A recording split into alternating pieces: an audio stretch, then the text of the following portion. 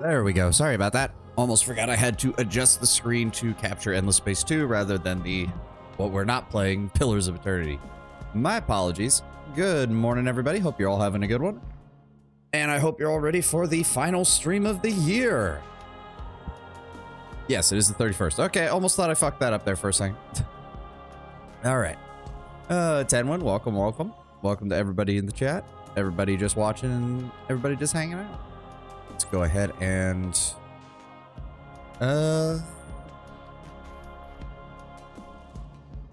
52. Yep, nope, that would be the last one. Okay. Whew. All right, let's dive right in. Last stream of the year, indeed. Indeed, 10-1. Oh, I've got my gamer subs. I've got the game loaded up. Let's get going. Ah. Okay, I don't remember what we were doing. Right. These fuckers. Right. Right.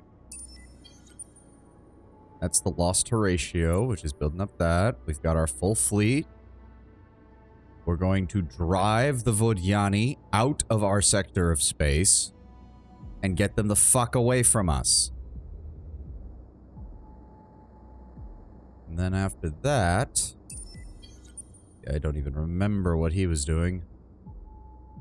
The Academy is down here. Minor Reese. The Sophonts, who hopefully we still have a halfway decent... Why are you knocking around?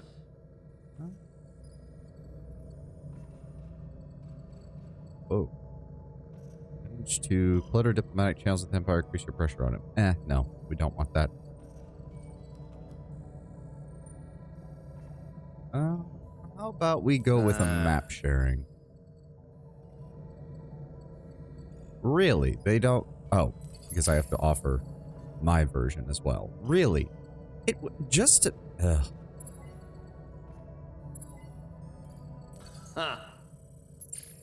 They don't want formal peace either. Okay. I don't know what these fuckers want.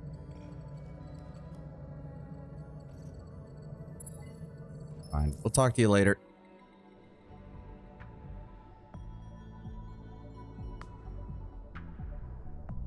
Suppose I need to... Yeah, I just need to go down the list. Okay, they're working on xenotourism industry. We don't really have a specialization that'll really work for those. They're working on... Right, we were turning this into sort of a population center. So we've got more of that coming in. Intense cultivation. We have this area, which is getting turned into a production world. Yep, colonizing Fatia 1. Then we get a portal online. Then we get some modernization.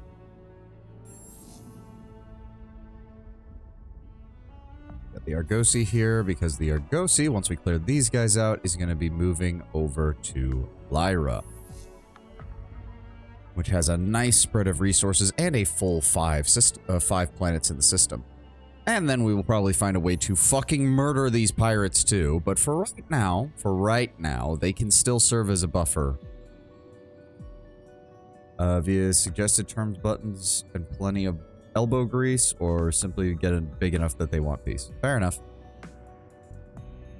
Definitely thinking we want Lyra, possibly Pavo. Failing that, we want either Kraz or Quadus, because those are the only other 4s. Although that's really not that resource heavy. It's a bit better. What is this? Why is that blinking?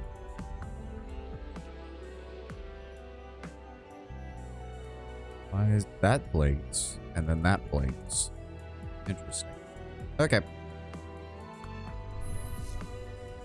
Oh, they built an outpost there. That's unfortunate. Well, we have a portal, so it doesn't really matter. We just need to improve our influence here so they don't try to take anything on this side. Okay. Everybody carry out your orders. You're moving. You're getting ready to move. Okay.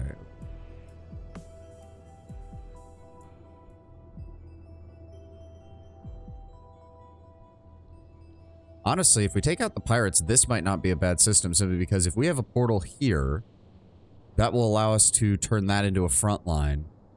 And then we can use that as a bottleneck when they try to push up this side. Still don't know what's over here, unfortunately. We don't know what's over anywhere, unfortunately, but... and we got 3 turns in the eukaryotic sap. Oh, Ita is not producing anything. Hold the phone. I almost missed that. That is plus 0.1 base industry per population. Is that population on the planet or population on the system?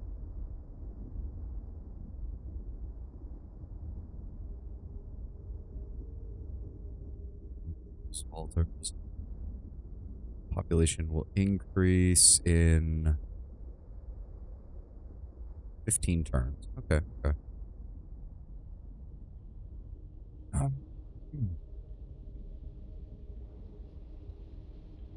We do need the defense stuff right now, so we're gonna go ahead and... That's 2 turns, that's 1 turn. We'll go ahead and put that on.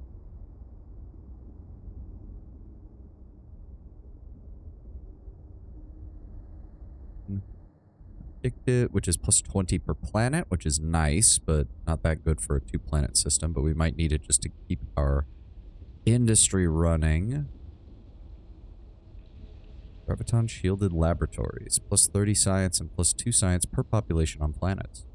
Bad.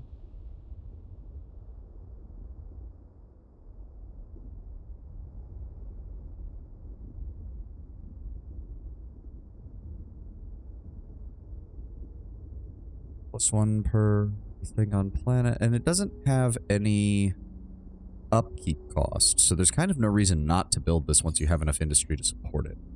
We'll go with that. Okay.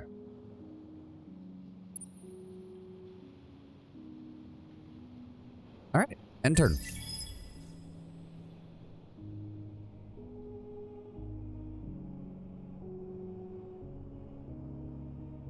Did it... We actually end turn? No. Wait, what? Oh. I know, I don't care about the hacking operation. End turn. Thank you.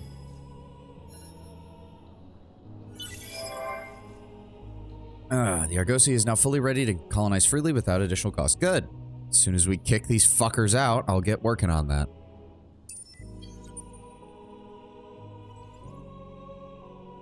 I suggest you leave. Oh, right, and that was the population thing that we found down here. That's on their way here. What is that? Amianthoid. Effects within a system development upgrade. Plus 2 dust, plus 2 industry. Okay. Okay, so they got that done, which does give us another one of those.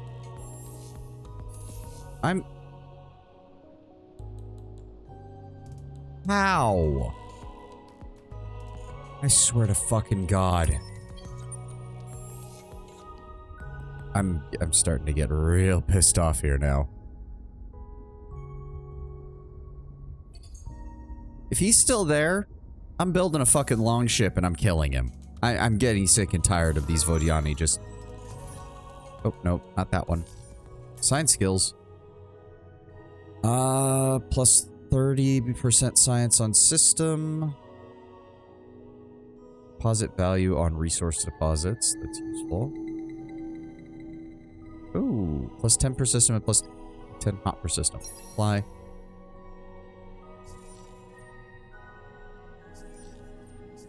There we go. Done. Working on the miners union, working on that. Good, good, good, good. Yes. Very nice, very nice. Why does it... Why do you care? You're the one coming over to me. I'm not going over to you. You keep coming over to me. Get over it. They're still building. They're still building. They've got a miners union going, which is +1 resource generation on strategic resource deposits. Good. Good, good. And we will have another population in 2 turns. And another... The colony will be set up in 1 turn. And we'll have 8 more turns until we get population there.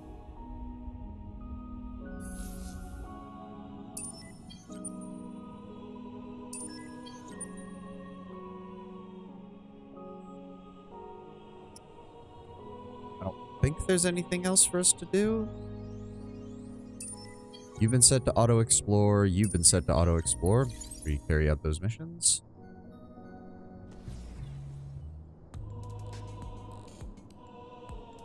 I don't even know where he went.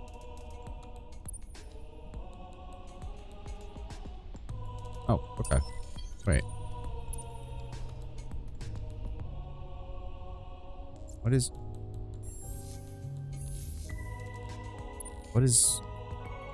That's... Okay, whatever. Morning, Darkstar. Morning, welcome. You see the notification? I think there should be a button in the top right. I've been making them stop repeating. The visual glitch where they appear next to the system while in the system. Oh, okay.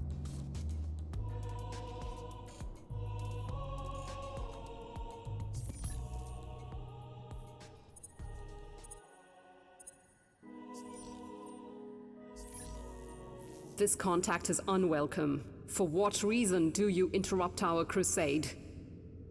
I mean, I just want you to stop fucking with me, dude. That's the only thing I want.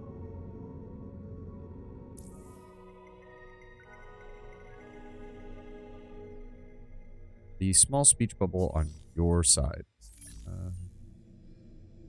You test my patience. Speak swiftly.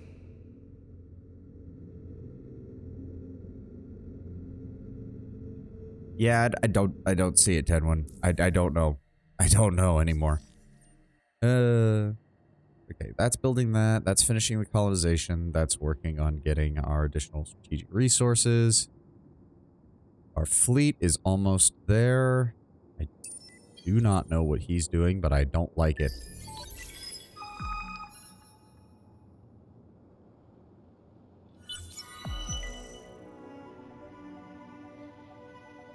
Hunt and injure 3 heroes commanding ships within 40 turns. Well, that's not gonna happen, because the only hero I've got is a governor, not a fleet manager. Where is it? Guard the system. Right? Stops enemy ships for 1 turn when entering orbit. Blockades opponent systems, lowering their influence dust signs. Oh, so we just want to attack them then? I'm confused. Proto-orchid price increase. Okay. And colonize. Oh, right. We should probably... Good. See, yeah, a single population on that planet gets me 27 points of fucking industry. That is great. Now we just need to get this place up and running. Portal will take 3 turns. Level 2 will take 4. After that, sterile. Let's see here. No, not that. We're definitely going to want predictive logistics because that'll give us 20 industry per planet. The upkeep is a little expensive, but that's fine.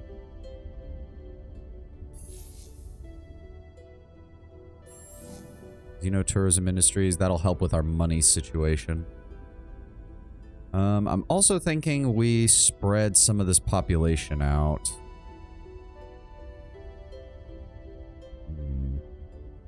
Ratio, what is that? 3 food to, they prefer hot planets. So I think we just drop those off there. That spreads out the overabundance a little bit.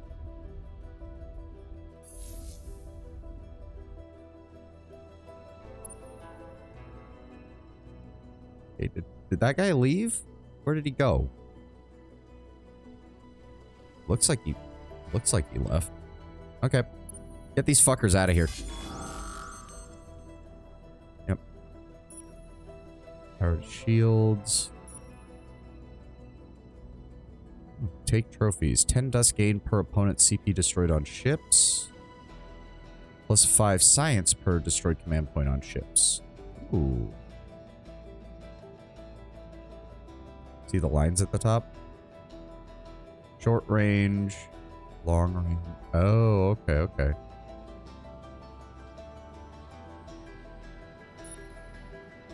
Plus 20% hull plating absorption. All power to shields.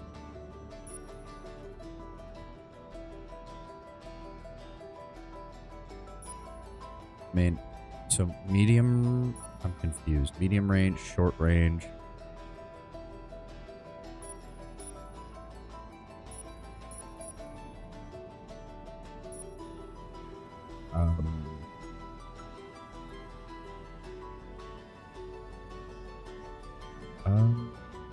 Meaning that you 100% can customize my ship to be artillery ships as long as distance with missiles alike, with other ships being more like flak and the like on short range.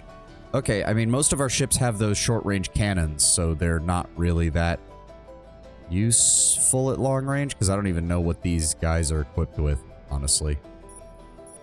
We'd probably just go with Turtle, because that puts all of our ships in the short-range category, and I know they all fight there, so we'll do that.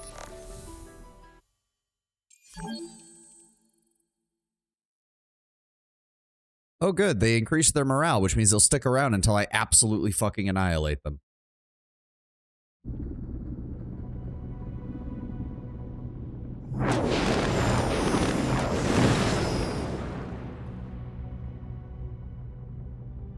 Come on. Get to the actual fight. There we go.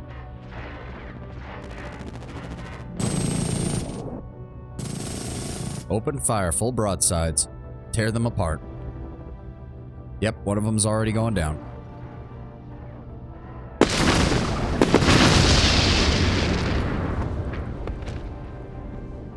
And there goes the second one. Ooh, so that's the free camp.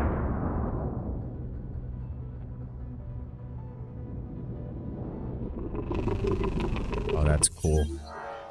Decisive victory, pretty much no damage taken, and both of his ships shot down with no survivors. Alright.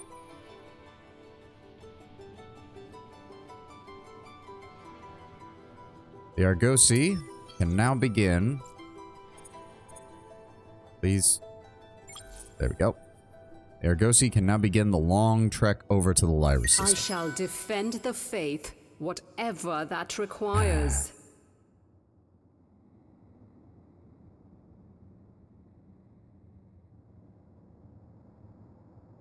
Not be able to attack their fleets for 10 turns. Yeah, I'm just gonna refuse. They need to get the fuck over. I shall defend the faith, whatever that requires. That's great. If you would just keep your fleets from constantly moving into my territory, we wouldn't be having this discussion. Yeah, keep this place on lockdown, because if they keep coming from that side, they're gonna have to pass through it. I just don't know where that one ship went.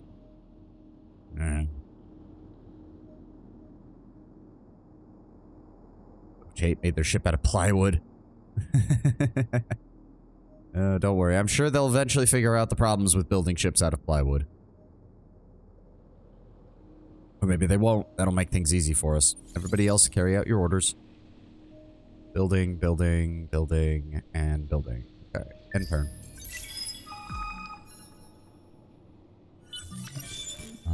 It gets us a better support module, planetary colonization for snow, better attacking, and +5 happiness on planets when we get that empire improvement. Very nice.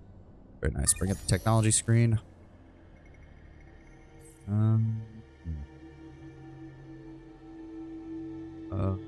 88 required to unlock the next hero. Academy Embassy. Academic Liaison. Spin Project, which gives additional influence per planet, or per population on planet. Don't you like snow? No. What did you say? Oh, Game of Thrones memes. God. Curve scale accelerators, that gets us additional science stuff, colonized arid, and exoscience stations. We could go for... How much would that cost? I can't tell. Okay, we make 348 science per turn, so Just under 10 turns for that, which gives us pulvis production. Hold on. 2 dust per population on planet, plus 10% ship buyout reduction, 10% construction buyout reduction. Vacate system, so if we need to leave on it real fast. That gets us access to mercenaries. Trade Company HQ, Trade Company headquarters to the star system, which doesn't say what it does. Adds a trade subsidiary to the star system, requires a trade company headquarters in another system. We can expand the mines, plus 2 resource generation on strategic resource deposits, good. Antimatter capture, also good. Colonize gas giant, also good. All industry is consumed and converted into research, which is also good. Portal upgrade manpower, 20 additional manpower on systems where you have a portal. That's not bad. And an additional resource generation on resource deposits. I am thinking we need more military tech, though. Electromagnetic shield does seem like it would be a good investment, and it's fairly cheap. Oh.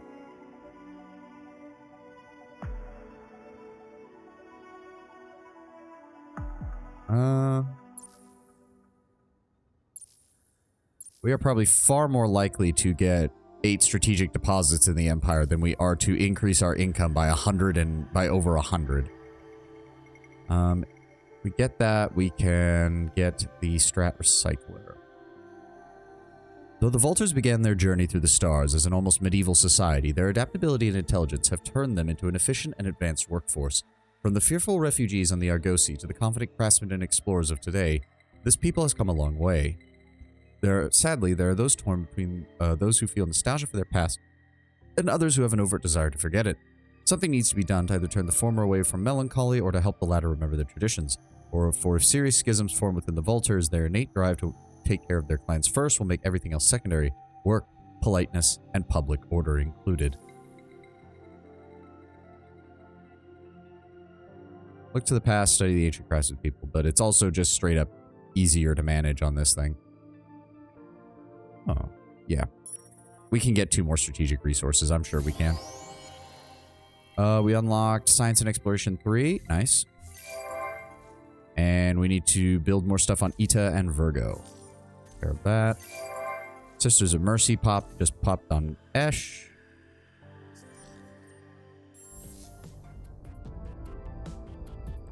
Yep, we got Sisters of Mercy on each of our populated worlds. Let me see here.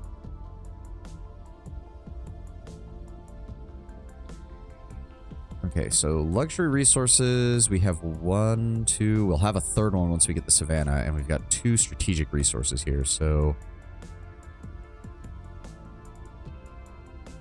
+3 industry per population on planets with strategic resource deposits. So that will add for both of these, just not this one when we eventually get it.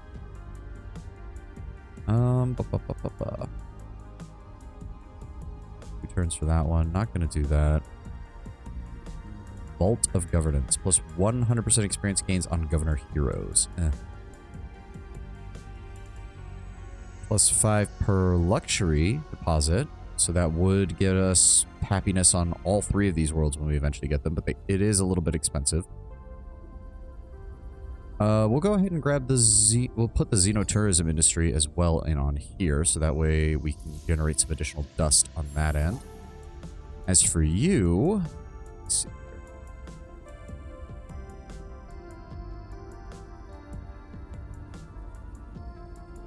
I do want to get this finished. So first we're going to build the Budokai bunker. That's a single turn.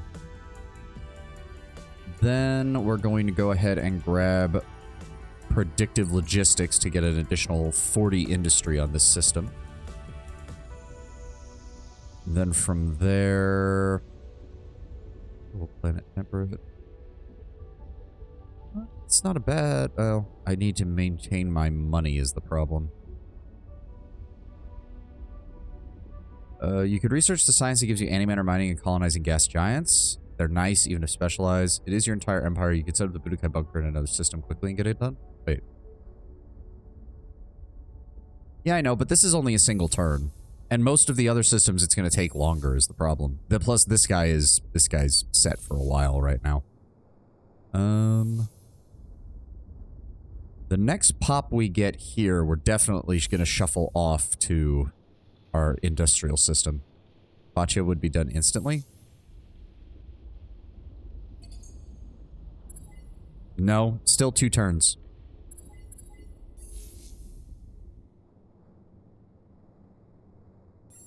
Virgo. Budokai. Oh, that still takes 4 turns for Budokai Bunker. God, this system is so annoying.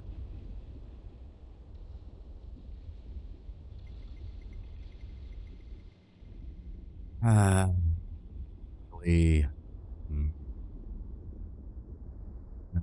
Don't want that. Virgo's a huge science buff, but the black of industry is a pain in the ass. Correct.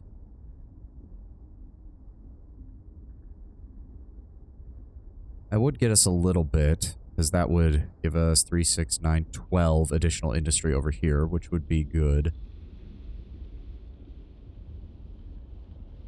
Part of the problem... we do need to get this. Oh. We're going to go ahead and add that in. And yeah, we'll just build the Budokai Bunker here. We'll study the subterranean. And then we're going to go ahead and colonize Virgo too, because we just need to... Getting all 3 of these is probably the closest thing we're going to get. Also, it does have Garden of Eden on this one, so we will be able to get quite a bit of additional resources out of this one.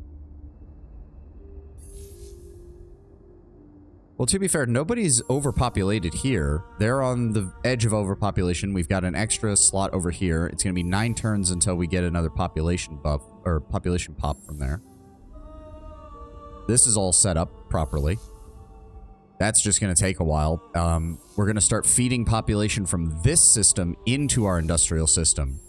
So, like, the next pop that comes out of here in the next 4 turns is going to immediately get sent over there. Are you fucking kidding me? When the fuck did they colonize 2 of these things? I thought you had to build outposts first. Oh, you sons of bitches. You sons of fucking bitches. No wonder they've been fucking sending shit over here all this time. They've been fucking... Look at this. Oh yeah, here's our planet here. We're gonna call... I'm tempted to go fucking send a fleet and go completely obliterate them. Fuck it. We're sending the fleet. I don't care. It's gonna take 7 turns. Or 8 turns. Fuck you. You spent all this time setting up 2 colonies all the way over here just to fuck with my borders. I'm coming over there to kill you.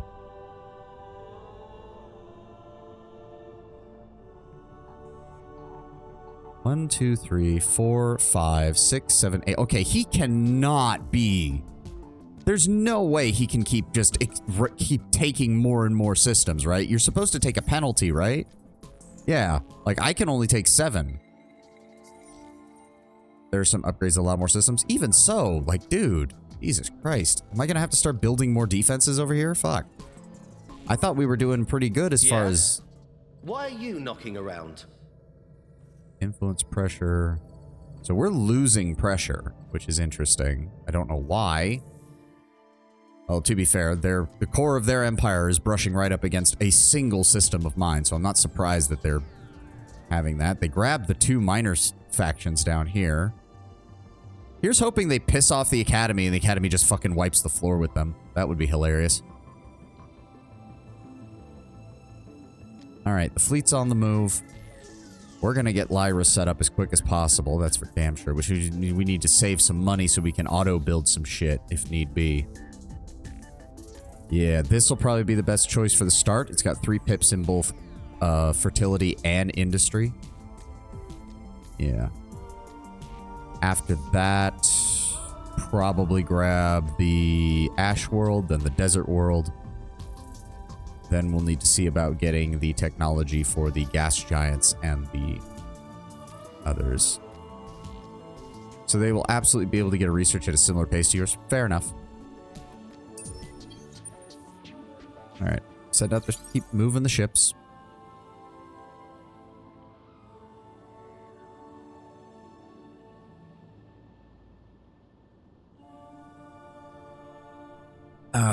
But yeah, no, this is unacceptable.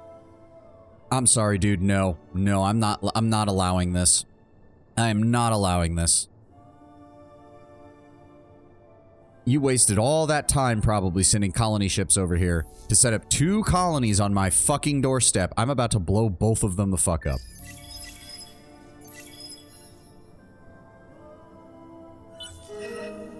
Oh, hello. I mean, I can't really do anything because you guys are on the other side of the galaxy, but fair enough. Oh, okay. I don't care. Fuck you. Fucking... I don't even remember your names. What are your names? What are you called? I can't... Why can I not read it? This contact is yes, unwelcome. Vodiani. That was the name. For what reason do you interrupt our crusade? Oh boy, it looks like I pissed off Space Bomby. I'm gonna enjoy blowing her up. Everybody... Hold on. Oh. Scientists continue to lead, with both the militarists and the pacifists and the religionists taking various factions. Do note that you have way more pressure than the Vodiani. I do. You test my patience. Yeah. Speak swiftly. That is a good thing. Go ahead. Oh. Budokai bunkers, predictive logistics. Yep, so we just need one more, and that'll be in 3 turns when they finish with theirs over there. Everybody do your orders.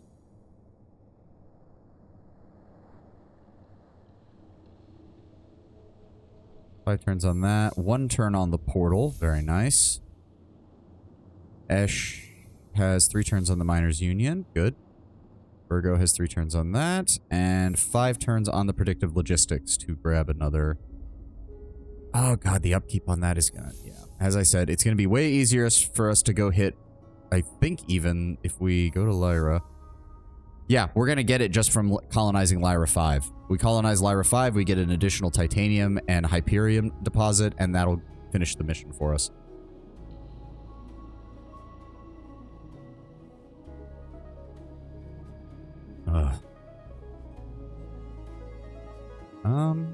I guess that's it.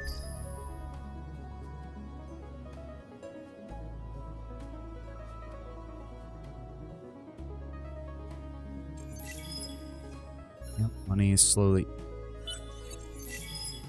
Academy requests concerning influence will end in 5 turns. Okay, so they want more. Oh, wow, yeah, the Vodiani are... They must be having some problems because they are down here at the bottom. Not that I'm doing that much better. Somebody is giving them a whole lot. Holy shit.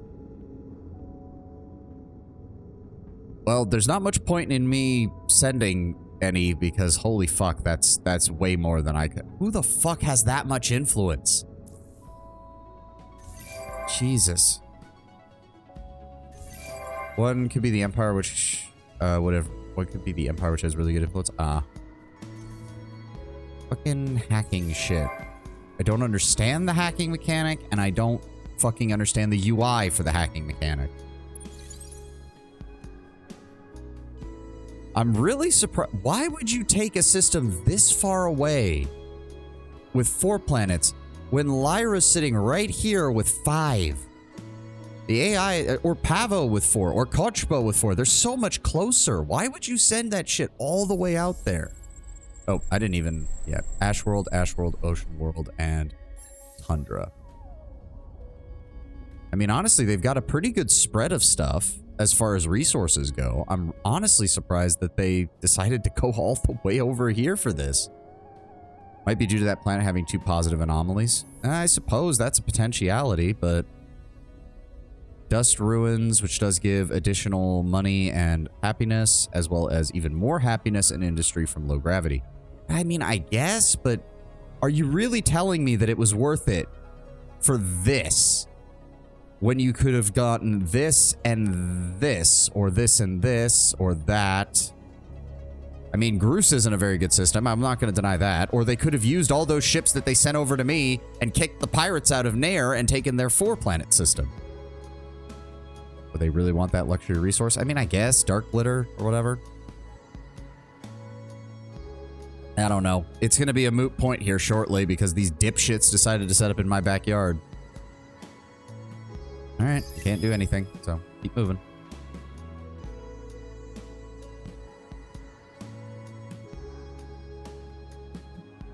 Oh God, what is it? I'm going to be very honest. I don't like the hacking mechanic, and the UI for the hacking mechanic makes no goddamn fucking sense. All right, there we go.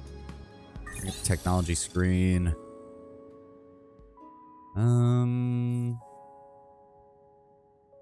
Button in the top right corner allows you, I think, to turn off notifications. Okay. Edenization gives +2 influence per pop. Increases religious impact. Colonial rights gives +5 happiness per system level. The Oregon History Center. Okay. Only built once per empire. Election action. Oh, okay. Treaty. Colonize toxic. Colonize barren. Can only be built once per empire. Gives +10 happiness, +5 influence, and +2 whatever the hell that is per pop on planets. Technology gives the academy. Right, we already saw that. What is? Oh, that's a wonder. Wait. What? Be the first to successfully search 10 curiosities. I'm confused. Oh, be the first to build a wonder. Oh, okay, okay. Once per galaxy, cannot be moved with the arc. Okay, okay, okay. Still not fully following some of these, but alright, fine. Some of these rewards are also weird, but eh. Focus plasma gives you plasma envelops, titanium slugs, kinetic. High energy magnetics gives you trackable armaments, titanium shrapnel. It feels weird that maybe the gas giants research for antimatter? That might be a good idea.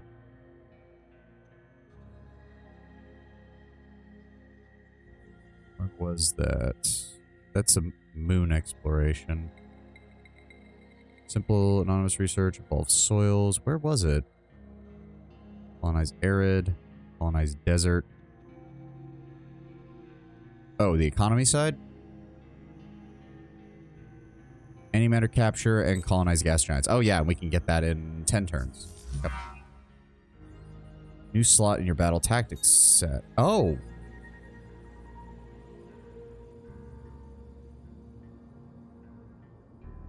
% damage bonus from crews on board ship. Field penetration.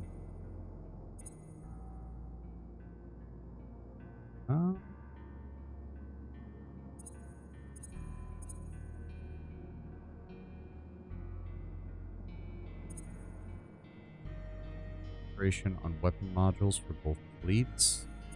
For right now, none of this really... I don't know. Fine. Technologies unlocked. Be the first empire to have a 3,000 point manpower capacity. Okay. Hunt down and defeat 3 rebel ships. It seems that a certain rebellious elements within the Academy have decided to formally oppose Assanger's vision of the future. It is said that they refuse to accept some of the potential risks of this crusade, which happen to include the possible eradication of intelligent life. Breaking into the open, these rogue fleets or dissenting heroes are out in the galaxy attempting to foment rebellion and interrupt the long-view strategic game that Isyander is playing. No longer being entirely sure of his own so-called followers, the leader of the Academy requests your help in bringing them down. Okay. I mean, we'll take a look at that. Sure.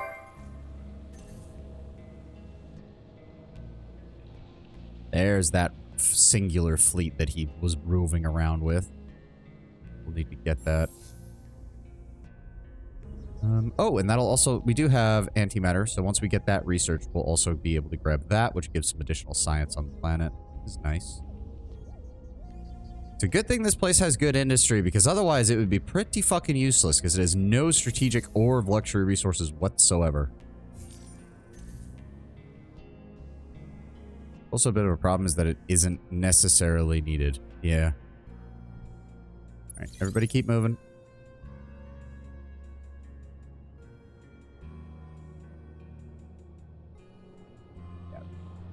Go. What do you want? This contact is unwelcome. For what reason do you interrupt our I don't know. crusade? Your stupid thing keeps popping up as a goddamn remove fleets from sphere of influence. The speech bubble above the word cost. Oh, because they're inside my area. So, oh, it keeps triggering every time she moves in and out of my fucking space. This empire has fleets inside your influence zone. Sending this terminal asks them to remove them. Yeah. I shall defend the faith, whatever that requires. Good. Get the fuck away from me. Oh. Wait, these shits are right here? What the fuck? 10,000 health and 725 damage. They won't do anything, don't worry. Okay, good. Jesus fucking Christ, game. Scare the shit out of me with that.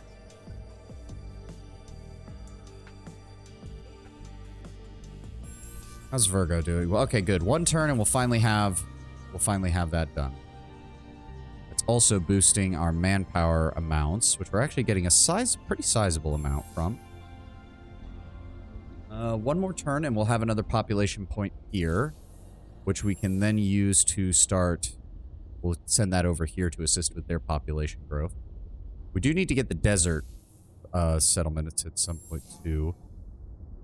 Oh, okay. We need to send off some population here. So I want to take, so the Horatio guys like hot. I'm going to send that other extra Horatio.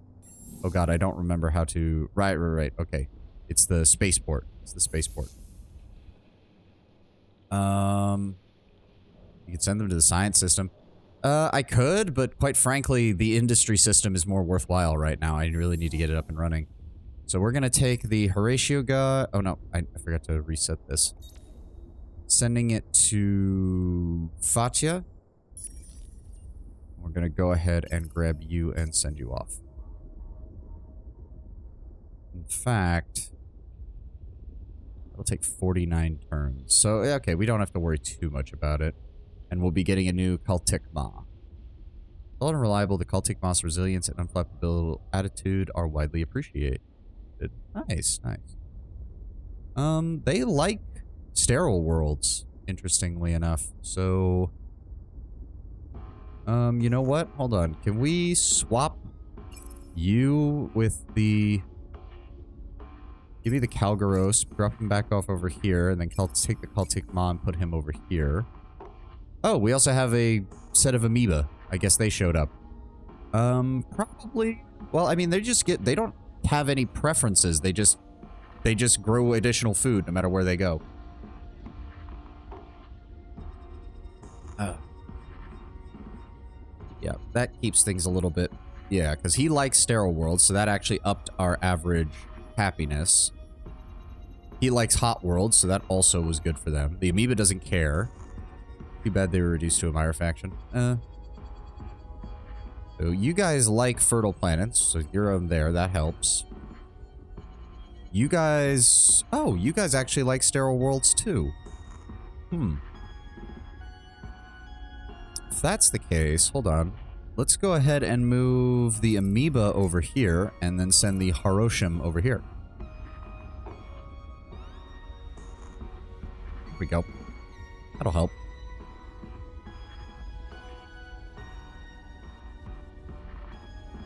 Okay. Nice. Fatia is working on their additional longship, and then they'll get the predictive logistics running. Miners Union is going to lead into extensive cultivation, and then the Xenotourism industry, which will help deal with our money issues. And one more turn on the Budokai bunker. And then they'll also be studying that subterranean on the Garden of Eden, so that hopefully we can start colonizing that shortly too. Alrighty. End turn.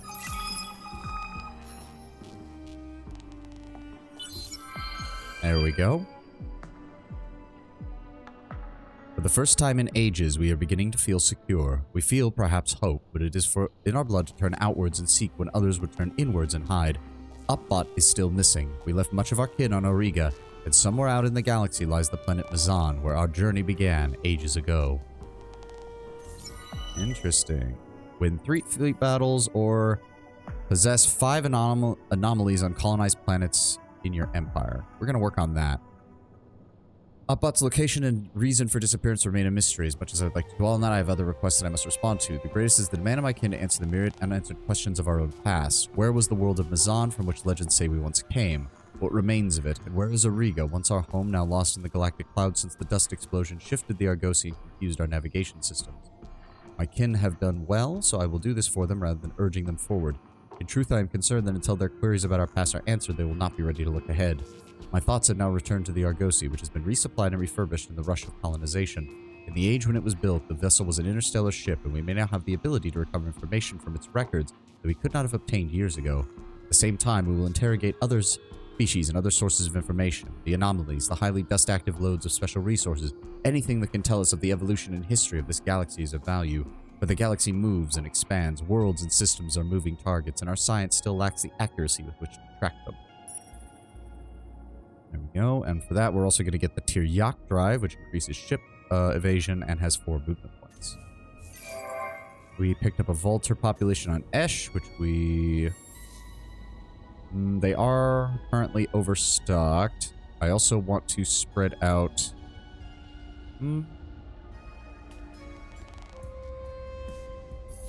do I want to send them...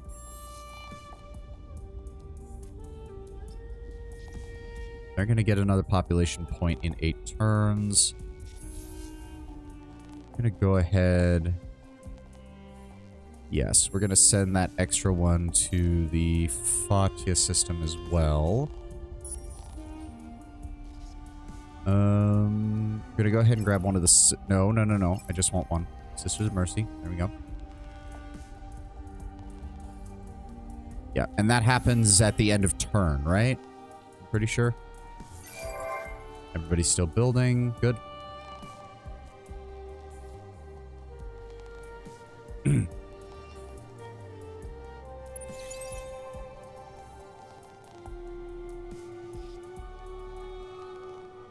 There we go. Begin the colonization effort, starting with the small Mediterranean world.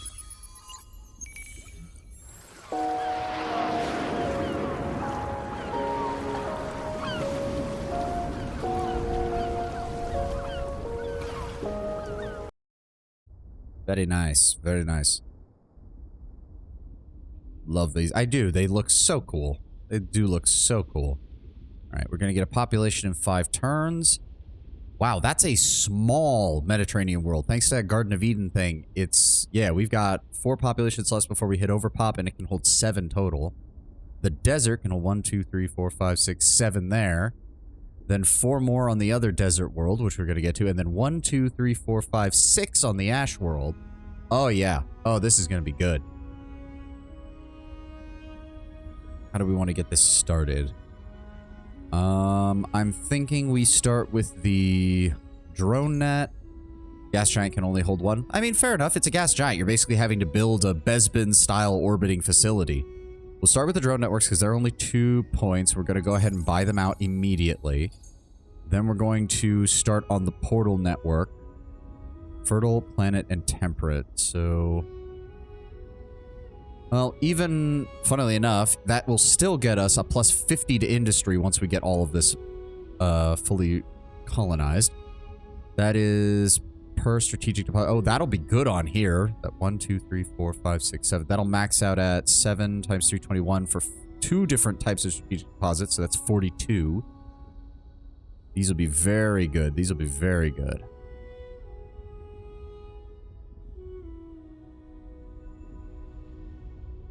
Very nice, very nice. Yes, we'll start with the drone networks just to get the very basic infrastructure up and running. And then we will immediately start building a portal. From there, we'll also grab the cerebral reality, since that's going to give us a nice set of research and dust. From there, per luxury deposit. That's the only thing this system is lacking is luxury deposits. It only has strategic resources, unfortunately. Residentes, the coral reef. How do you have coral reefs on an ash world? Okay. +2 happiness per pop and +2 food, even though it's really, yeah. Ooh, they have descriptions. How did I not realize that? Millennia volcanic activity have coated the surface with a layer upon layer of fine ash, leading to vast lakes of soft charcoal and rich mineral deposits. Industry heads love these worlds, their workers not so much. Fierce winds blow the ash skywards, creating surreal blizzards and terrible living conditions. It has either one, it has some sort of hot springs, or two, lava coral. I know which I prefer. I mean, they both kind of sound cool. Not gonna lie.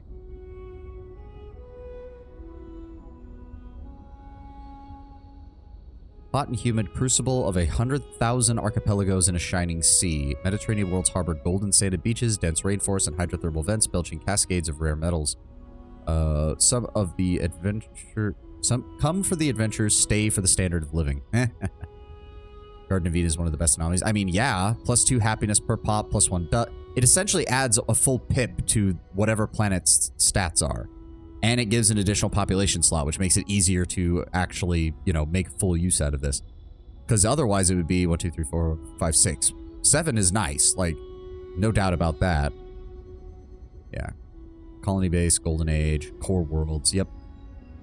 Yeah, I know. Wish it was a large Mediterranean, but we do have the advantage of getting both a... we get both a large desert, a huge ash world, another small desert world, and a gas giant. So at least it's 5. I mean, in total, this system has 1, 2, 3, 4, 5, 6, 7, 8, 9, 10, 11, 12, 13, 14, 15, 16, 17, 18, 19, 20, 21, 22, 23, 24, 25. 25 population slots across 5 planets. So that averages out at 5 per world. Like, that's still pretty good, I think. All right, and... strategic resources, fertile planet per temperate, which is a shame. That's the only thing. If that was a temperate world instead of a hot world, that would be more useful at the beginning. But it's not. That said, per hot and sterile, so that's going to be, oh, that'll be very good once we get these 3 up and running. That'll be very good once we get the desert and ash worlds up and running. It is a hot world. That is true. That is true. So that will help with the... that'll help with the AI labor when we get that. For right now, though, that's the next 8 turns.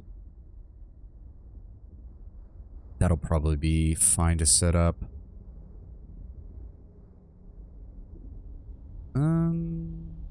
Oh, that'll be good, too. +5 per hot per planet, so that's... once we build the sustainable farms, we'll get an additional... because I think every planet in this system is hot. Yes, so that's an additional 25 from the hot and 25 from the planets once they're all colonized. That'll be very nice. Amplitude is doing some sort of reveal for a strategy game. People are hoping for Endless Legend 2, while you're hoping for Endless Space 3. Either or. Yeah, that'll be interesting. That'll be interesting. Okay. Let's let them get started. Get that portal network and those drones up and running as quickly as possible, please. Our fleets are closing in. It'll be 3 more turns before they arrive in Quadus. Yeah, you guys can have that. That's a 2 planet system. I don't mind if you guys take that. Another 5 turns before we pick up a Pilgrim's Pop over here. 3 turns for our backup warship. 8 turns for our extensive cultivation, which will get us even more food production on this planet. Or on this system, I should say. And 1 more turn for the logistics over there. So we're going to go ahead and end turn. Very nice. Hey, adamantium. Or adamantian, sorry. That gives us additional industry. Oh. Make the ecologists angry by enacting 2 industrialist laws. Make the industrialists angry by enacting 2 ecology laws. Both grant a random technology. Okay. Well, for right now, we're actually going to side with the industrialists because that's more useful to us right now. Oh, that's a shame, but oh well. There we go. Starting with workshops in the schools and extending to adult education and social clubs, a renaissance of ancient techniques for crafting metal, cloth, and leather creates a greater appreciation of the ancestors. The Volter population is happier, and now make a living crafting traditional objects. Picked up the Deep Space Dust Scoop, which gives us dust per turn installed on support ships. We have... Ah, right, when we lost our expeditionary fleet down there, but it does reduce the religious faction's political control. And ETA has finished its predictive logistics.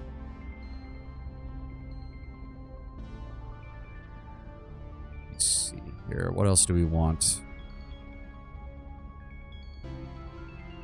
We are currently at plus 123.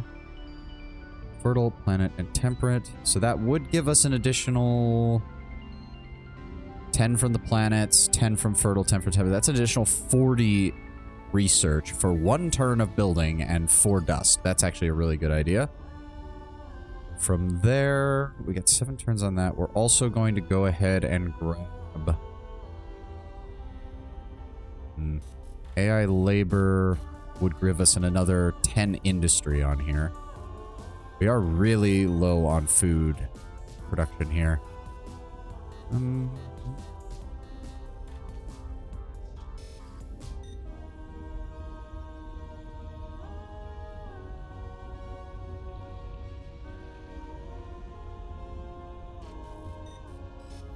+1 population slot, +1 to science, +1 to dust. Oh, okay. Don't remember what the side effects of overpopulation is off the top of your head. From what I can tell, it reduces happiness. So there it is, minus 9.8 happiness from overpopulation. I'm sure that it also has some other minor effects.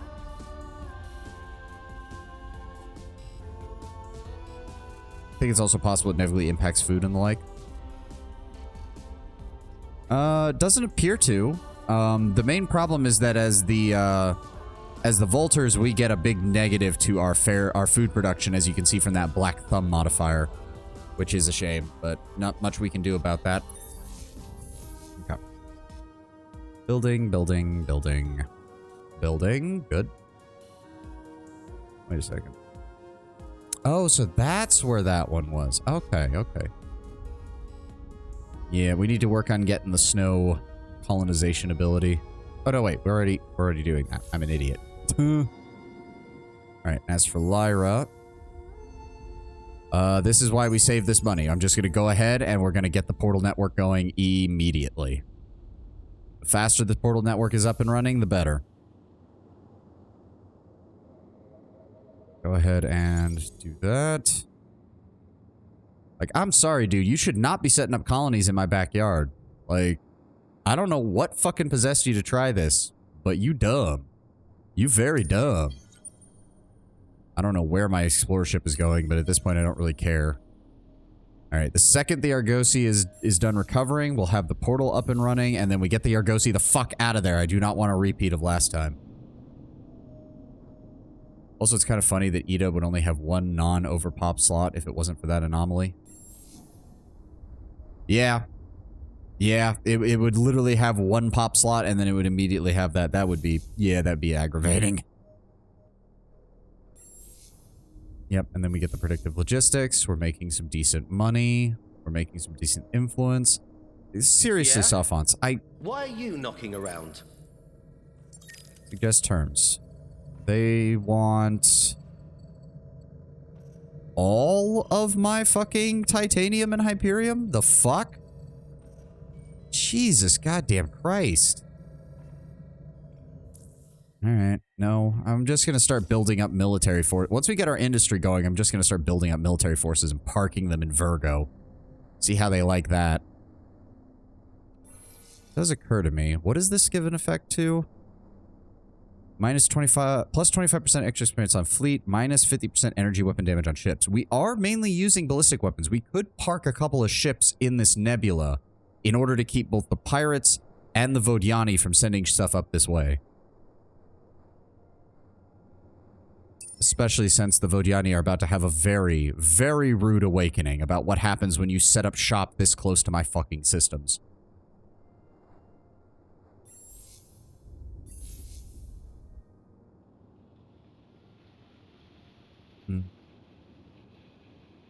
think there's anything else we can do. Go ahead and end turn.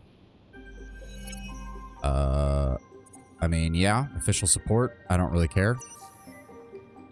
Show me what happens. Yep. Science and ecology. Okay. So the science faction continued to improve their control over our empire, and the ecologists took a few. Really? They count as the largest of the secondary parties? Are you fucking kidding me? All right. Honestly, kind of shocked there.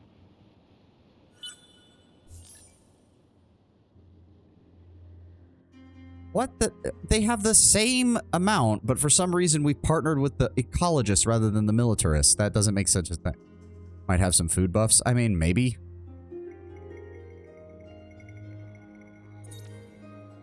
We can't even pass any industrial laws, so that one mission is kind of useless.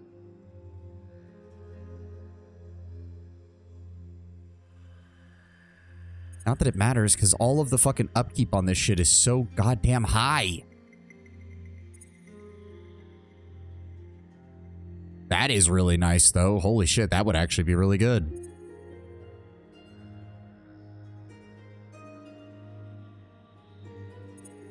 +2 per pop on planets with anomalies, +5 something per anomalies on colonized planet on systems. Okay. Still, I don't get why. We only make +22. I don't know. We are here almost 60 turns in, and they're like, yeah, we're gonna keep giving you more and more higher costs for influence. By the way, everything in the laws costs shit tons of influence. Oh, right, Ida needs a new... Let's see here. We can build those pretty quickly, thankfully, which is nice. That... Oh, maybe... +30 raw science and an additional 2 science per pop on planets, which is pretty decent. I think for right now, though, so we don't have any luxury deposits, so that's not really that good. 8 and 8. 2 per pop on planet. 1, 2, 3, 4, 5, 6, 7, 8, 9, 10, 11. So that would be better than... Would it be better? Because that's just a 10% across the board. Like, is that a 10% to the final number, or a 10% to all of my pluses, is the question. Symbol, the strange square, means all resource buffs. Oh, okay. That's nice to know. 4 turns on that, 4 turns on that. I think from the base. So... AKA the top 1. So plus... Yeah, so that would be a +9... versus that. So we're going to go ahead and grab that one. We're also going to throw the Graviton Shielded Laboratories and the AI Labor on here as well, just to get a little bit more from there. Got our backup longship coming on board here soon. That's one of our first of our larger ship scales. Still working on this. We got next population will be in 2 turns. I'm thinking per luxury deposit. So that is good. That'll help with our dust. I am thinking we colonize Esh 1 after we get the Xenotourism agencies up and running. All right. And then Virgo, you're working on colonizing. Good. Good. Hopefully that Garden of Eden world will help out with the issues that we're facing over here. Everybody else, keep moving. The Argosy has 2 turns and it'll be done. Oh, by new modes to explore by using probes or unlocking new technologies. Oh, that's my scout ship, isn't it? Yep, get the fuck out. Yes, yes, yes, he took damage. Alright, so they have set up shop in the nebula. That's fine. Yeah, get back to Lyra. That's fine. Alright, alright. It's getting the cerebral reality set up. 3 turns until the population grows.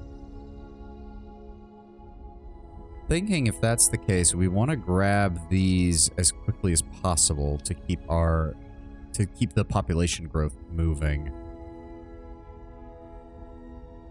For luxury deposit. Again, unfortunately, this system does not have any luxury deposits, really. Colony base, 25 from resource bonus. 19 from ecstatic, 10 from drone network, 7 from planet. Okay. Hopefully once my manpower gets maxed out, we can, because I think that penalty, that minus 8.5 food from food to manpower goes away once you've hit max manpower. But in the meantime, we're going to grab sustainable farms. Going to add that on there. Then we're going to add fertile, planet, temperate. Surprised this world doesn't... You'd think a Garden of Eden would automatically count as a fertile world, but apparently not.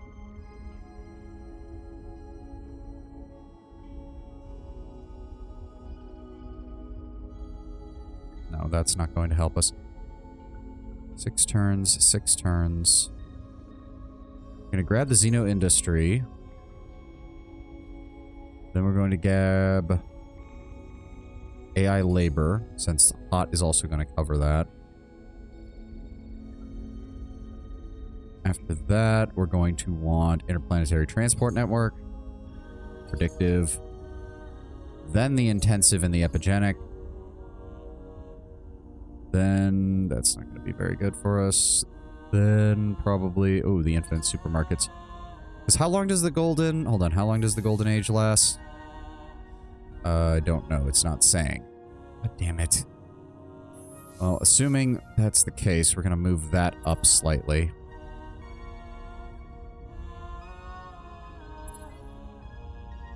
Yes, there we go.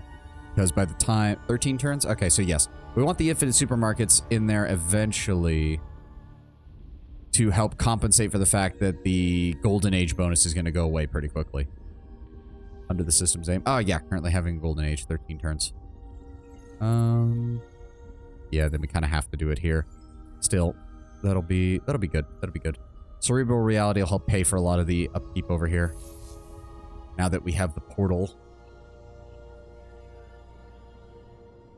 And next turn we'll have this backup ship, and I'm going to immediately send it over to Lyra. Predictive logistics comes after that. Oh, wow, I didn't actually build a cerebral reality. That'll be next then, because that's just a straight up...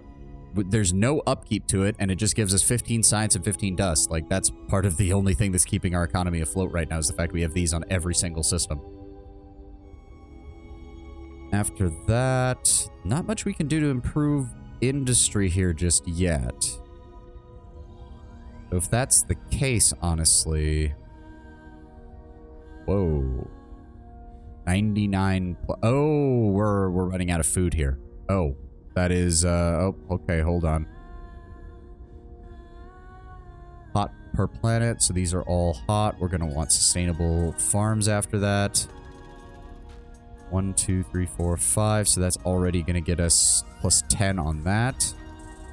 And again, no luxury deposits, unfortunately. So we'll build out that afterwards. After that, we'll grab the sim camp.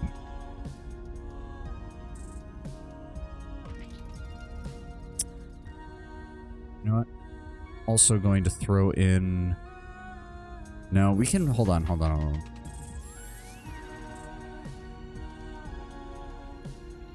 Yeah, we can go ahead and... After they're done with that, give me 2 carve clasts. And the 2 carve plus the long ship we'll send to Lyra to serve as a defense force. And after that, we'll see about what we can do here. Because we at that point, we're going to start dipping into our dust supply, I think. Everything's set up. Good.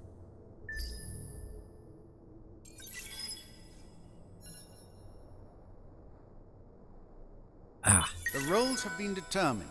That is all. Yeah, well, I knew that wasn't gonna... We were so far behind on that it wasn't gonna matter. Okay, so there's definitely... Where is Yeah, keep moving back to the system, if you would, please. There goes. He has one more turn. Well, hello. 616. Ooh, 597. But we have 1600 defense. He has 500. So in a battle of attrition, we can win this. That explains why they got it so fast. Oh, they had a... What is this? Is this their colonization thing? It's an arc ship. Okay. Why can't I attack? Change your status. Oh, because... Oh, so we can attack them in unoccupied in our systems, but we can't actually attack them in theirs. But if I set it to guard, it'll blockade their system, and they'll get pissed at us. Sounds good. Yeah, no, you don't get to set up in my backyard with all this bullshit. And if we get into a fight, this arc ship does not have the capacity to fight us all. 18,000 health across our fleet versus 12,000. They have a slight advantage in damage, but we can take a way higher punishment than they can. Can't attack their systems without starting a war. They want you to get out of their system, by the way. Yeah, too fucking bad. Maybe you should have fucking not set up shop next to me. This contact is unwelcome. For what reason do you interrupt our I don't... You test my patience. Cold Speak War swiftly. anger. I don't care. Why does it do... Click to visualize... Why does it do that? Why does it do that? Why can I not tell what it is? You test my patience. Speak swiftly. Where? No, it's the academy. I don't care about the academy. They're all the way down here. They've done nothing for me. I don't give a shit. Good. Sustainable farms, predictive logistics are coming up. We've got our long ship, which I'm going to go ahead and send over. Go ahead and create that. Go ahead and go over here. Set up shot in Ida. Ida will have the carves ready in 3 turns. From there, we will dispatch them to Lyra to keep an eye on the system. Portals are so good. Oh, yeah. Yeah. Okay, he's fully colonized Takim now. He can have it. It's a fucking 2-planet system. It's really not that valuable. We need more population over here, though. It's going to happen soon. It's going to happen soon. 2 turns we'll have that. 1 turn we'll have the colony running. Very nice. Just go ahead and guard that for right now until those carves come up. Everybody else, do your orders. Where is... Why can't I select you? What the fuck? Oh, you're not there yet. I thought you were in the system. God damn it. I don't even know where that other exploration ship went. There was the Lost Horatio vessel or whatever. I don't even know where he went. Oh, he's all the way down here. Okay. Here's hoping it goes better for you than the last guy.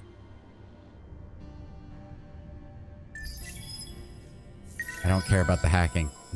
I don't care about the hacking right now. I just don't.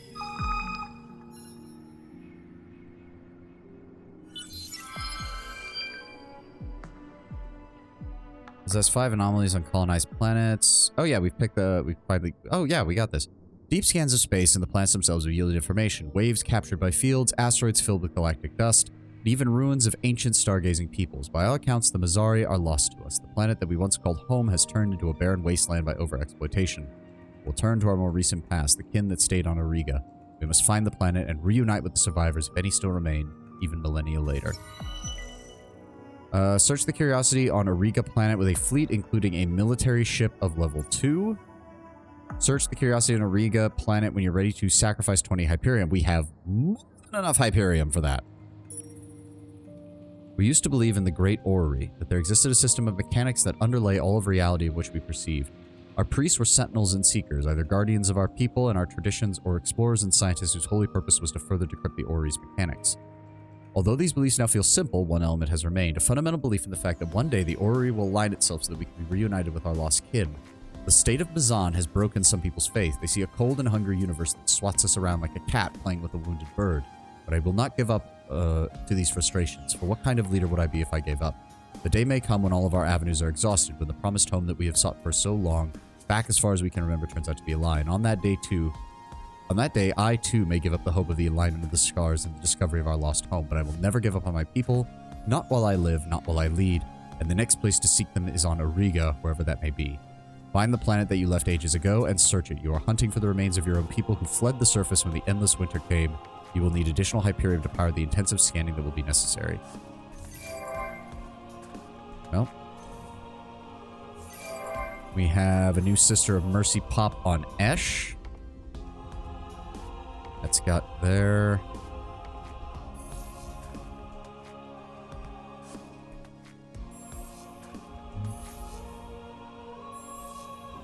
It does take us into Overpop here, so I might send her to another planet. Let's send that. We're working on getting the food situation resolved there first. Don't have any room there, so I guess Virgo for right now. Well, Virgo or Lyra? Lyra's about to get its first population pop.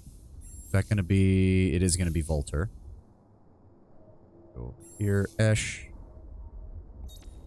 Set it to Lyra. Going to grab... I like having the sisters spread out across my empire. Set them to Lyra. Show the location.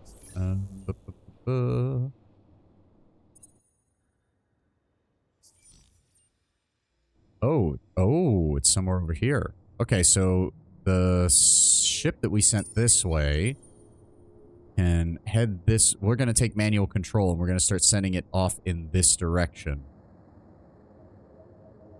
Because the only other way there would be to send a scout ship on this side, but we don't have one over here, unfortunately.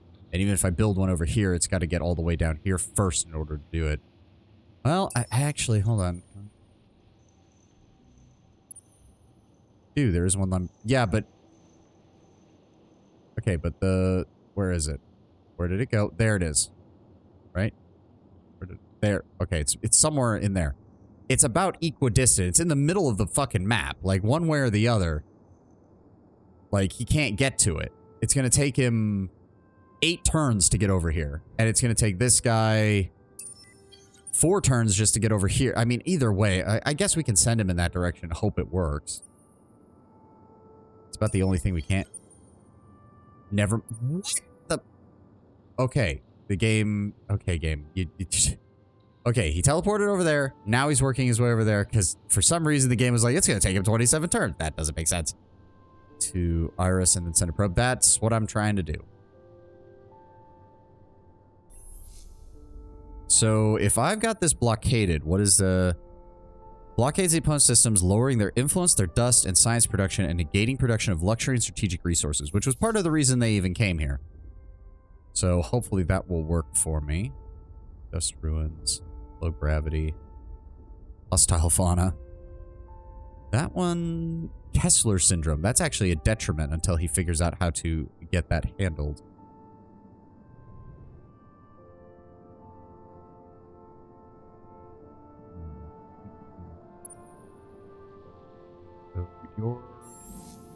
You're getting built up. Brave will be done in 2 turns.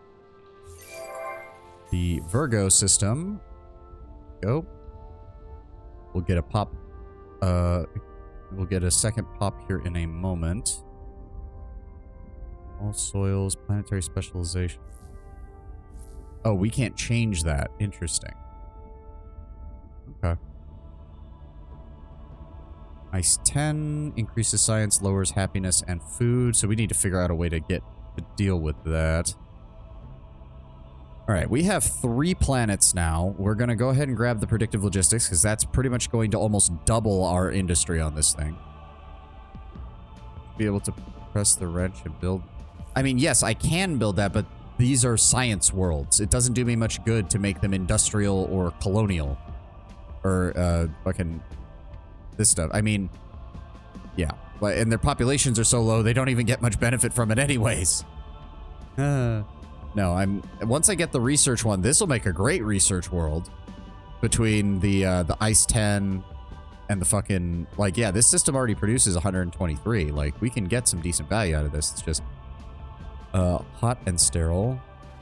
Only, wow. So this one's the only one that's actually sterile. The rest of these are neutral or Garden of Eden, which you think would automatically make a world fertile, like no matter what, but apparently not.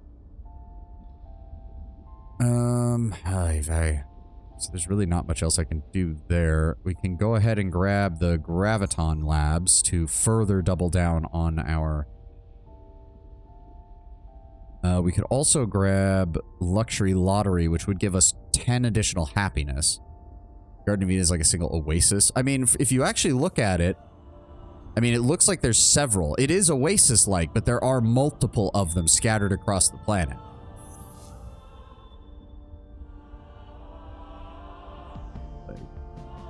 I don't know.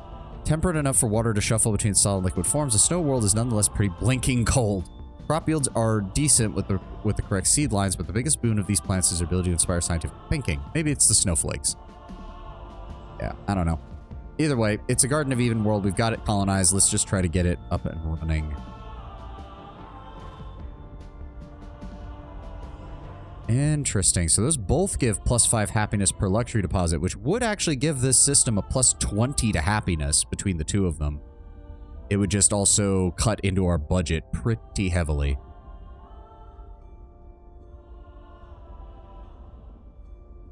Ugh. Yeah, it's the only... That's the funny thing. It's like, these aren't sterile, despite also being cold and tundra worlds. The ice one is the only one that's sterile, so I only get a +5 from this, which is really fucking sad for a 16 upkeep dust. Jesus. Does have... We do have 2 strategic resource deposits, so that might be useful once the population numbers increase. Per luxury deposit. That would actually be good. So we're going to throw that in there as well. The ice is sterile because the bacteria is frozen. I mean, I get that, but... We're also going to grab infant supermarkets here because that's fairly cheap for a +10 to their happiness. But there's really not much else we can do. At least not for relatively cheap. Fertile, planet, temperate. None of that applies. It would literally just give us the bonus per planet, which is... I mean, I guess we can throw that on the list. It doesn't matter. It's going to be a long time before we see it. Ida, how we doing? 2 turns until the population, and then we'll have to... I guess... They like fertile worlds, which we are on. We have the single sister of Mercy Pop, which I like having. I actually wonder if I should swap that over. Well, no, the defensive bombardment's still good. We can wait on that. I suppose if the population's going to pop next turn, I should send... They're departing to Lyra. We should probably send that other pop as well to Lyra. So we're going to go ahead and grab... We're going to be getting another Sisters of Mercy pop.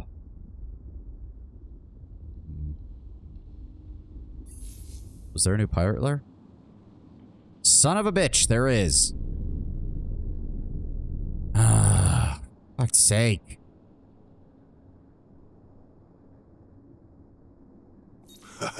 We will always talk if you got dust. Aggravating pieces of shit.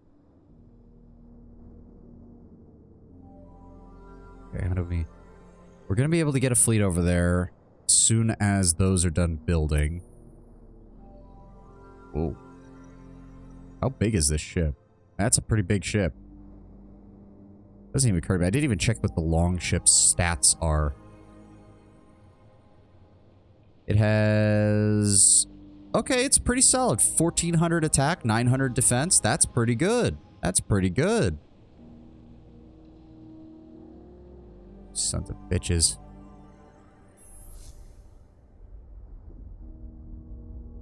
There's no way he could be producing enough fucking food on these, I don't think. But then again, I don't think the Vodiani actually need food. Why won't you let me snort my dust in peace? Okay, I don't think there's anything else we can do. Everything's set up there. We picked up the Sisters of Mercy Pop on Esh, which is what we're transporting right now.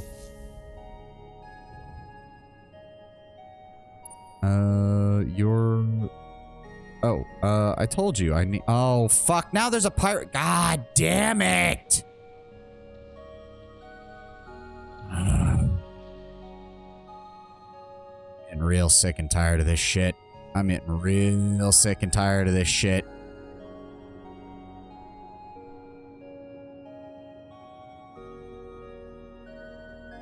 Like, the portals are nice and all, but then it really encourages you to not move into systems that you don't have a planet in, and then you suddenly realize, wait a second, there's going to be a lot more of those than planets I actually own in this game. Ugh. Aggravations. Who else is waiting? If I have them on guard, they should not be showing up in the idle fleet section. They're there waiting until I fucking get this done. Once we get those done, oh, I don't know. I don't want to send them over here because I want to send them over to Lyra in case somebody tries to pull something over there. But if I can't pull my fleet from here because of this shit.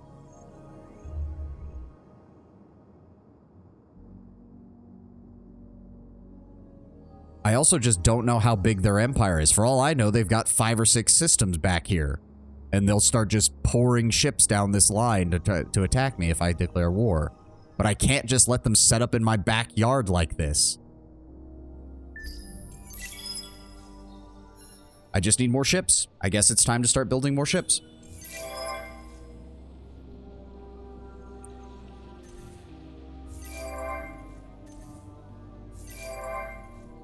Yep, Virgo got a new Pilgrim, and Lyra got a Volter Pop, plus the one that we sent over.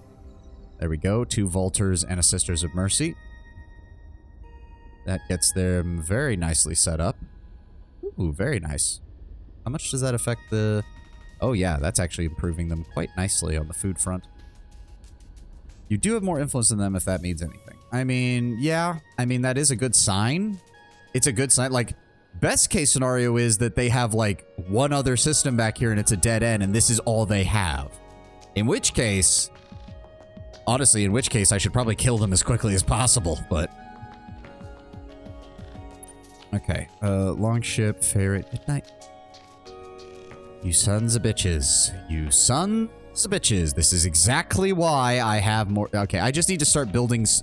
I just need small fleets to be protecting every single system I've got. Because this is getting ridiculous. Fatia is at 216. Yeah, they're not making any population growth. But they're not when the growth gauge is empty.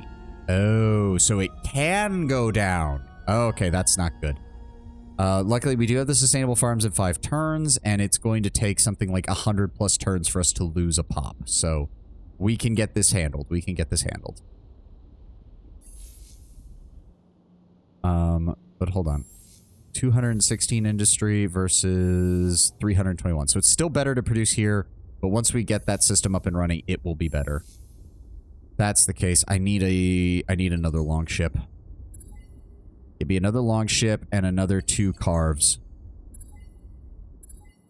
That'll be like our standard defense formation. A single long ship, 2 carves, and we'll spread those out across our systems until I've got a decent defense going across the board. The first squadron will be dispatched to Lyra to hold that position. The second squadron I will use to clear out the pirate base. Because I don't think the pirate base is actually that strong. Can I select it? It will not. Wait. Nope. We will all... It's not letting me select it. Okay. Fine. Whatever. We will deal with that in time. Or maybe the Vodiani will be stupid and they'll attack one of these big old Academy Betrayer fleets and I won't have to fucking deal with them. That would be hilarious. Very concerned about this. We should be able to keep our population higher than them, though, even if they are on the better single world. They only have 2 to spread to, whereas we have 3. 10 turns and we get another pop. Very nice. Predictive logistics is going to be coming online. That'll get us up to 160 industry, which is basically going to almost double it. Be great. We do need the desert world colonization at some point as well.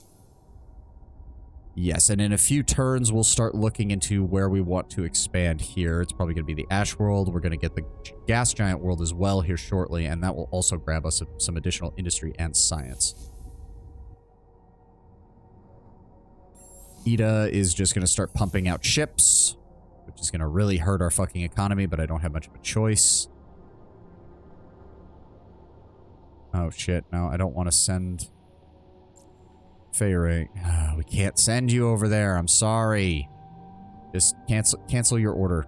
Cancel your order. What the fuck? Cancel your... Why can I not... I'm having a hard time with this interface. Okay, you're set on guard. Just stay... No. Oh my god. Longship, you are set to guard. Feyring, you are not set to guard, and I just want you to stay here. Why are you... I can't tell if he's trying to move or not. It looks like he's trying to move. What is he doing? It's the visual glitch. It's a really annoying visual glitch because I can't tell what the fuck's going on. Because I don't want to click this and have him start walking off when he could run right into the fucking pirates. Especially since he's not fucking fully healed. Fine, just set him to guard. At least then I know he's not going to move. Right. If I click this button, it isn't going to... You know what? I'm not even going to click that button. Fuck it. Where's the Argosy?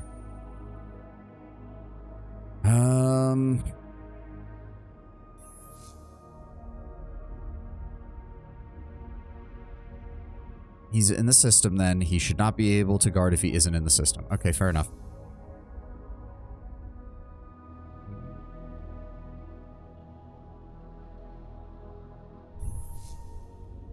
Gas giant, desert worlds, arid worlds, jungle, desert, forest. Where did all these anomalies come from? God, that would be small, single planet, small lava. God damn, who would settle that? Single planet gas giant. I mean, it is 5 ranks on the dust chart, but that's still pretty fucking abysmal.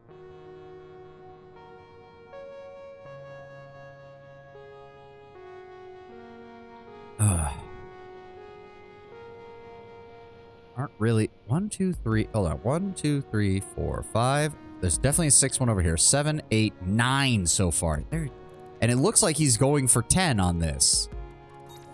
Or is that my relations? I don't know. Regardless, that is still insane. Ugh, this piece of shit. He's still rebuilding his crew from the looks of it.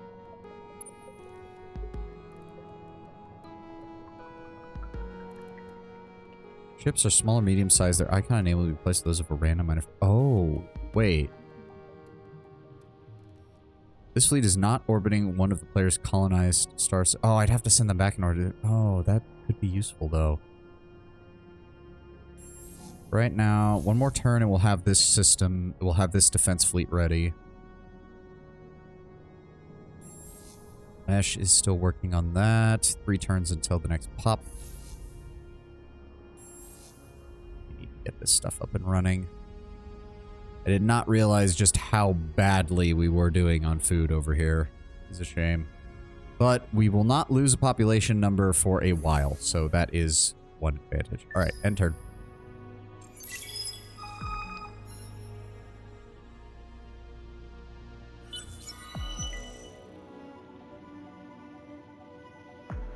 Remove the pirate threat from the Lyra system. Either by destroying it directly or by sending a Guardian-class hero to planet's defense. They will arrive in 5 turns. Well, it's a good thing I've got this system defense fleet up and running now. Let's go ahead and... No, Yep. Go ahead and... Can I... There we go. No, Okay. This one, and no, not that one. This one. Merge. And then we're going to dispatch them over here.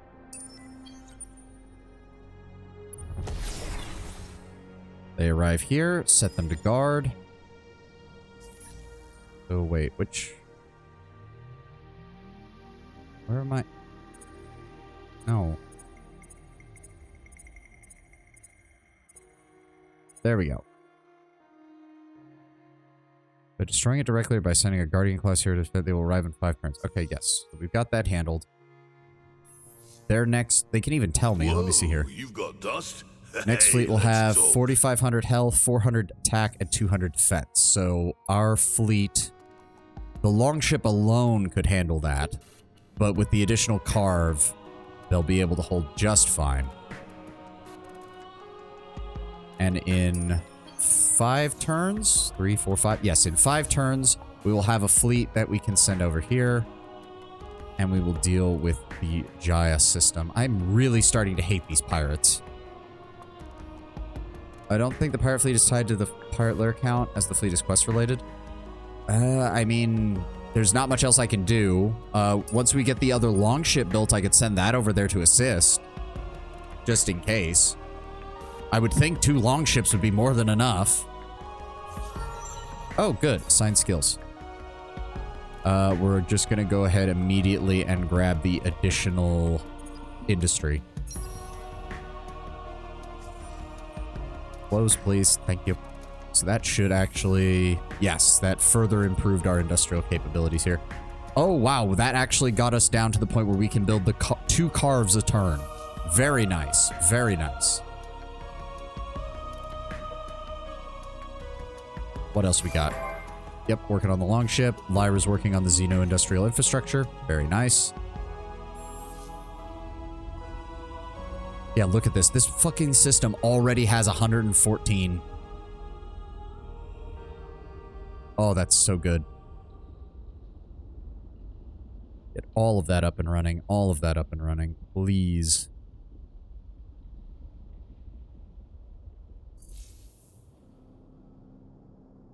And you've only colonized a single word. I know.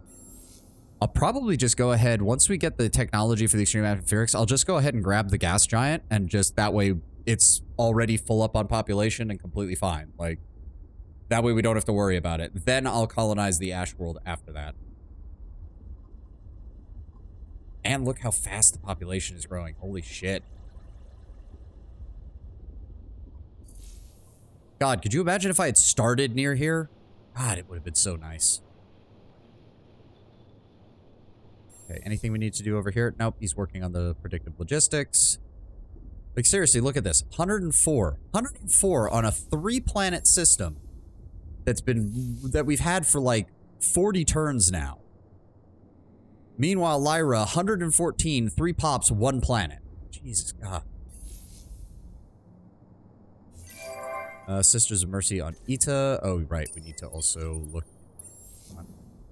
Right, Ita is full up. So, and we can't send more population over here until we get more of this done, which is not going to be done until the predictive logistics is ready.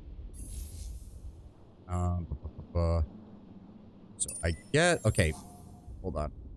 That popped a Sisters of Mercy. Send the amoebas over to Fatia? Oh, you're right. That's a good idea, actually. Where are they at? Hiroshima, Horatio, Cultima, Volters, Amoeba. There we go. Yes, we're set to Fatia. Go ahead and do that. We're going to get a Hiroshima pop in 8 turns. Very nice. Oh, right. Close that out. What happened to you? You're still desperately trying to get through this, because holy shit, it takes forever.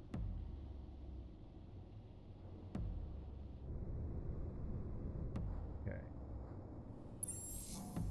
Longship will be ready in 3 turns. That hasn't changed. The Argosy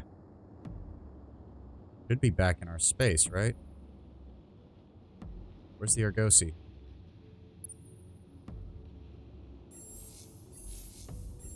Oh, it's on the planet. Okay, it's all right. Forgot. Yep. Where do we want to send it is the question.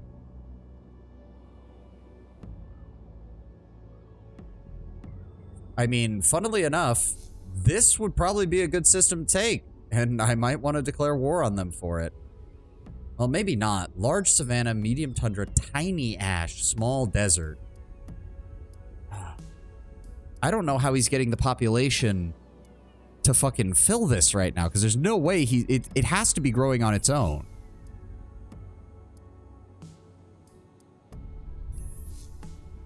Large desert, medium arid. Like, because we have a science system that's slowly getting up and running. We've got an industry system getting up and running. We've got what's gonna kind of turn into a food system.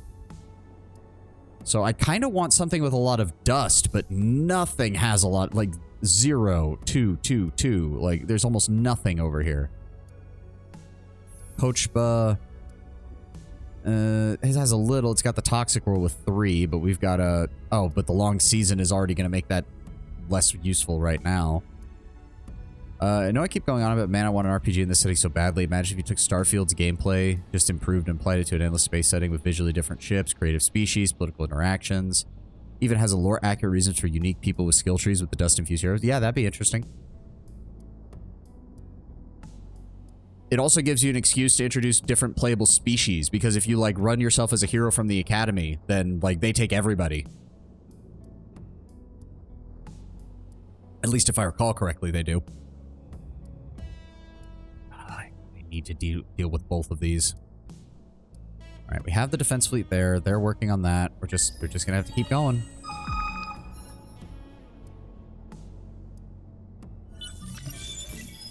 All right, we've got the extreme atmospherics. I'm worried that we're falling behind in tech, and I don't know why, but it doesn't seem like we are. Cancels negative mixed anomalies. Hawking radiation dowser reveals and enables use of wormholes. Magnetic field generators. Exoscience stations would be useful on Virgo. Plus that would give us colonize arid. I don't think you could reasonably play as an amoeba. Logically, if you made a Starfield-esque RPG set in the Endless Universe, you'd most likely only play as humans due to model details. Yeah, or humans or human-likes. Like, you could easily do a Horatio, technically.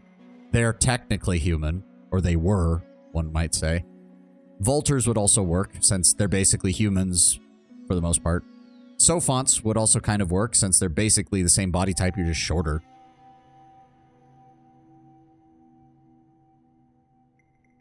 Agri-drugs. Patriot Pill Plant. 20% of food to manpower. Enhanced Bolt class design with additional Hyperion module slots for Bolt class hulls. Aero class. Plus 200 manpower capacity and plus 10% of food to manpower. Shot class. That's probably basically an artillery ship, I would imagine. I will admit, I don't like the way the military techs... I don't like the way the military techs just seem to show up randomly in other areas, and the fact that you have an entire tree devoted to military, and the only thing it does is military. Like, all the other trees will have some, at least some other things invested in them, but military tech tree is literally, you are only getting more guns and armor with which to shoot and be shot at.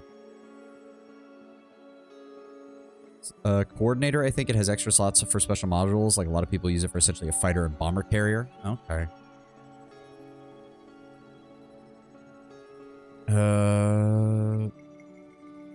I mean, for right now, it is saying to take this as I suggested. It's only 2 turns. We're going to go ahead and we'll fill out our tier 2 techs, and then I'll figure out where I want to go from there. Power of the Academy has increased to level 3. Babies, not booms. +1. Oh! Notably increased birth rate. +1 Hiroshima in the Lyra system. Oh, nice. Trend is particularly strong among the Hiroshima. Why? Your advisor says it's a cultural response to the instability of galactic warfare, while leading analysis claims it's a reaction to the prosperity of peace. Perhaps no one really knows. Sweet. Did we just get a free pop in Lyra? Oh, fuck yes, we did. Oh, that's great. Hiroshims, they like sterile.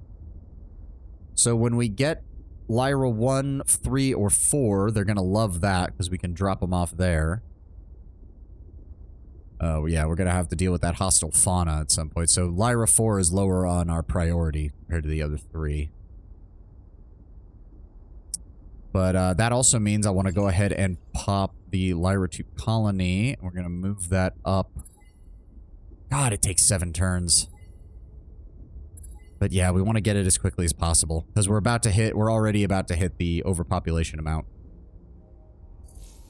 But I would give so much for an endless CRPG, because CRPG, like Road Trader, would be the one type of RPG where it'd be really easy to allow you to play as almost any of the factions from the Endless Universe. Yeah. Or at the very least, even if you're still bound to certain races, you could have NPCs from pretty much anywhere.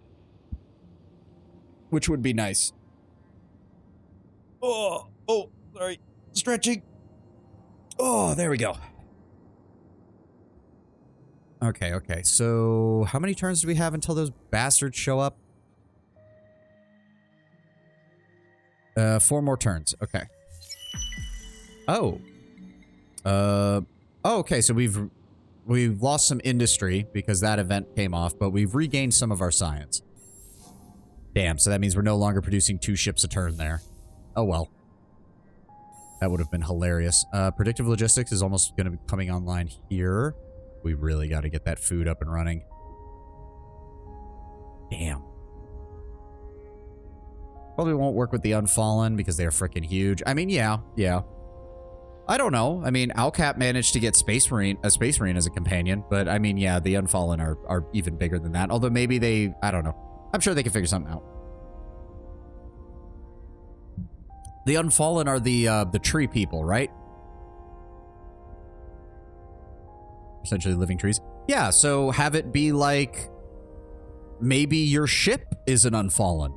Would that be interesting? Instead of having to have like an AI and a crew and stuff, you have a living Unfallen as a ship.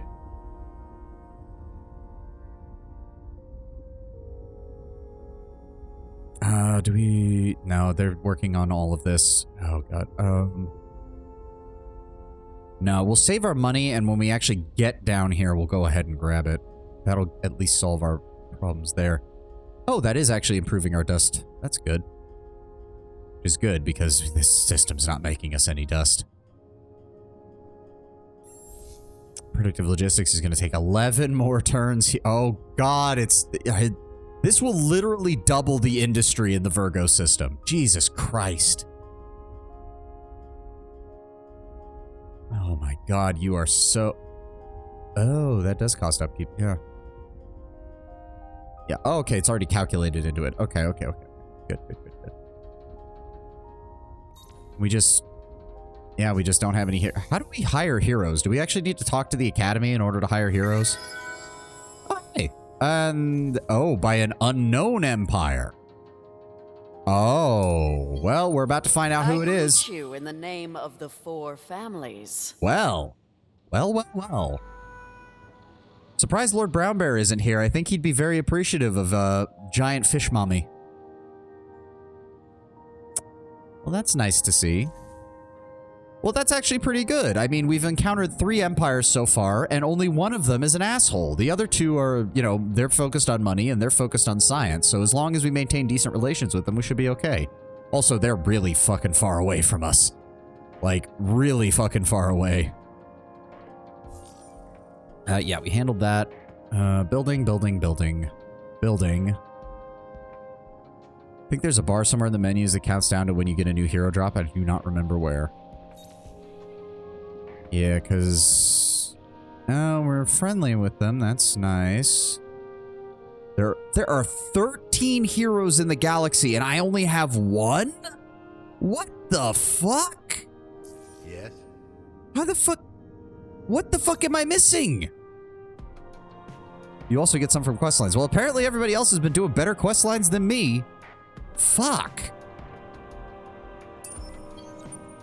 I was saying, get the fuck out. I hope you run over here, and I hope the Sophonts blow you up. Man, look, you took 50-ish turns to build 4 military developments. But we were building other things. It's not my fault that, yes, the quest wanted military developments, but at the same time, I needed everything fucking else. I just don't... There are only... Hold on. Where's the fucking... Yeah, there's only one... Hold on. 1, 2, 3, 4, 5, 6, 7 factions. There are 7 factions. This means everybody else has 2 heroes and I have 1. Oh, that's fucking... That's annoying. First way is passively earning points at the academy, which will freely give you heroes. Periodically, the second is by directly hiring them for dust from the marketplace, and the last is by earning them from... What marketplace? This? Oh, we can actually sell stuff? Wait, we can sell stuff for dust?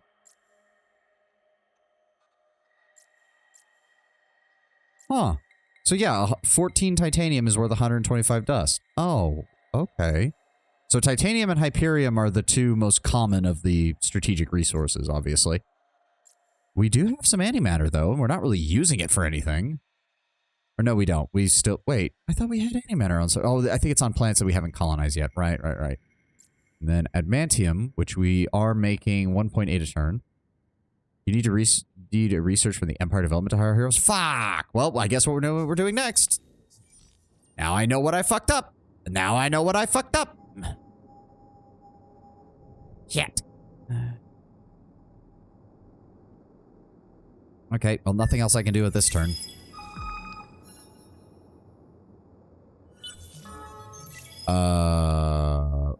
Well, speak of the fucking devil. Let's see, we can get... Oh, that's actually a Volter hero, and we could use her as a fleet captain. That's an Imperial scientist and a technologist. Huh. Speak of the devil. Yeah. Well, fuck it. She's a Volter, and she's one of our military people. I'm gonna go ahead with her. We're gonna put her in charge of one of our fleets. That longship's coming out next. Oh, yeah, okay, the Esh system picked up a population. I don't fucking care. Ooh. A distant stellar giant about 80 times the size of an average star has just gone supernova. Capitalizing on the media attention drawn by the event, a pacifist group within your empire has launched a campaign to bring home the fleets that were monitoring the event, rather than leave them on patrol. Plus 10% dust for the empire for 15 turns. Nice. Plus 20 happiness in all systems on the empire. Nice. And increased pacifist political ideology for 15 turns. Okay. I mean, sure. Fine by me. Okay, cool. She has both a traditional pistol and one of the Volter's hand crossbow energy pistols. That's pretty good. Ow. Ow. Fuck. Ow. Fuck. Ow. Give me a sec. Hold on.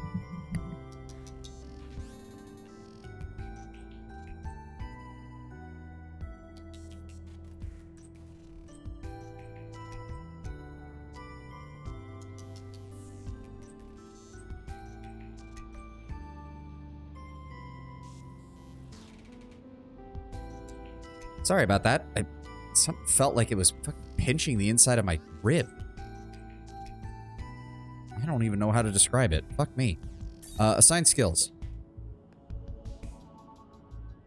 The hero's better able to guide their fleet along the path of resistance, increasing fleet range. So that's just a straight up movement upgrade, which is good. She can also gain experience per turn on fleet and vision range on fleet, also useful. And plus 10% fleet health on fleet. Okay. You want to look into getting the tech impactless sights, which should unlock the heroes in the marketplace. Oh, okay.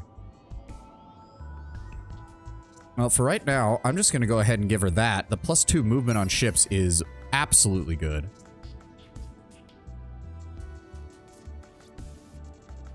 I mean, I wouldn't necessarily call that wanderlust. +2 movement is useful for anything. He does have a small ship. Okay, okay. I kind of don't like that the hero ships look very... I don't know. You can give her titanium missiles. I mean, we can. I mean, why not? Hold on. Basic plasma shielding. Okay, I will admit, I like the idea of customizing my ships, but this interface is very hard to read. Empty. Oh, there is an empty ship slot. Wait, that's an empty ship. So why? Okay, so yes, we can. Can distance traveled per movement point. That's good. Animated lenser increases chance to be targeted. Increases chance to be targeted.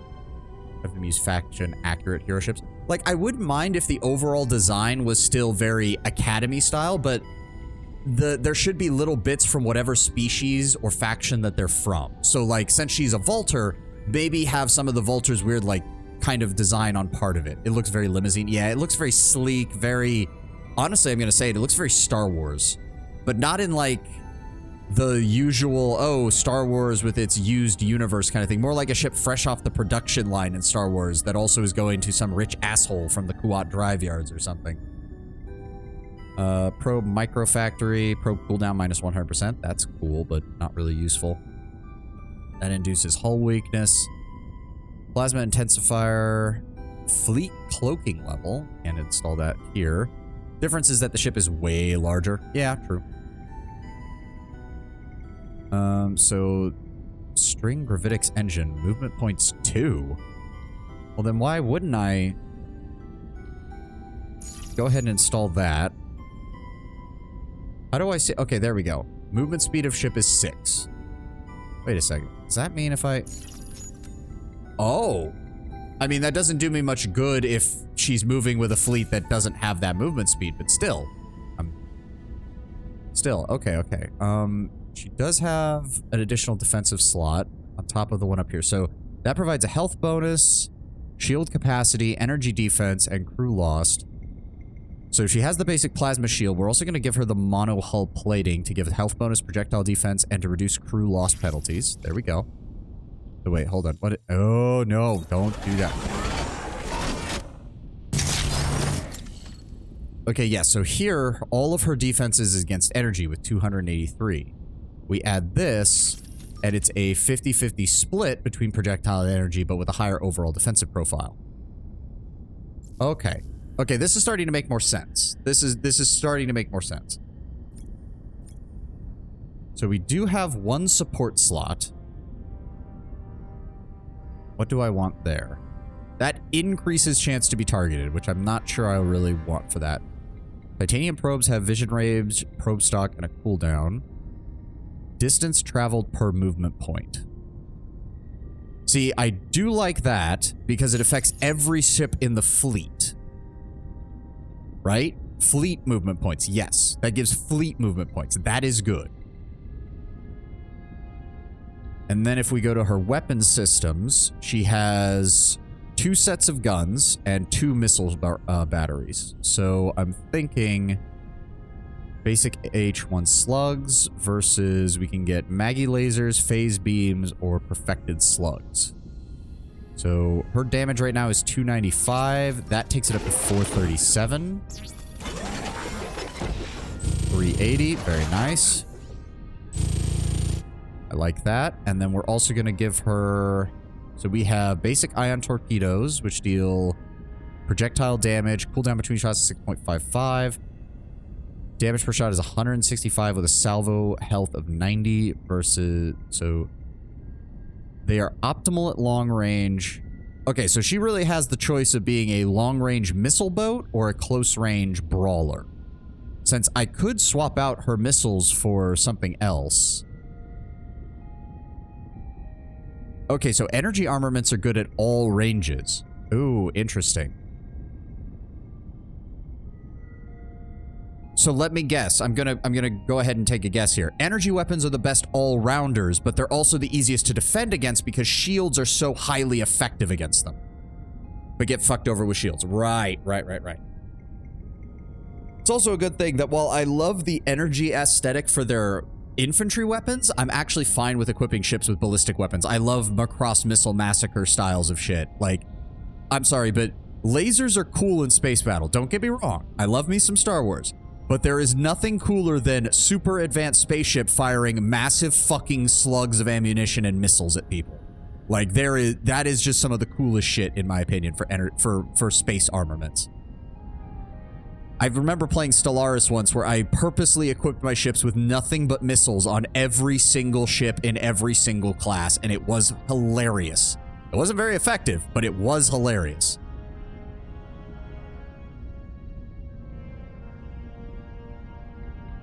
So yeah, if I really wanted to, nothing beats a good solid railgun. I mean, again, except for a massive Macross missile massacre. I'm always a huge fan of that. I'm always a huge fan of that. But I honestly think, so what is the range? Okay, there's range bands. Right. Bonus accuracy at medium range. Oh, medium and long range. Okay. So she could actually, yes, she can actually operate at medium range pretty effectively. Ooh, if that's the case. Oh, if that's the case, then I might get my wish. Give her 4 missile salvos.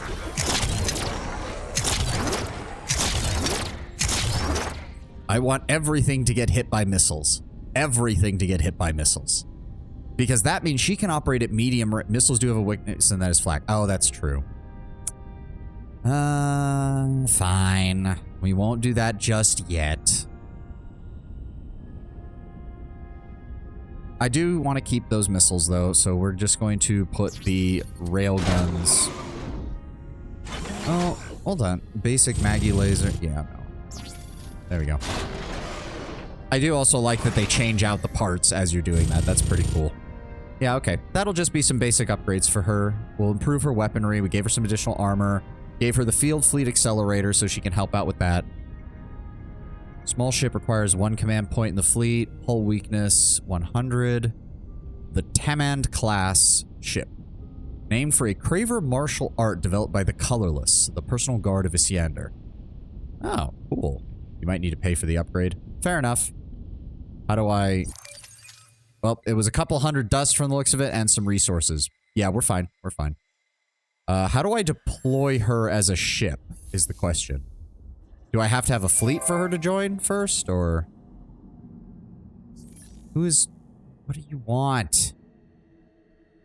I know you're angry. I don't care. Reduce political pressure from Saint Gilbert on... Okay, I don't care. I don't care. Quest and events. Go to the hero menu and assign her to the fleet. Okay, so once we get that long ship built, we'll go ahead and assign her. Yeah, she's worth... Okay, hero cost us only one assigned. Fair enough. And then we can use her to start going after pirates and shit. That sounds good to me. I really wish we could get a hold of this. Like, we started with it. It'd be really nice to get it. Plus 50% health regeneration on ships in orbit or in the hangar. 20% repair per phase during battle on ships. Plus 25 dust. Like... How long does it take for influence? Like, can I even get this as a Volter? Do I not have the ability to? You can assign her to the current fleet around Lyra. The current fleet around Lyra is a scout ship. Why would I do that? Can I then just transfer her over? Oh, Lyra, the new... I don't... Oh, right, because the fucking pirates are going to be there. Right. No, you're correct. You're correct. Go ahead, confirm. There we go. Okay, yeah, that single-handedly boosted the fucking fleet's combat capabilities quite heavily. Holy shit.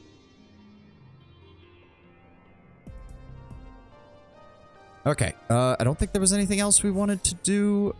These laws just are so useless. The influence circle grows with influence output. Oh, so because I don't have anything that really increases influence right now, I'm not making jack shit. Okay, that makes sense. End turn.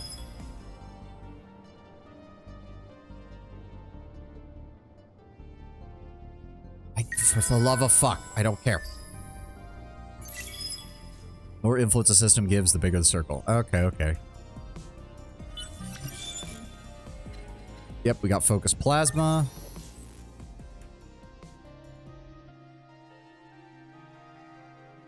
Yeah, I guess I just need that something like that for the spin project to give additional influence per pop. Cultural flexibility allows absorption of systems within your empire's influence area over time, only usable if you're at Cold War or peace with the other empire. That also gives influence, but can only be built once per empire. That gives Baron. What else did you say I was looking for? The Booster program? What? Oh, it's a mascot. +1 to systems occupied before triggering expansion. Ah, so that's the one that you want for that. Change government types. Plus influence where populations are happy or ecstatic. And plus 50 influence per system level and 25%. So you definitely want that on a system that has a very high population.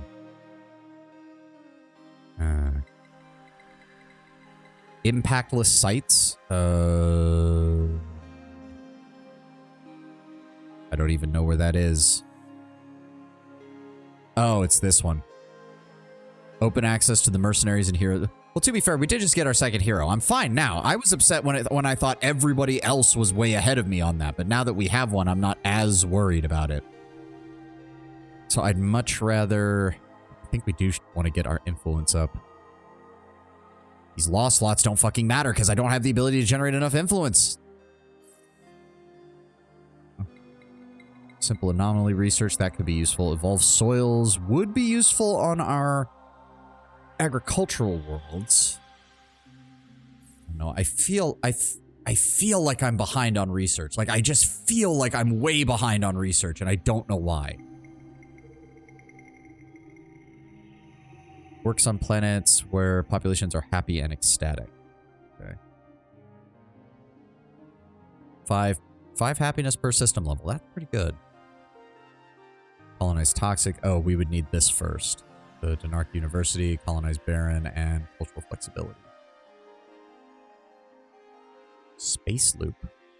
Minus 50% influence conversion rate on systems where there are portals. Oh. Okay.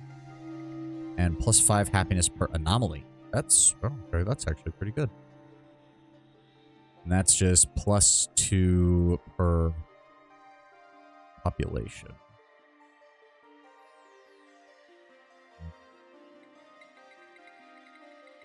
Academic liaison. Edenization is such a weird term. Yeah. Well, I mean, if the ideal is... If Garden of Eden is used as a representative of ideal, then Edenization, I guess, kind of makes sense. I don't know. Body Language Institute just gives a straight plus 5% bonus to all influence.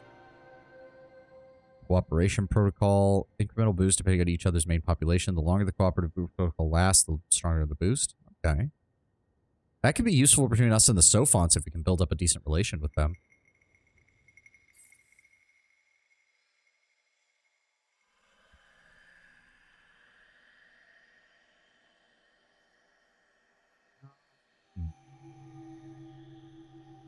Advanced Arrow class. Shot class. How long does it take us? It's going to take us a while to research the tier 3 techs over here. Okay. I need to just make a decision. I'm going to go with this. The spin project will actually be useful now that we're starting to get... There we go. Oh, 1 turn. That won't take very long. We'll go ahead and add the adaptive bureaucracy since we'll get that done in 2 turns. Close that out. Wait, you've unlocked a new population collection bonus for the Volters. Ah, okay. There we go. So we get political output increase for scientists and additional 10% science wherever they are in the Empire. So yeah, this really encourages you to have a diverse population at the very least on a system-wide level. Like, you definitely want at least one of each useful population on planets that actually work. And for the Volters, it's pretty much put them everywhere so you get even more science. Once we hit that... Oh, okay, hold on. That boosts our religious, which we're going to hit eventually. 20% health regeneration ratio on systems wherever they're present. So again, this is where you want them to be somewhat spread out. and increase health of troops when defending a ground battle. So yeah, you want like you want at least one Sister of Mercy population on every single planet, so that way you can get all the bonuses if you eventually get enough of them for your defense. More scientists, vision range on systems. Oh, that'll be nice. We can start spreading them out and get more vision range on all of our systems. That would be great. The Hiroshim, improved pacifist. They give us flat 10% bonus on all. So yeah, again, once you get that many, you want to make sure they're spread out. Kalgaros, religious influence. Nice. That would also be useful. Horatios are ecologists. They give also more food. So they pair well with the Hiroshim, surprisingly. What is... Click to favor this population, boosting its chance of being selected. Oh, no. I don't see any reason to do that. There's kind of no reason to go out of the way for that. They get ecologists, plus 10 happiness. Oh, that's actually really good. And the Celtic law unlocked. Interesting. And the amoebas are ecologists. Wow, so if you combine, if all you would need also, because that's 15% on systems, not planets, systems. So you'd really only need one amoeba, one, is it the Celtic Maw? No, not Celtic Maw. Hiroshim and one Horatio per system. And you're unlocking a 15, 30, 40% boost to your food production. Holy shit.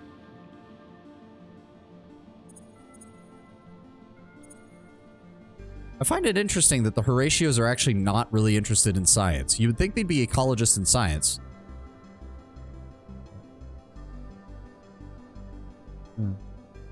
It's time to silence the haters with a cool move that we learned from the children. Are we watching the Aventus, whatever they're called, the Aventus D&D animations? Yeah, they're good. They're good. Like, I will openly admit, I could never play a D&D campaign like that. It's too chaotic. It's too jokey. Like, I would lose my mind trying to actually play in it, but watching it is funny as shit. And I give them props for that. They are very fucking entertaining. Yeah, we picked up one of our favorite fish in this galactic sea. Oh my, she's being welcoming. Too chaotic and silly. I wouldn't enjoy it much. It's a bit too... Yeah, again, playing it would definitely be a problem. Watching it is just funny as hell. Okay, Fish Mommy feels nice about us. Maybe we can work out a deal with them. Welcome, they are a long way off. How can the families help? Oh, they want peace right out of the gate. I'm fine with that. I'm fine with that. Go right ahead. Let's make that offer. Not just a deal, a bargain. I'm fine with that. Okay, so that also reduces the pressure on us. I also have an empire to run and contracts to take out. I mean, sign. I'm fine with that. Can we... I don't think we can get anything from her with that, but... I'm fine with that. We'll make the offer there, spend a little bit more influence. We still have open borders, which is good. Go ahead and map share. Oh, and they found a Riga for us. Perfect. The garden planet was used as a biological laboratory by the Concrete Endless, with myriad experiments run on both native and alien life forms. A site of major conflict during the Dust Wars, the environment degraded and the surface of the planet was eventually covered in ice. While there are rumors and expeditions that claim to have uncovered miraculous ruins and vestiges of great empires, today Auriga is an icy tomb. Oh, we've also discovered the planet Kairos. When discovered, was a planet whose environment was so unwelcoming that it was taken by many pre-Dust Endless sects as their promised paradise. Unfortunately, conflict and strife exploded over its carrot exploitation, and a gray goo nanobot plague was unleashed as a suicidal doomsday weapon that destroyed the biosphere. It exists today as a memorial and object lesson. Oh my god. An ancient world, its origin lost in the mists of time. Kyosil's entire landmass is now one vast primeval forest. Okay, so we found the Unfallen. How long ago the Unfallen rose from the gloomy, silent woodlands is uncertain, but most historians who have studied the species of the galaxy place them as one of the oldest. In the depths of the forest, a sense of timelessness reigns supreme, and it is said a fallen tree will lay undisturbed for millennia, the very fabric becoming yet another layer of the forest. The Unfallen strive for little, content in their ageless world, but the stirrings of the younger races across the galaxy have awoken something Kaiosal, something ancient, mysterious, and powerful. Discovered planet Jeunesse. The atoll planet full of tropical islands and tropical storms is the home of the Lumeris civilization and home base of the Lumeris families that rule it from behind the scenes. Their oceanic environment necessitated the ability to adapt to the water, Yet the need to create fire and build advanced technologies drove them to the land. From there, they are now challenging the heavens themselves, bringing their unique style of economic development to an unsuspecting galaxy. Not just a deal, a bargain. Yep. So we lose happiness because we discovered Auriga and everything's gone to shit there. Place from which your people departed ages ago. There seems to be no sign of light. The fate of those you left behind will require further investigation. Regardless, there's some cold satisfaction in knowing that the desperate escape from a dying planet was ultimately a success. We did gain research for the next 10 turns, though. Oh, okay. Everything. Oh, boy. Red, I'm assuming, is the Empire. I think. They've also got a really tight-knit set of colonies down here. Apparently, Kairos is a Persian name used by a few kings. Kind of makes sense. Then we have Fish Mommy, who is over here and is set up. Oh, wow. Spica has... Look at that influence. Though she is having pirate problems, though she probably has the money to deal with them. Where... Didn't it say we found... Where's the... Wait a second. Hold on. Okay, hold on. Solar Nebula discovered. I don't care. We need to... Oh, boy. Show location. What? Zenith. Oh, they took the fucking... Oh. That's not good. It's an academy system? Fuck you, Iskander. You son of a bitch. He fucking colonized a gas giant. Are you shitting me? Oh, that is bullshit.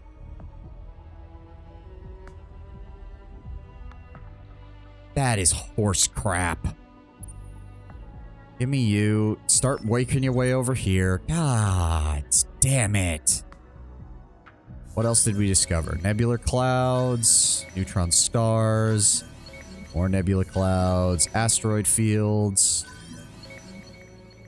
Yep. 50% of the galaxy explored. Very nice. Yep, found that. I don't even... Oh, that was the collection bonus, right? They're still working on all of that. We're building that. Luxury prices increase.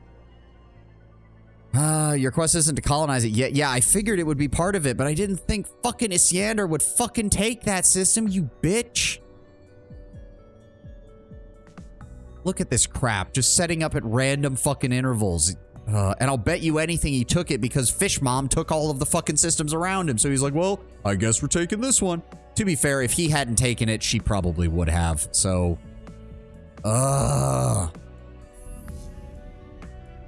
and look at that. It's a 5 dust world and a 5 research world. Oh, fuck you.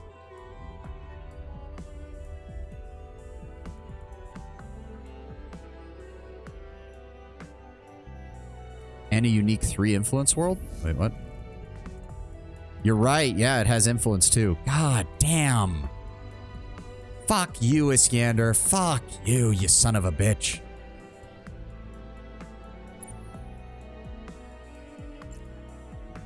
Go ahead and launch that long ship. I want it sent over here to assist in the defense just in case.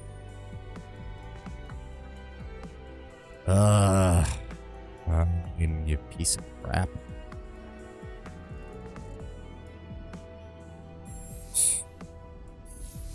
I am now very annoyed. To be fair, I don't even know how we would have gotten over there. Even if I had done the mission faster, I don't know how we would have gotten over there in time. Because we wouldn't have been able to go from here very quickly.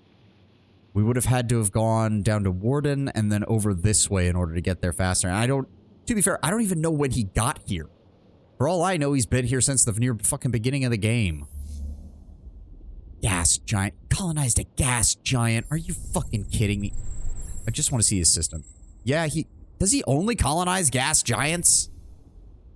No, he took an atoll world. Oh, you son of a bitch.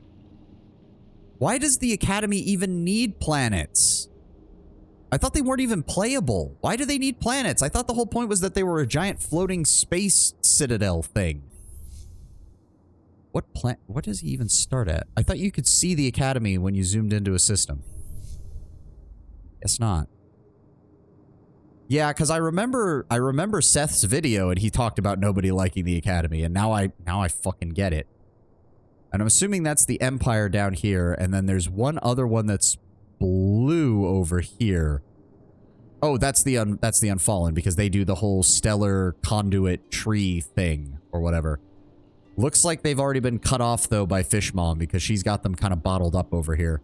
The Empire though, that's a lot of systems all working in tandem right now, and I have a bad feeling about... Yeah, that's a 5, that's a 4, 3, 4, 4, 3. Most of his systems are pretty good, aside from this. I don't know why he decided to settle a singular large ice world orbiting a very small star. As the expansion wasn't made by them. I think there was outsourced expansion because they were focusing on working on humankind. Yeah, it wouldn't surprise me. So wow, the Vodiani might actually be the only... I mean, the Empire, if I remember correctly, can be very militarist, but they're also willing to work with you if you provide them good, like deals. The Vodiani are the only outright genocidal empire that we have to deal with, which is good. Surprisingly calm for the first game that I played. Could also be Cravers. Oh, you're right, it could be. I don't suppose... Yeah, it doesn't tell us anything that would... Depletion. So I'm assuming depletion means carvers. Or cravers. Not carvers. Cravers. I'm going to guess that. Oh my god. I kind of wish it wouldn't do that when I click on a new system. Huh, no, that one doesn't say depletion. I'd have to find... Wait, do we have eyes on their capital? No, their capital's further down here. All of these are colony worlds. Yes, yes, yes. Skip that. Yeah, depletion. It's cravers. It's cravers. Okay, so... Our only real advantage is that they did seem to spawn in an area where there was no one else around them, and they're just kind of building up. So, if we can help Fish Mom hold this choke point, we should be able to at least keep them from expanding too far. The only faction worse than the Vodiani. Yeah. Though, to be fair, the longer they... If I remember correctly, they start to lose steam if they don't keep moving, right? Like, they literally do destroy the worlds that they start to build. So if we can keep them bottled up long enough, they will kill themselves.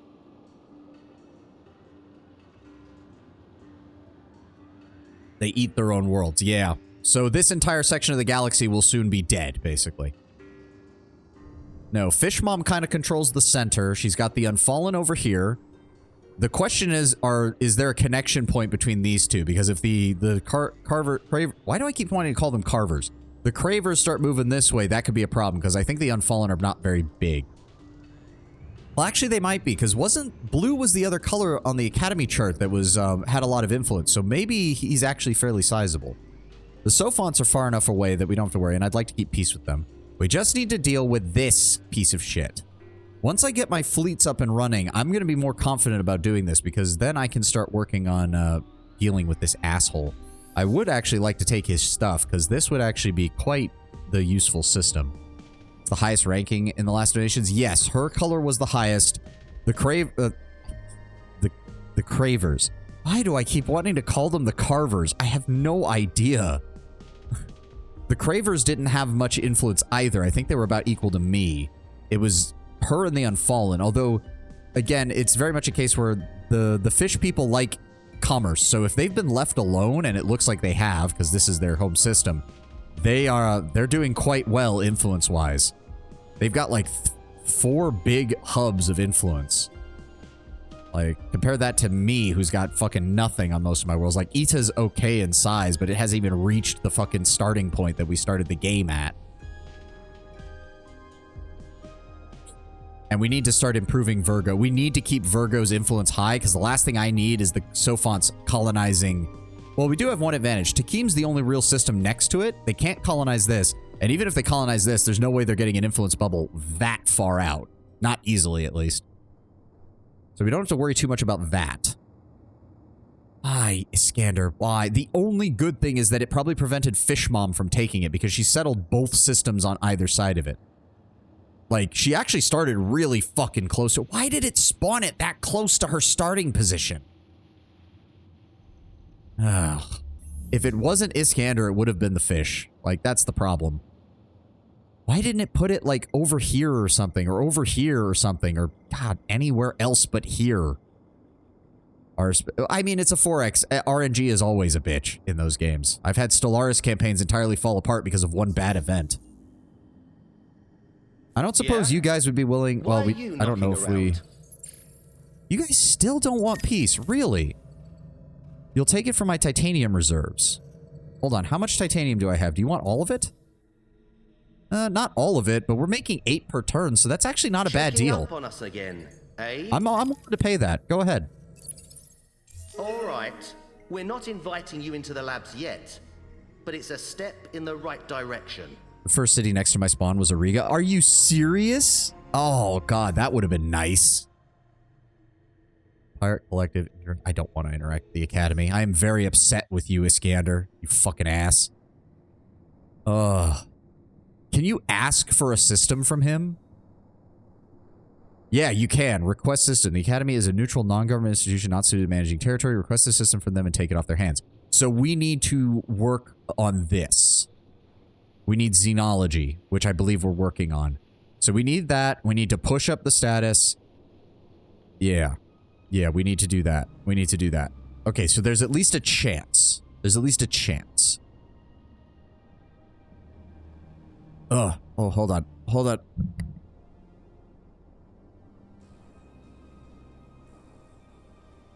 Sorry, phlegm in my throat. My apologies. You didn't need to hear me hacking up a fucking lung. Okay, I'm feeling better now. There is a way to request it. We'll work on... How do I... Neutral with the Academy. +1 from eradicating pirates. So he does like that. Okay, so Maz is the system that they're in right now. Okay. That's this one. There it is. There's the piece of shit. It's orbiting over this planet. Okay, that's where he's located. Yes, the Unfallen are the Spear. The Fish People are the Vault Keepers. The... Oh, there's another one. Purple. We haven't run into Purple at all. And then, for some reason, the Cravers got the Librarian. And we can't do anything until this shows back up in 14 turns. Could be the Umbral Choir. That would make sense. Oh, dear. Great. I keep complaining about the hacking mechanics, and I'm running into the one faction that actually really requires you to pay attention to the hacking mechanics. Fuck me. We're going to keep them under lock and key for right now until I can get my fleets up and running. How much... what more is Lyra working up? Please, pulling up the system. Thank you. Alright. So he's still working on that. 4 turns until we get the next Hiroshima population. 7 turn. This will help my money situation a little bit. Since both of these planets have luxury resources, we'll get a nice boost from both of them. Do I want to move? Ooh, do I want to move one of those populations out? The positive is that Iskander is technically keeping Ariga safe until you can request it from them. Yes, as I said, the alternative would have been Fish Mom, and while that wouldn't have been the worst, simply because it's not, you know, the Cravers. Could you imagine if the fucking system had spawned next to the Cravers? We'd be fucked. But that would have been a much bigger war. At least with Iskander, I have a chance. I'm thinking maybe we remove one of the populations from here and send it... probably to Lyra. The faster we get Lyra... Oh, yeah, no, hold on. We need to wait until...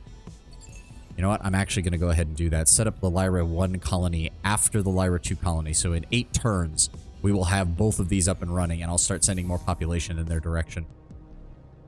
We're also going to take a quick break here. I need to use the restroom really badly, so I will be right back. About 2 minutes or so. I'll be right back. Just give me 1 second.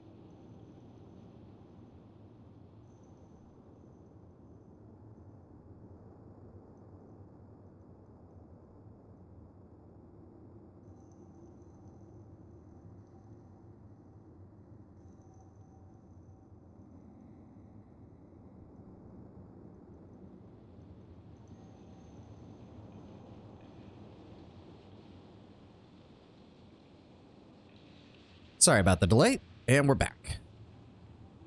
All right. Okay, yeah, I'm feeling better. I'm feeling better. Just had to get that out of my system regarding Isyander. But, an alliance between us, the fish, and the reptiles would not go amiss.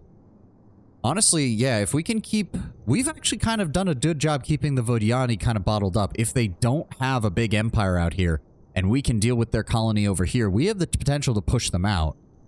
Then it's just a matter of dealing with the Cravers. And then it's also a matter of, if we actually want to win, we're going to need to at least somewhat fight them economically and try to keep them from becoming the dominant superpower. So we're going to need to start colonizing additional bigger systems. What even does she have? So we've got a 4 system, a 4, a 4, a 4, a 3, a 5, a 3, a 3, a 4, a 3. Okay, she's actually done... Fish Mom has been smart. Fish Mom has been settling really good systems. Oh, and she's definitely going to grab all of this. She's definitely going to grab all of this when she gets the chance. Once she gets rid of those pirates, too. Oh, fuck. She's in a solid position. She started near no one else. She's far enough away from the... Because if the Craver's capital is down here, that means that she started so far away from them, and that's not their capital either, and they have one of the highest influence, so their capital's probably somewhere over here. She started so far away from everybody. The only people she even had to worry about was the Academy, and they are at the ass end of nowhere over here. Makes her job so much easier. God damn. I mean, I'll admit, I kind of started at the ass end of nowhere either, but my choices of starting planetary systems were way worse. Okay, yep. We just picked up Xenology, which gives us the stuff. Yeah, we're going to need to build that. Or no, wait. That unlocks new heroes and reduces the cost to unlock the next hero by 20%. Okay, okay. So that doesn't actually improve our... That doesn't actually improve our shit, Eddie. Treaty.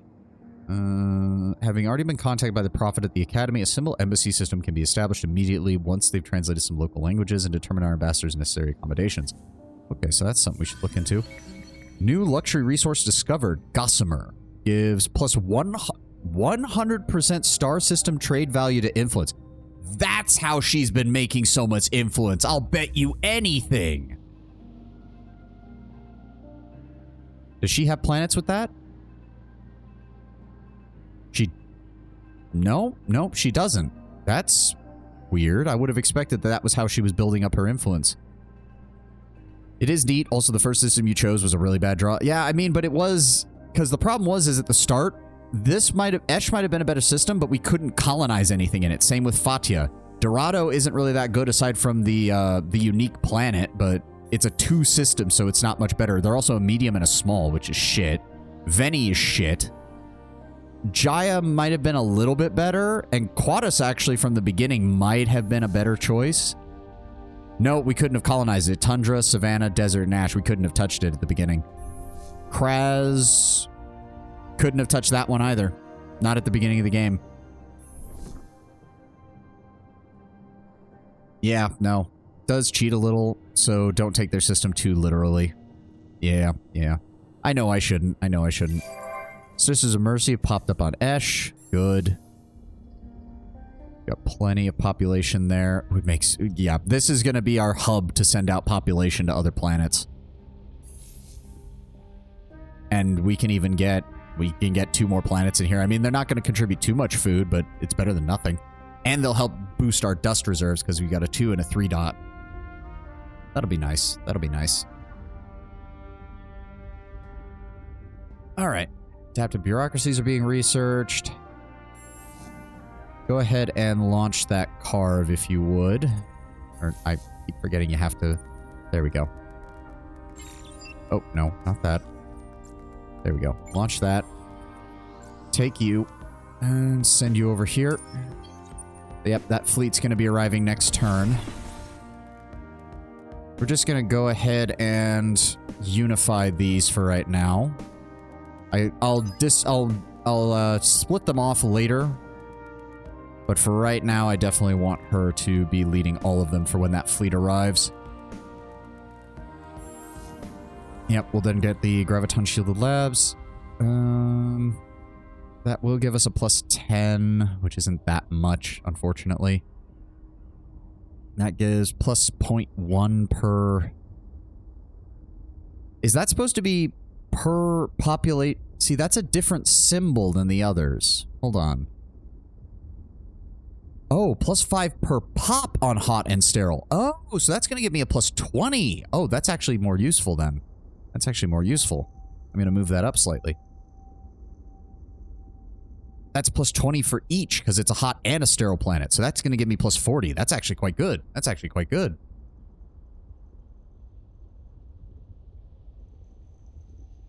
But this is a different symbol than the others. Because that just says population. Hold on.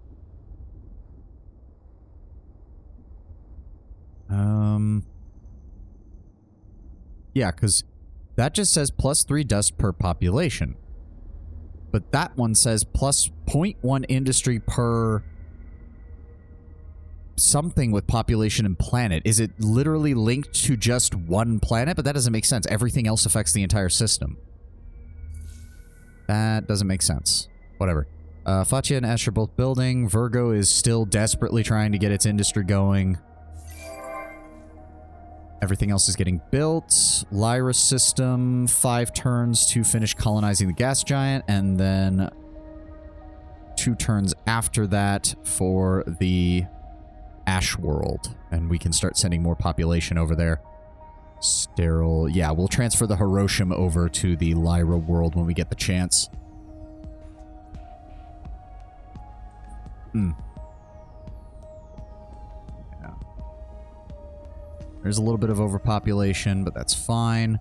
Their population is still increasing. We're about to get another Sister of Mercy pop. Very good.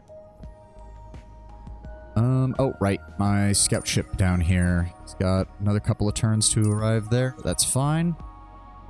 End turn.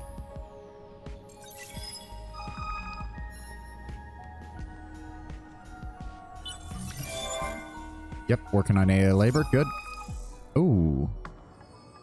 An undercover documentary concerning a makeshift community who live in one of your planet's largest refuse facilities has become a loaded political issue. Many are scraping a living in the system's dumps, scavenging for recycled materials while setting up their homes in the very same places. Amenities have followed, and these places are now lively, if populated and dangerous, hubs. Environmental groups demand that the action be taken, and that industries need to manage their resources better, not fuel these communities. Others suggest going even further and monetizing these places more effectively. Hold on, minimize for now. Let's deal with this first. Poachers, that's a hell of a lot stronger than I thought they were gonna be. What the fuck?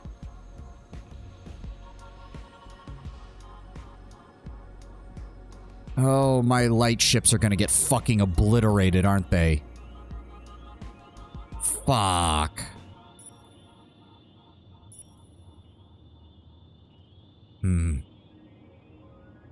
Problem is, my guys don't have shields.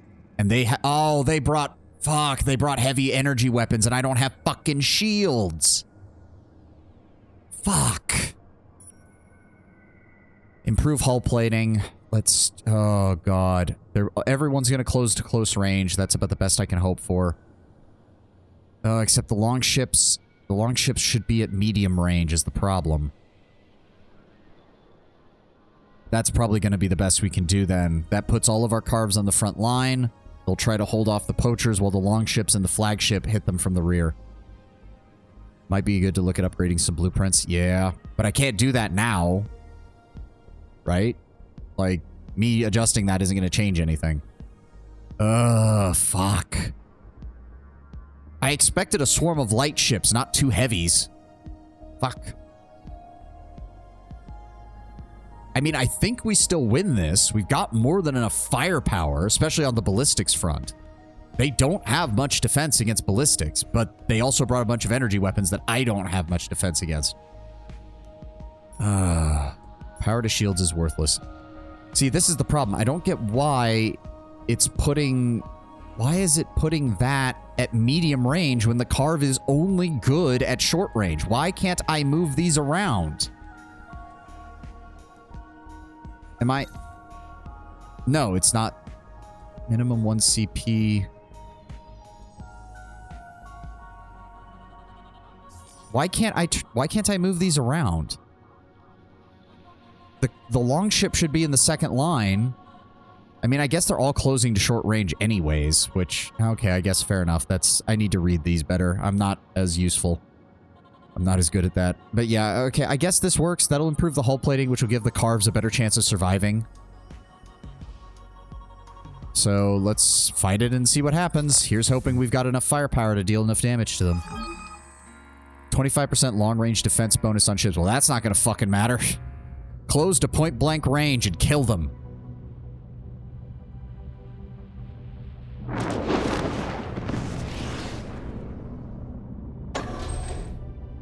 All ships ready and prepared.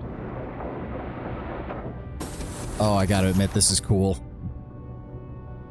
Okay, they did put the long ships in front, so hopefully that'll give us a chance for them to survive better. Yep, open fire with everything we've got.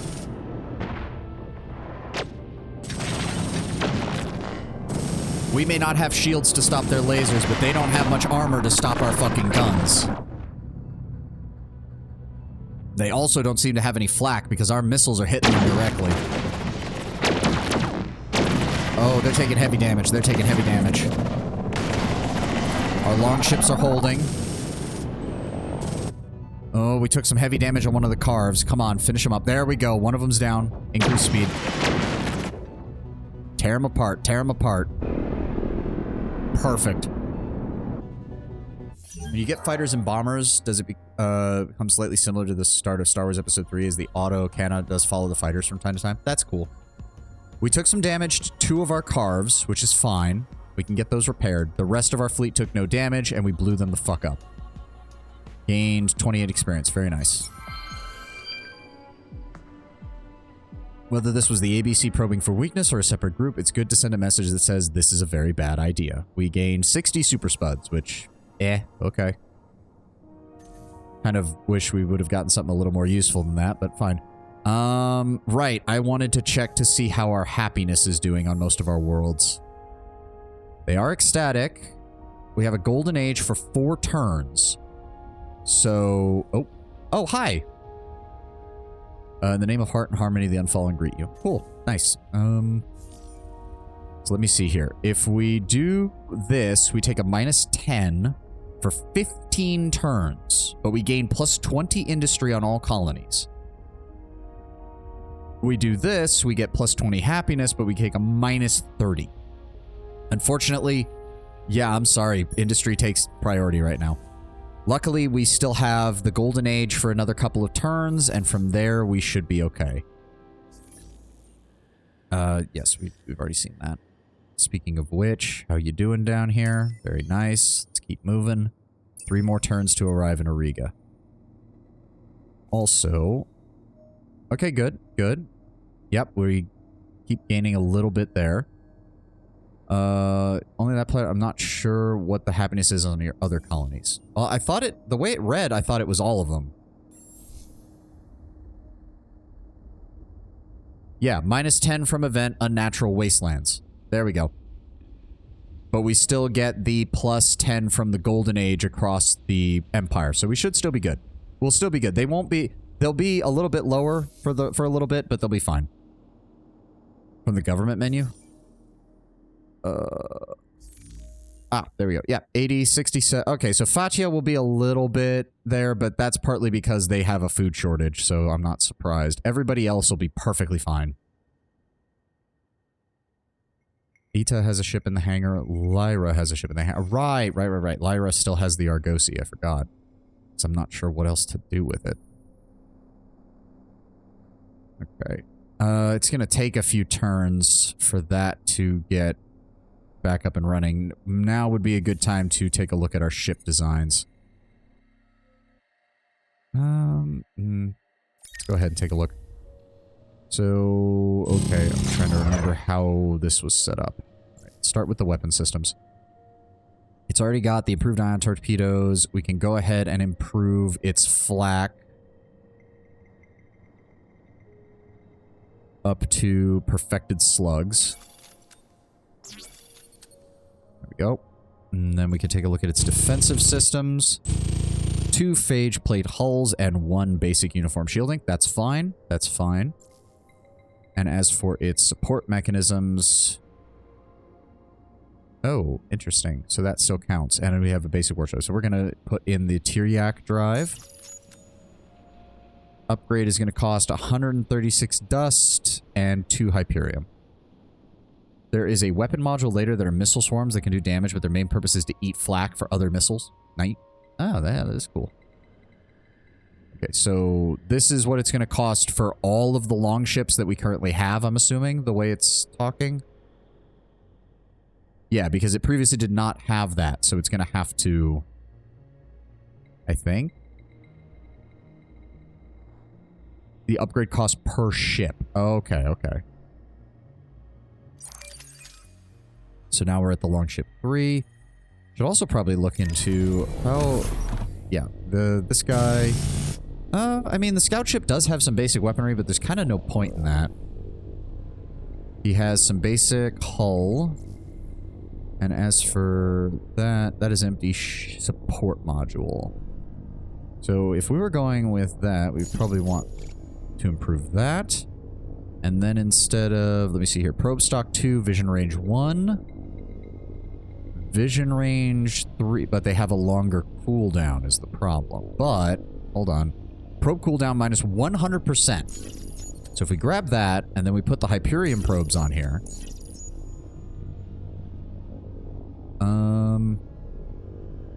I really don't care for having weapon systems on here. I wish I could swap that out with something else. Module type restriction weapon. Okay, so you have no choice. And honestly, if that's the case, I'd rather put a energy weapon on there. Just... I would think that would work better for a scout ship. Yeah. Nothing we can do with that. Those have all been upgraded. Projectile damage. No, we don't need that.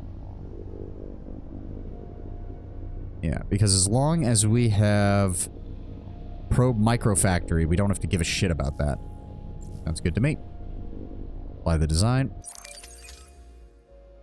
Now we're going to take a look at our carves. Oh yeah, these need to get upgraded. So they have 2 weapon mounts. We do have nano repair. Does reduce their damage. Upgrade the ships manually. Only the hero ships upgrade automatically. Ah.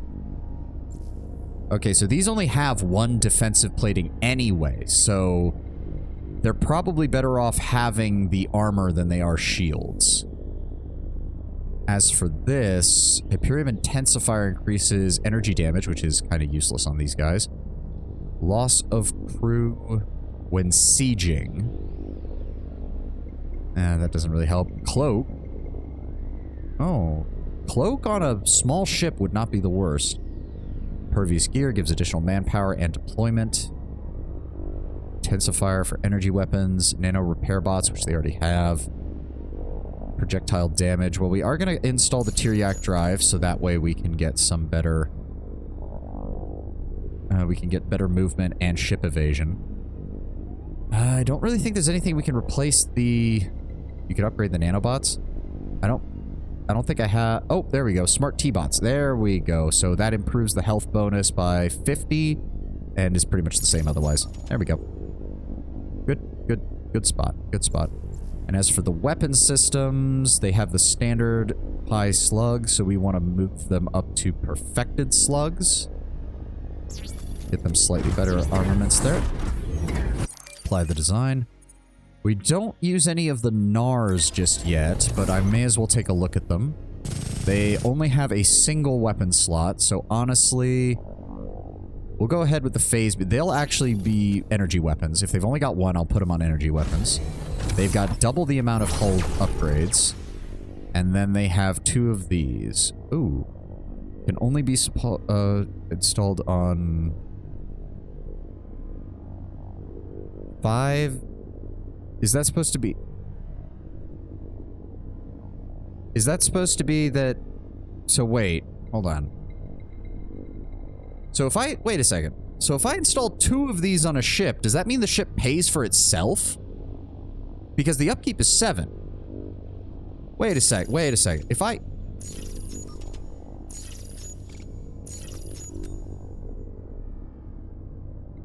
Wouldn't that mean that I make 20 dust a turn just for having the ship? And because the ship's upkeep is only 7, I could... I don't know. How does this work? I don't know how... Deep space dust scoop. Okay, hold on. I'm going to take a quick... Hold on. Endless space 2. Deep space dust scoop. Let me see here. Bolter dust scoops module. Let me see if I can pull this up real fast. Nope. Just people complaining that it wasn't showing up in the system. I'm not seeing anything talking about it. Hold on. Oh, hold on. Here's the actual wiki. Antimatter engine, no. Fleet movement, no. Probes, no. Colonization, no. No, that's for invasion. Damage enhancers, no. Repair fleet, no. Other. I certainly hope it would be under other, I would think.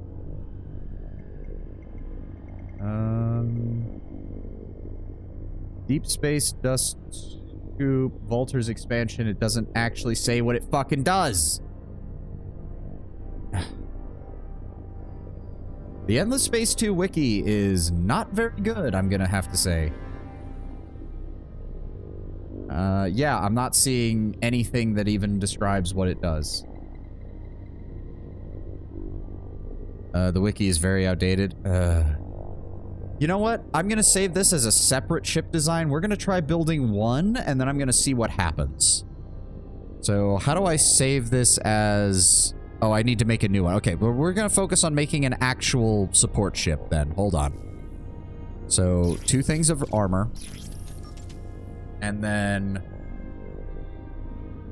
it doesn't have engines, now that I just noticed.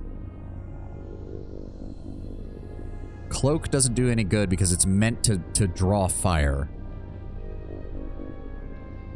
So... When this lenser is used on a military ship, it ensures the ship is targeted before other military ships. So you would put one there and also put the ship evasion one on here. So now it's designed to take hits and it has a single laser in order to try and deal a little bit of damage. So that is our defense ship. Can we... oh, we can upgrade the Argosy. Okay, so we can... If we do this, now it has improved evasion and an improved movement speed. Right? I'm pretty sure that's how this works. Yeah. Yeah. Okay.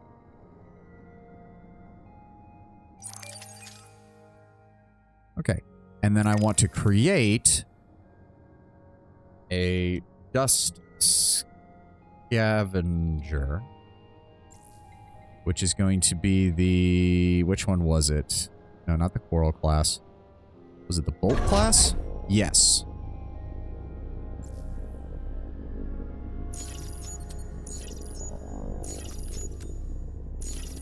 Because the construction costs antimatter, but there's no antimatter upkeep.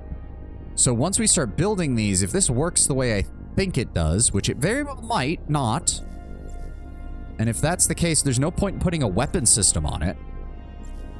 I mean, we could. What's the 49? What's the cheapest weapon we can put on here? Just in case. That would be the improved ion torpedoes. Oh, but that costs titanium. What's the next cheapest? The next cheapest is just going to be the basic Maggie laser. Ooh. I like the bolts rather than the beams. That's actually kind of cool. So if this works the way I think it does, it has an upkeep as well. Actually, hold on. Well, no. That does keep the upkeep lower. So we're actually... yes, this is a trial run anyways. For all I know, this does not work as intended anyways. So if this works the way I'm thinking, and each one of these gives an additional 5 dust per turn, then the deep space scoop would allow me to collect, once I minus the upkeep, 14 dust per one of these ships that I build. At which point, I'm essentially transforming manpower into dust by putting out a bunch of these ships and then stationing them somewhere. And if we need to, we can put a basic laser on them, and that way they won't be completely defenseless in case somebody comes across them.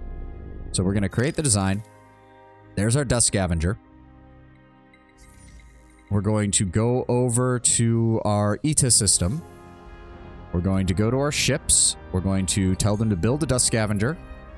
It does take 2 turns. So 330. How are we doing on industry over here? 272. So this system is almost ready to bypass our capital system for the amount of industry.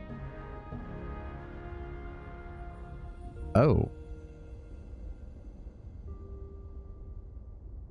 Okay, so there are definitely those shadow fuckers around here, I have a feeling. It is restart every time it ends until it fails to find any more sleepers. Okay. I'm assuming the sleepers are the nation that does all the hacking shit, which, of course, they're in this game. I really could have taken any other nation other than the ones with the mechanic that I have disliked the most so far in this game. And we've got an adaptive bureaucracy, so we need to look into what our next... So we have almost all the tier 2 tech, so I'm actually going to go ahead and finish... No, I really hope we don't have to deal with behemoths this time around. We're going to go ahead and get this. That'll allow us to colonize arid worlds, and we're also going to grab high energy magnetics. They plant sleepers on your world. Yep. Umbral Choir. Yep. Though you did say, didn't you say the Umbral Choir is kind of one of the more neutral factions? Like, they will fight if they need to, but they're actually, like, even their underlying idea is that they want to make everything better. They just don't understand the concept of free will. So we might be able to work out a deal with them. An alliance between us, the fish, the reptiles, and the Umbral Choir would be pretty powerful and would keep the our resident genocidal assholes at bay. We do have one advantage, is that there isn't actually a fairly strong pirate base in front of their expansion. I mean, I know they're a military faction, so they probably have a pretty strong fleet, but again, every turn that they take longer to colonize stuff and stay bottled up down here is one turn more that they lose access to resources. To be fair, they've been pretty smart. They've only colonized like 1 planet per system over here, so they're being very cautious with how much they consume right now. I think the AI knows it's kind of bottled up down here and it needs to be careful. This is the system to keep an eye on because it's only a single system and they're all missing colonization technology. Do the Cravers have a way to colonize even without the tech? The Umbral Choir freak me out. Cool as hell, but they are freaky. Yeah. Because they're making no money, or they're making no food and no industry off of this planet, which means this planet is, like, producing nothing as far as all things considered. Could be a quest reward. Oh, that's true. It does say they're already suffering depletion. Okay, so wait a second. So depletion reduces their food, but increases their dust and research income. Does it also increase their industry? No. Okay, I don't care. Just pull up the system. Yes, so it improves all the other stats. Wait, what? Plus 75 from depletion. Wait, what? I thought depletion... How does that make any sense? How does depletion add a positive modifier? That one... Huh? Wasn't that negative before? What the fuck? They gain positive until the food runs out. Oh, okay. Oh, I see. So they get a big boost as they're there, but then the longer they're there, the planet's resources inevitably start going down. Okay, I think I understand. I think I understand. I say I think I understand because I probably don't. But yes, we need to deal with this, and we need to deal with this and this. So... Go ahead and launch. I don't like that it does that. Go ahead and launch. No. It's not what I wanted. Why? Wait. I thought I had another ship here. No. Did I already send him over? No. Because if I did, there'd be another... It was building another Carve class, wasn't it? Yeah, it's... What the fuck? Let me select it. What? It says there's a Carve class on the fucking planet, and it's not... Thank you. Piece of shit. Alright, send them over here. They're gonna rendezvous with the rest of the fleet. You selected the scout ship in orbit. Speaking of which... So... Wait, what? That sent the... Oh my fucking...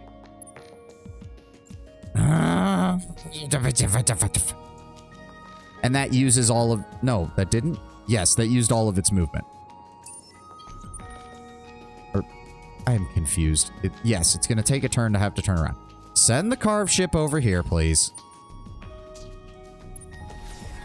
We're going to merge it and this. Once these are fully restored, we're going to go over here and beat the shit out of these pirates. 130, 2 turns. Getting that handled. 3 turns for the colony here. 6 turns for the colony here. Good, good, good, good. And we're slowly making some more antimatter and rebuilding our titanium stockpiles. You need to upgrade the ships in the menu. Right. So yes, this will cost 136 dust and 2 Hyperium.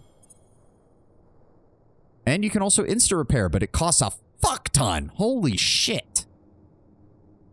It costs 415 to upgrade that Carve ship. Holy crap. Well, we'll get that upgraded, but we're not going to have 265 for that one, 202 for that one. Ugh. Wow, upgrading is repair and upgrade, so it's the price combined. Oh, I sometimes really hate how it does that when I... Creates a new ship from the fleet, repairs and upgrades the selected ships to the ship design. Ah. Because you're not allowed... Yeah, you're not allowed to just upgrade it and not repair it, which kind of makes sense. Oh, okay, so it's only 150 to upgrade the ones that are not damaged.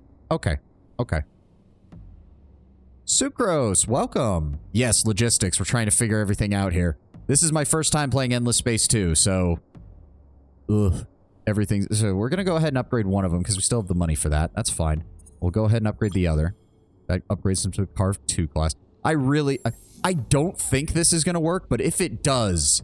If it does, I'm just going to build a fleet of the damn things and park them in my capital system. It's going to be so fucking funny if it actually works. If it does, we may have found our solution to that. Because what's the manpower cost for this thing? I didn't even notice. Optional cost. What do you mean optional cost? The fuck? Manpower of troops in this ship. This is used for ground battles and regenerate over time. It also gives you a damage bonus when full during space battles. So is that automatically going to take 80 of them out of my... I mean, we make 49 a turn, which is not bad. And to be fair, we haven't been doing many ground invasions, so to speak. Manpower required for the fleet. Ooh, it will take 80 out of it. Yeah, we're going to lose that from the Golden Age, too. How are we making so little manpower? We're probably going to need more military buildings, aren't we? That gives the +1 initial level on ships. Yeah, plus 250 capacity, plus 100 manpower limit. Well, that improves the capacity, but it doesn't actually improve the amount of population that I make. How do I... Where do I see with that? I mean, that's the defense. That doesn't actually tell me... How much is, like, this system contributing to my manpower is what I'm trying to see here. No, not that. How do I... Think about it. So you got this. Thank you for the vote of confidence, Sucrose. Thank you very much. I think it'd be in the military. There we go. Base increases plus 96. Fleets and systems require 47 per turn, which is a net increase of 49. And And, ooh, yeah, we don't have... Cost of increasing the proportion of this type of unit in your manpower composition by 10%. We honestly probably should do that regardless. Just because we do not want to be using just infantry. That sounds like a horrible fucking prospect. In fact, I'm going to go even further and make it up to 20% right now. I know that costs us a little bit, but that's fine. We've got 1,900. Well, again, if we could... This is going to keep increasing as we get more population, I think. At least based on how it's been... Again, there's no breakdown on this, which is kind of annoying. Check to sort by list of manpower. And that's per fleet. Okay. But that's not... I really wish it would break this down for me. You give me breakdowns on everything else game, but you won't break down my fucking manpower income. Maybe the Empire screen? Colony, population... See, you'd think it would... I was assume that it's based on population, but there's nothing...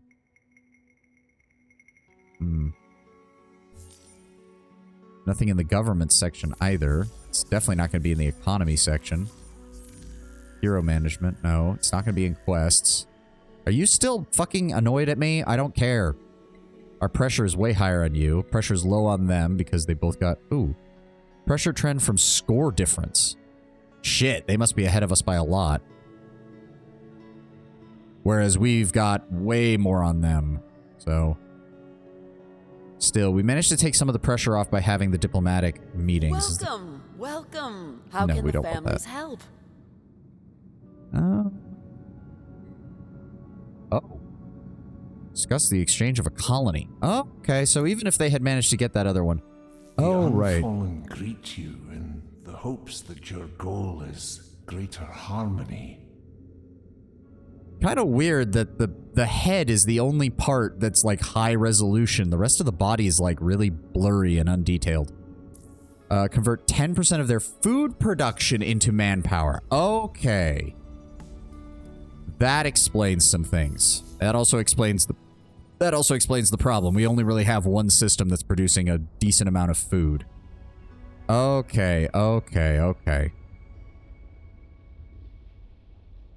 I've always wondered what the Lumeris are. Are they reptiles, amphibians, mammals? It seems to imply that they were originally fish. Like, it straight up says that they were originally fish, I'm pretty sure. I'd have to pull up the... Is there a thing that we can get for that? I also have an empire to run, and contracts to take out. I mean, sign. Yeah, is there something I could, like, highlight to, like, look at their... Ooh. In order to see diplomacy from the point of view of the other empire. Oh, they do not like the Unfallen. They're still kind of annoyed with the Sophons. They're better with us. They kind of don't care about us there. The Sophons don't like the Vodiani. No surprise there. Wow, the Vodiani only know about us and the Sophons, and they fucking hate both of us. Okay, that's pretty funny. Interesting. Hold on. No one has actually encountered the Cravers yet. They're not showing up on anybody's thing. Oh, that's kind of funny. The Cravers have literally been sitting out here in the middle of nowhere. Nobody knows... Like, we know they exist, but nobody's bothered to talk to them. I think they have it just not show up for you. Oh, right. I'm an idiot. Fair enough.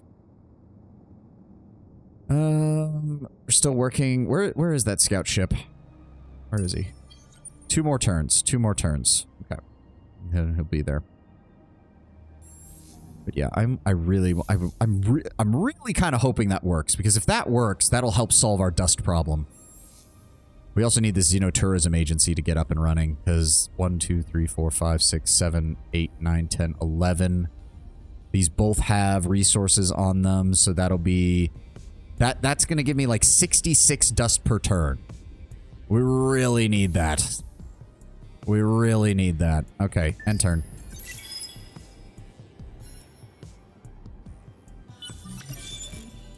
Do you have dust planetary specialization that could help? Yeah. Okay, we got that. There we go. New level. Nice. So we grabbed those, which got her the additional movement, which is great. Then I'm thinking fleet health or experience per turn seems like it would be the best. The longer she's got that, the better. Yep. Militarist, Guardian, focuses on fleet warfare and industrial production. Guardianship is oriented towards the attack, carrying more weapon modules to pack an additional punch for the fleet. Nice. New Volter Pop on Esh. Took care of that. Fatia is also now working on intensive cultivation. Good. That'll help. There we go. Their food issue has been slightly solved, which is good. That'll help keep things up and running. Don't have any luxury resources, unfortunately. The only advantage is that a lot of the dust upgrades do not have any upkeep, which is great. That both of your Volter heroes are two attractive women. I mean, I'm fine with it. I ain't gonna complain. Are you kidding? The Volters have, again, the Volters have this whole, like... Where are they? The Volters have this whole, like, Vikings nomads in space. Like... Come on, pull up her... Oh, god damn it. They're not letting me pull up the full image. Like... They fit the action girl kind of, like, style. Like, I'm loving it. I'm fine with that. I ain't got a problem with that at all. Okay, how's our fleet doing over here? They are... God, it takes so long to repair everything. God fucking damn it. I'm tempted to sell some of my Hyperium on the open market to get some additional fucking resources out of this. In fact, that might not be a bad idea. How much is Hyperium worth? 16 is worth 118, so... Wait, can we not... Why is that buy? I want to sell. How do I sell? How do I sell? On the left? Oh. Oh, there we go. Oh, that's actually worth quite a bit. That's actually worth quite a bit. Okay. Okay, that's good. We'll just go ahead and... Oh. Oh, that's so nice. Oh, thank God. I can sell like... Yeah, we'll go down to 300, so I'll sell about 70 of it. I can control click. I'm an idiot. Yeah, there we go. Oh, that... Oh, thank God. Thank you. There we go. Okay. Now we're talking. Let's get the rest of this fleet back up and running. Okay, so you're good to go. You're good to go. Upgrade and repair. Upgrade and repair. Everybody's up to date. Very nice. Our fleet has 4,800 attack and 5,000 defense. You tanked the price of Hyperion? Oh, yeah. Oh, well. Shift remove. Yeah, it now sells for only 46. I don't care. I don't care. Luxuries. Actually, yeah, we're back. I didn't even think about selling luxuries. Like, I have no income for Super Spuds, so there's no reason for me to hold on to it. I can sell that for very little. Wow. Oh, wow, yeah, that's going to tank the price real fast. Oh, well, I don't care. I have no income of this stuff, so there's no reason in me using it, because if I try, I just end up running out. So, yeah. Our potatoes, aka cheap. Fine by me. Sell that. What even is the highest price of these things? What's the highest priced one? Amianthoid. Okay. +2. They're ×2 defensive bombardment damage on system. Yeah, I can see how that'd be useful. And +4 fertility per population on system. That I can see being really valuable. Hot damn. We have no Jadonics income, so we're just going to go ahead and sell off that. We have we do have some Dark Glitter production. It's very small, but we do have some. We have no Red Sang development, unfortunately. But that is a +60 on system, so preferred by the Hiroshima. We're going to hold on to that one. We do have plenty of Blue Mold Cap. Eden Incense. Oh, we just don't have any. We have a lot of Blue Mold, and that is it. Jesus. All right, well, that wasn't as much as I was hoping, but that did take care of our money problems right now, and I'm fine with that. The Dust Scavenger will be online next turn, and we'll get to find out if we have an infinite dust hack there. Oh my god, he's still... You fucking... Why? This system has taken so long to get up and running, and it is still taking forever. At least it gets another population next turn. Oh my god, this system was... I'm glad we took it. Don't get me wrong. Otherwise, these guys would have... They've already grabbed 2 other minor civilizations. I'm glad we took it. But god damn, this fucking system is taking forever to build up. Baccia is working on intensive cultivation. Fertile planet and temperate. Well, that's not going to be of any use here. We're probably going to want to... Yeah, because the Golden Age effect is going to wear off here pretty soon. That's manpower capacity. That doesn't help me. We need to we're getting the improvements on food. +2 resource generation on strategic resources. That could be useful. We do need more antimatter. We do need more antimatter. Can only be built once. Can only be built once. So +2 resource per pop on planet. So that's probably going to want to go over in Lyra. Because that'll get us bonuses here and here when we do that. It's a shame that the rest of these don't have special resources, but that would still be pretty good. It also gets us additional influence.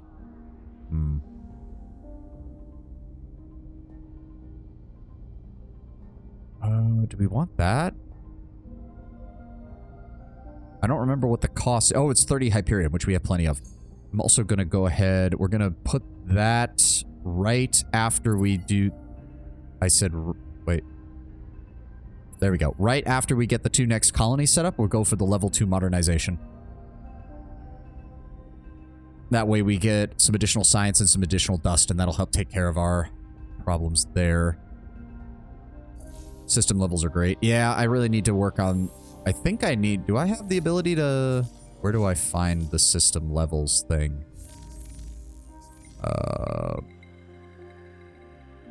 Oh, okay. I can see that over there. Economic menu? Yeah, okay. So we do not yet have the ability to go up to this one. Okay, so that uses a strategic resource. These use luxury resources. Okay. So we really need to open up our ability to get access to other luxury resources. That would help our manpower, though, because that does add +10 on every system, and the blue mold cap gives +60 on every system. I would really like the red sang. If we can get access to red sang, though, the +60 food would help a lot as far as our population numbers go. Okay, I think you're the only one who hasn't moved. There we go. Alright, and who else are we waiting on? I don't think anybody else is waiting. Feyre. Oh, it's already upgraded. Oh, speaking of which, where is the, shit, where's the... Pop out the Argosy. We need to upgrade the Argosy. Yes, there we go. Get that, the better engines. Very nice. Kind of annoyed that it goes up to Argosy 2. I wish I could just rename it back to Argosy, but whatever.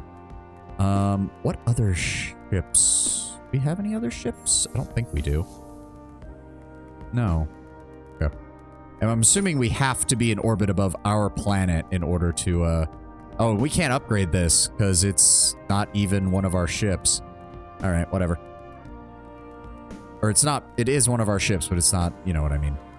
What else is... I don't like seeing that button still be there, because I'm wondering, what am I missing? What ships am I missing on their orders? Also, I really have to wonder, should I...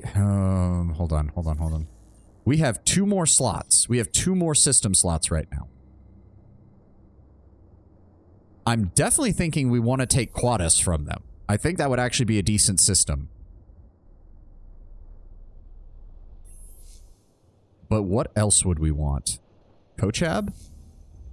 Lots of decent industry, decent dust. 2 more slots unless you can get the research. Yeah, I'm just planning for what I have right now. I know there's other ways. This is a decently sized system. Decently spread out stats with at least 1 world that's okay on industry, which is good. Oh, it does have Jadonics and... Oh, it has Jadonics on 2 systems. And it has Dark Glitter. It also has some additional anomalies that we haven't taken a look at. Actually, yeah, why haven't I been able to send the Fey Ring over there real fast? Why haven't I been able to access those? Oh, we need Curiosity Expedition power. Oh, that's why.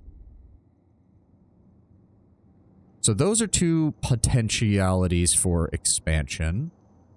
The Kraz system also has Jadonics, which could be useful. The Dorado system only has the... That is dust. I could turn that into a dust production facility. The stats are actually really good on the fellow system in here. It's just the problem is it's a two planet system, which is absolute ass. Same thing with Veni, which is literally a single gas giant orbiting no star.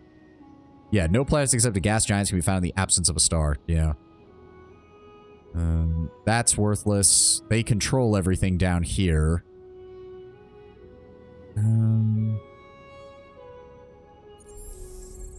Hold the phone. A burning gas giant. Holy shit. Tiny desert, tiny steppe, huge gas giant. Oh, wow. I thought the system looked good, but there's two gas giants here, which... Although that's an industry gas giant. That's interesting. Dark glitter for all the drag queens of the galaxy. But it has red sang, average deposit, and an Eden incense average deposit. Because unfortunately... Yeah, Fish Mom has locked down the fucking... a lot of these resources around here. She's got Eden incense out the ass from some of these planets. What is over here? What is that one? Dustidious trees. +2 dust and +1 happiness. The gas giant in Veni has both industry and science. But yeah, a single gas giant does not help. Now, not for, like, if I had the ability to keep expanding the amount of fucking planets I could take, yeah, sure, fine. But as it stands, no, that's really not worth it. Nair, maybe? What do they have here? What are the pirates controlling? That would be mainly just another industry system, which... I mean, it's nice, but... Ash, lava, desert, and savanna. If only that gas giant was in Virgo. Virgo. Oh, I see what you're saying. Yeah. I mean, honestly, if that gas giant just didn't exist and was in any of these other systems, it would be fine. Hell, even if it was in Dorado, at least then it would add some nice industry and science bonus to a system that could really use it and actually make it somewhat useful. Like, if that gas giant was in here, we'd have 3 planets with high-end science upgrades while still having some decent industry, as opposed to this piece of shit. Our cab, maybe? We can get some additional titanium, some Donics, some dark glitter. There is metallic waters for some industry. There's a quest over here, too. I don't know. It really seems like we did not draw very well when it came to... Like, look at the amount of fucking resources she has down here. God damn. And apparently... Fucking the Academy is making a killing off the Ori Calx fucking industry. Remember, you can press space for a resource overview. Oh. No, that just brings up the hacking console. That doesn't tell me anything. That doesn't... What? Oh! Oh, you have to... Wait. This map is not very intuitive. Like, it shows nothing if you're zoomed out, and it doesn't show anything until you literally zoom in all the way on a system.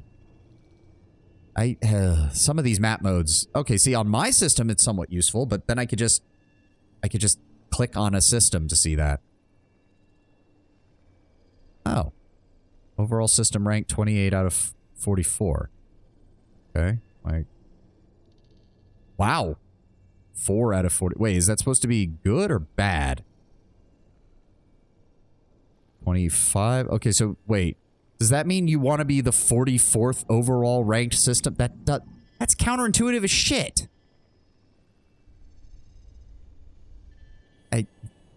Yeah, our systems are not ranked very high. And if you're not... Okay, see, that doesn't make it...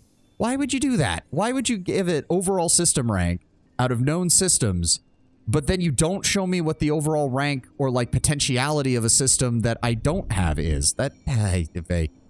This map is fucking strange. Okay, that's at least useful. See, that's at least useful. What are those lines? Is that supposed to be their colonies? But it doesn't show that on mine. It doesn't show that on anybody else's. What are those lines? It's not... What the fuck? System link. What the fuck is a system link?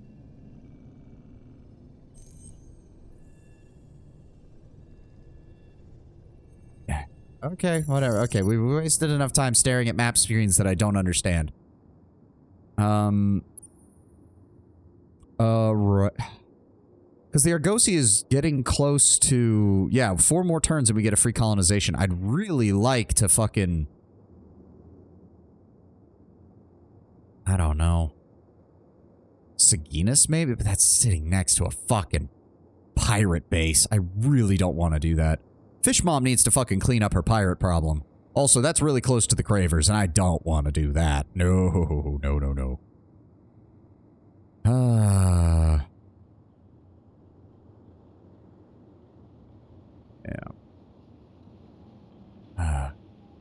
And I don't know what's going on back here. They can't have much because they keep getting ranked as like the lowest of the civilization, so it can't be much.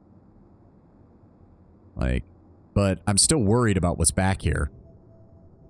Knowing my luck, there'll be some stupid wormhole that connects to Craver space, and I'm going to be really pissed when the Vodiani get slaughtered and they start coming up the chain on me. And we still need to deal with this bullshit. See, he even only has 3 population, which means he literally only has 1 per planet right now. And that's it. Ugh, aggravating as piece of shit.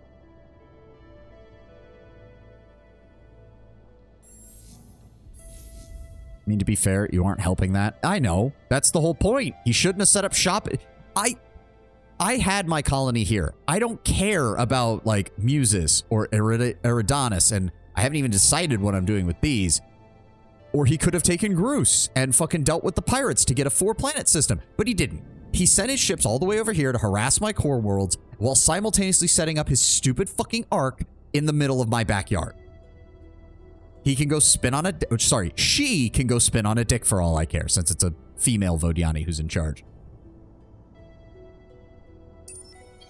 1 more turn for that. Okay, we're just... It just feels like I'm wasting potential by not colonizing these systems. 3 of these are already colonizable. We can colonize the savannah, the ash, and the forest. We can get access to some additional resources. There is a decent amount of luxury resources here with 3. Well, what do you need the most right now? Well, what I need is dust. So hopefully this issue will resolve itself with the dust issue, because 2, 2, 2, 1, 3. So that's an average of 2 across the board, essentially. 2, 3, 2, 2. So slightly higher potentiality. Though the research is going to be shit for this system, but that's fine. We already have 1 dedicated research system, and we're making a decent amount from the rest of our areas. We're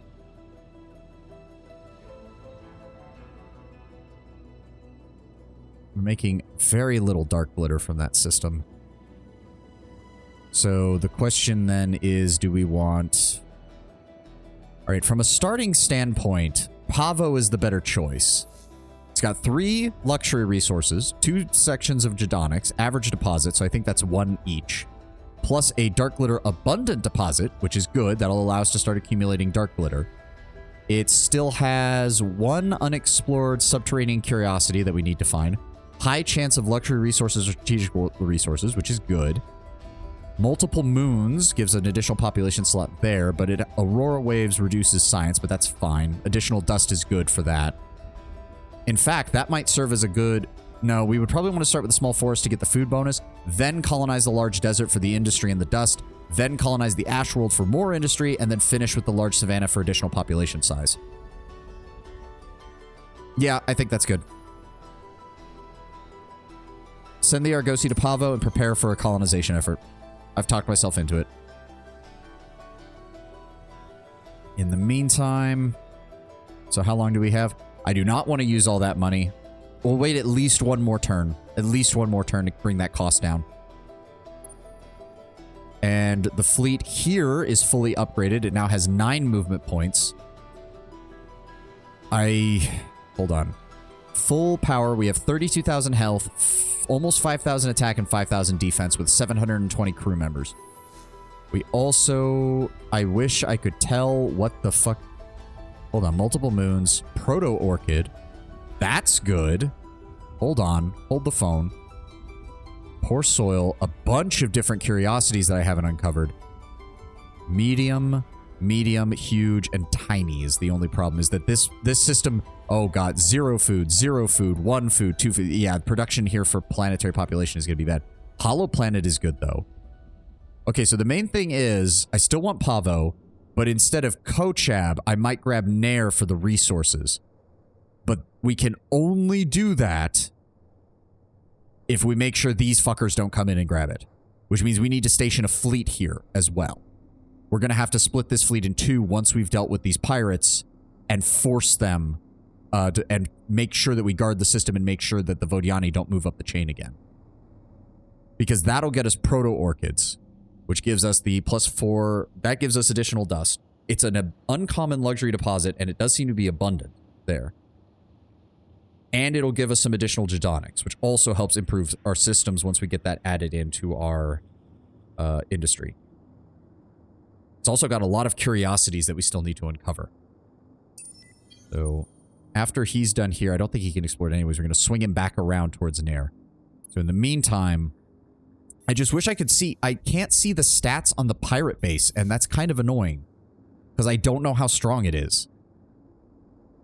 Wait, does the pirate base only have manpower? It doesn't have spaceborne defenses if it doesn't have any ships there?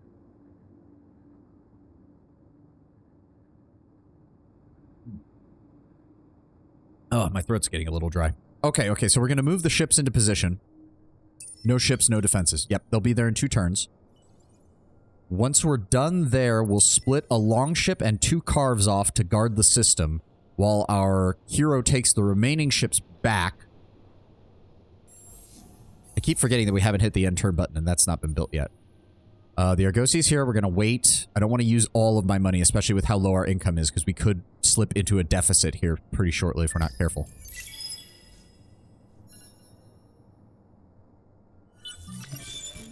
Okay, we've got some high-energy magnetics. That clears out everything in the tier 2s except for the behemoth technologies. Dust went up? It did. Oh my god, okay, we're gonna need to check that out here in a second.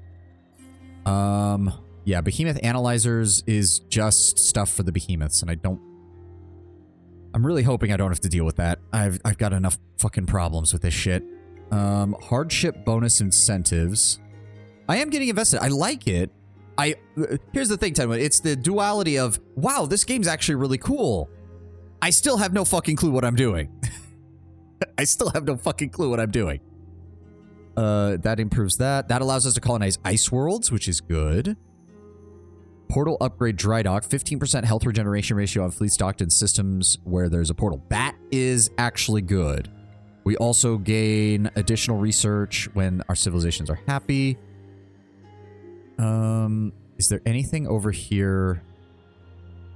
Impactless sites. Oh, that might actually be a good idea. That opens the marketplace, gets us access to pulvis production.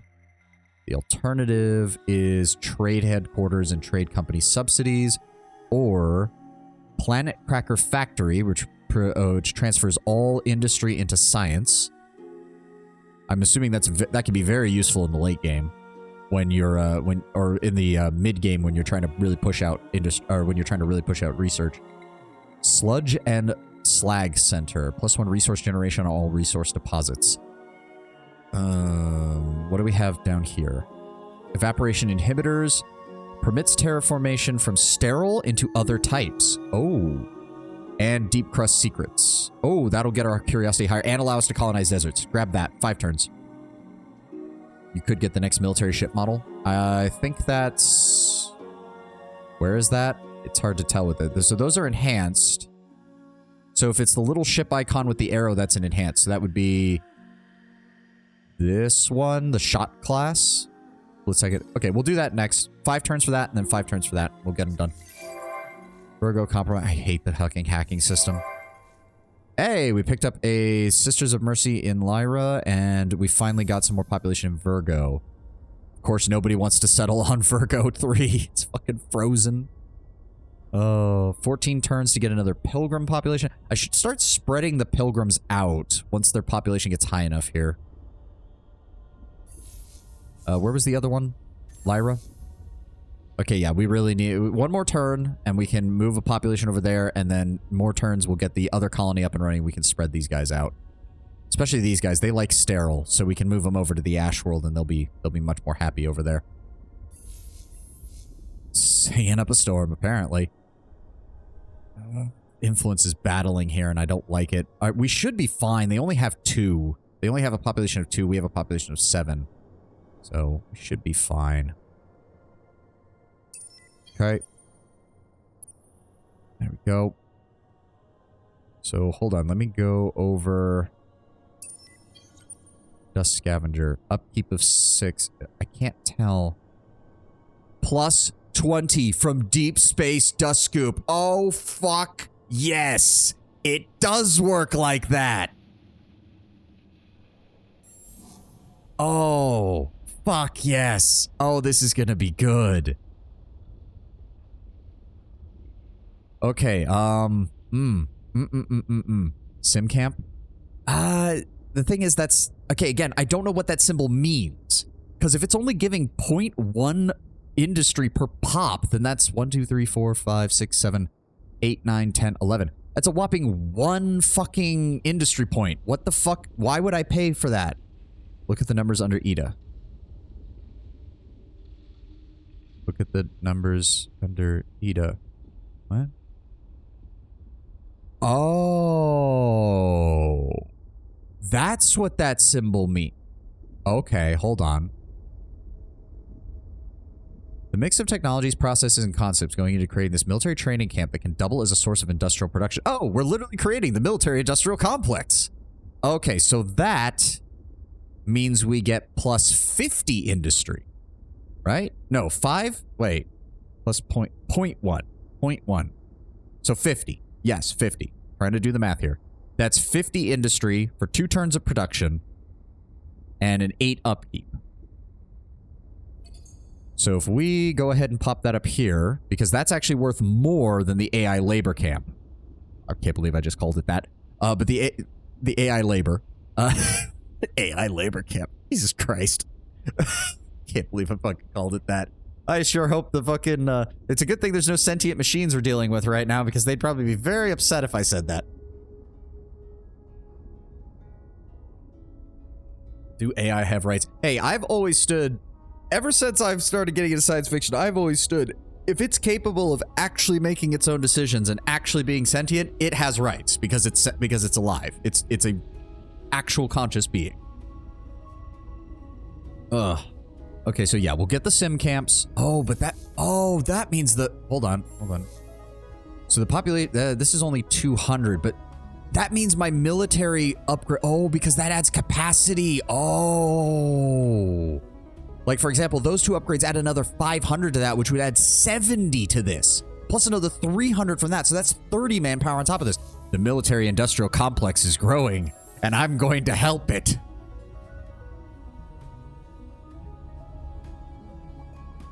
These guys are... So, I want to get them up there, but that is... Oh, these machines... Oh, my God. So we need to get this up and running. Sorry, Graviton Shielded Labs, but you're actually not worthwhile right now. Could that help Virgo? Oh, you're right. We need to get predictive logistics, though. Like, we still need that because it's still plus 60 across the board for here. But once that's done... Hot and sterile, that only adds 5. That's not going to be fucking useful. What we would want to do... Oh my god, their food is still okay. Some of this stuff is going to take forever to fucking get. But what we would want is...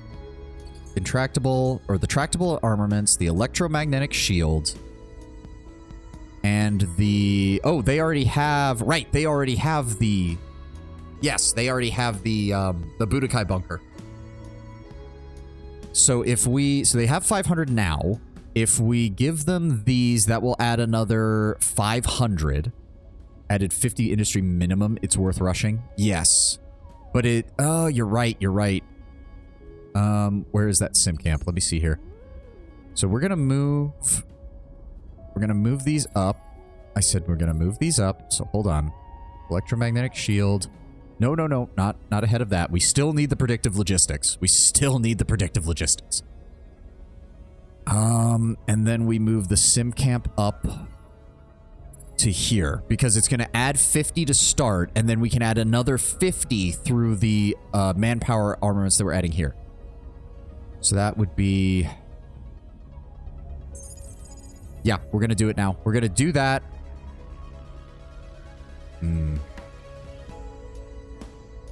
Hold on a second. Let me see here. Marketplace. Strategic. Making a little bit there. We're making a little bit there. Sell 6 units of adamantium.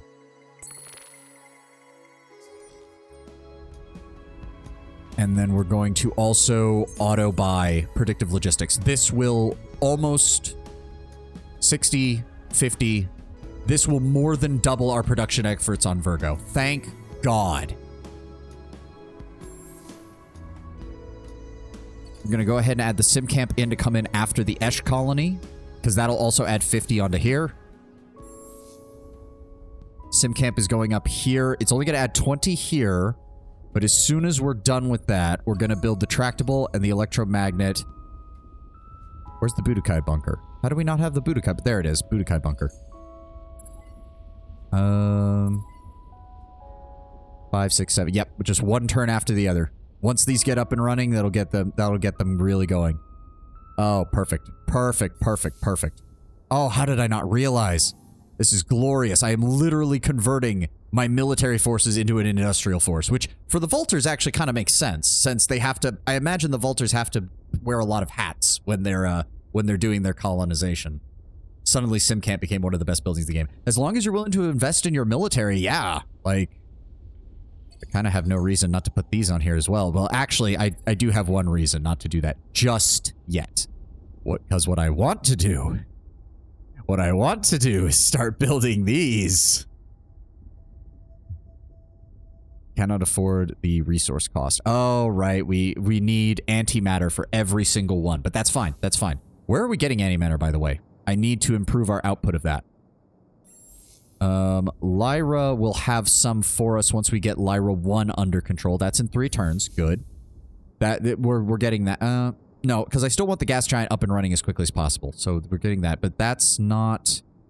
Virgo has our adamantium supply, so we're going to need to build up. Fatia has it. Right. Which means... Do we have anything that improves our... Yes, strategic resource generation. So once we get this industry up and running, that'll be the next thing. And even more resource generation. Yes, there we go. Expanded. So that'll give us an additional +3 antimatter a turn. Nice. Nice, nice, nice, nice, nice. Going full Mars. The Vultures have discovered the resources needed to protect our people. We will be utilizing as many of them as possible. Yes, I do have research going. We looked at the population. We have blockaded the pirate base, which is quite large. They have 750 defenders versus our... well, I know we have more than that. I don't remember what the full fleets... We have 720 soldiers to their 750. But we can put 600 on the field to their 500. And we have total air superiority. And we have tanks. We'll give it a turn or two before I fully engage them. And bombardment. Yeah, well, I mean,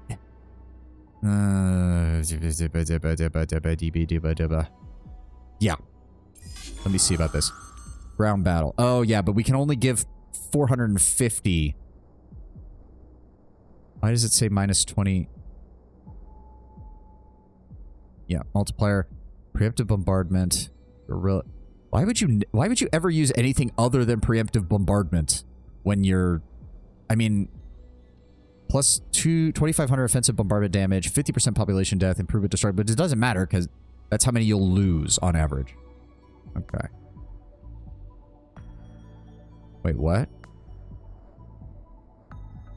Will not inflict. Oh, that's okay. So we have the larger reserve, but we're gonna have a slightly smaller force. But we do have the preemptive bombardment. Let's go ahead and launch the first wave. Oh boy, lava planet. This is gonna be fun. You want to conquer the system rather? Oh, wait, it can destroy. Wait, what? But they haven't built anything. All right, send in our forces. Why is the tank holding back? All right, we took some. Oh, there we go. There we go. So yeah, we took some heavy infantry damage, but that's fine. Minor victory. Battle will continue next turn. Skip. Yep, we lost one of our tanks. We lost a couple of infantry. If you invade another system, you might want the buildings. Oh, yeah, pirates. If you... Oh, okay, so with pirates, it doesn't matter. That's what I'm saying. With pirates, it doesn't matter because you're just destroying the pirate base. Like, there's nothing else there. But yes, we lost about 90 men, and they lost over 300. Very nice, very nice. I'm also thinking that tells me... we need to increase the amount of armor that we have in our forces. Cost is higher for manpower, but at the same time... actually... Do I have the money for this? Hold on. Oh... We've got some money. Additional armor health might be useful, but the infantry's pretty cheap. Modification cost 800. We're also going to increase. So that'll cost us 800 dust and 50 additional manpower in order to adjust our armor ratio up. When you invade the small figures, you see the animation depending on what factions you have in your empire. Yeah, no, that's cool. I also like that the Volter's tank basically is a miniature version of their Corvette ships, of like their small interceptor craft. It's actually really cool. I do like that. Like I don't like that it's floating. I'm never really a big fan of floating tanks. Like I just don't like it. I don't like it. Can work for some factions if you're going for like a really specific look, but I much rather prefer treaded tanks. Or I suppose for the Volters, I suppose I don't know. I don't think it looks good for them. I don't think it looks good for them. That's just me, though. That's just me. So we're going to increase the armor ratio up to 40%. Which is going to cost us a little bit of additional manpower. Tech-wise, hover tanks are superior. They don't get stuck. I know. Let's just say I was not exactly the happiest camper when the Impulsor came out for 40k, and they were essentially replacing the Rhino with a floating truck. Like, don't get me wrong. The Impulsor... I've seen conversions of the Impulsor with treads, and I think it looks great. But... I'm sorry. The Rhino is the superior vehicle. I'm just going to say it. The Rhino is the superior vehicle. I don't know why. Well, I know damn well why Games Workshop wants to replace the Rhino. It's so they can get everybody who owns shit tons of Rhinos to buy new vehicles. But okay. There we go. So that's getting set up. That will be done by our next turn. And our boys are holding out pretty well. They're on the ground. I don't think there was anything else. Argosy. Yeah, we used a lot of our money, so we're going to have to wait on that. That's fine. That's fine. Just keep defense of the system. Don't go anywhere. All right. Scout ship. Yeah, I figured you couldn't do anything here, unfortunately, because we still can't. No, that's still locked, and there's no other ones. So I'm going to actually send you back this way, so we can investigate these planets once we get access to them. And you are over here. Let's go ahead. We've got 3 probes and... Oh. We got 3 probes and 2 things to explore. Very nice. Go ahead and start exploring Auriga. Expedition successful. Plus 60 dust. I mean, that's not much, but okay. Oh. Your crews have found... Why is there a Craver there? Isn't that a Craver? The 4 arms with the weird biomechanical, like, suits on top of it? Why the fuck is there a Craver there? Your crews have found traces of activity in unusual places. Scans indicate the presence of Ops and Limo Hero class ships. Are you fucking... They actually call it a Limo Hero class ship? Are you fucking kidding me? I hate Isyander even more. I hate him even more. The gall to actually call it the Limo class ship. I fucking hate that, man. Something needs to be done to restore the center of power in the Academy. Oh, okay, so this was all about... Oh, okay. Oh, we got one of the pirate dudes with a shotgun. Cool. There we go. Recently recruited hero without ties to a major empire would be a valuable asset on the unique planet. Assign Torvoth Vzek Gruul to a system and raise its level to 7. In exchange, we get the Idea Incubator. 50% science on a system with a colonized unique planet and governor. 50% industry on a system with a colonized unique planet and governor. Well, it would be nice if we had any unique planets. But maybe it's the Lemo. Focus on the I. The Limo. I don't care. I don't care. You're never going to convince me that it's not something stupid. Alright. 60 science. You enter the atmosphere of this planet to a wondrous sight. A migrating swarm of giant airborne creatures soaring idly through the air like a fleet of dirigibles. Your wonder turns to fear, however, when the creatures start attaching themselves to the hulls of the ship. Banging of mandibles off sheet metal echoes through the interior. -2 movement points and plus 70 shield capacities. You give orders to flee the planet as quickly as possible, but the creatures remain attached to the ship for some time. These enormous creatures are indeed parasites. As it seems, you shudder to imagine what they feed on. It is one of those days when I must decide if I am angry or sad. We have found the echoes of rebuilt galleries and chambers deep underground. It seems that they survived after we left, but we did not find them. Not even their graves or their bodies. Auriga has become a frozen planet. She guards her secrets in her icy heart. Got the Geological Vault, plus 20 science per strategic deposit, plus 10% science across the board. Nice. Ooh. Against my will, 3 days of mourning were declared by the people. I feel the loss perhaps more deeply than any, but we will never find ourselves if we wallow in the past and remember our losses. Every day that slips by is one of the lost opportunities and mischances. Do my kin not see that we have to strive constantly if we are to be the ones in control of our destiny? There are still Aurigans that are alive, and my role is to see them flourish, not merely survive. It was at this moment that a strange message came. Isyander, the son of a bitch, leader and founder of the Academy, has heard of us. I mean, I certainly hope so by this point. But more importantly, of our interest in Auriga. What interest could he have, this suit-entombed being with an unknown past and inscrutable loyalties? I do not feel strong enough to ignore or insult him, so I accepted an audience with 2 of his heroes, 2 of his dust-enhanced super beings. It is interesting to be in the presence of equals. But what they had to say was even stranger. Isyander claims not only knowledge of our history on Auriga, but knowledge of the kin we left behind. For the diplomats claim that there is a good reason that we found signs of life, but not the bodies nor graves. They claim that some of our kin and other beings of interest are still alive elsewhere in the galaxy. I must have this information, no matter the costs. Possess 3 temperate planets. Wow. We somehow only have 1 temperate... Do we have at least a chance of getting that? Or am I going to have to build military ships? Temperate. Temperate. Okay, so if we colonize Pavo, we can fulfill that mission fairly quickly because we'll get 2 additional temperate planets. Distrust requires 5 ships of at least 1,100 defensive power, which we don't have any of right now. We'll do this one.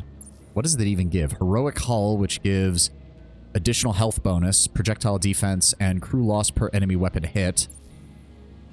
Versus the NAL module, which gives additional fleet experience and can be used on a command.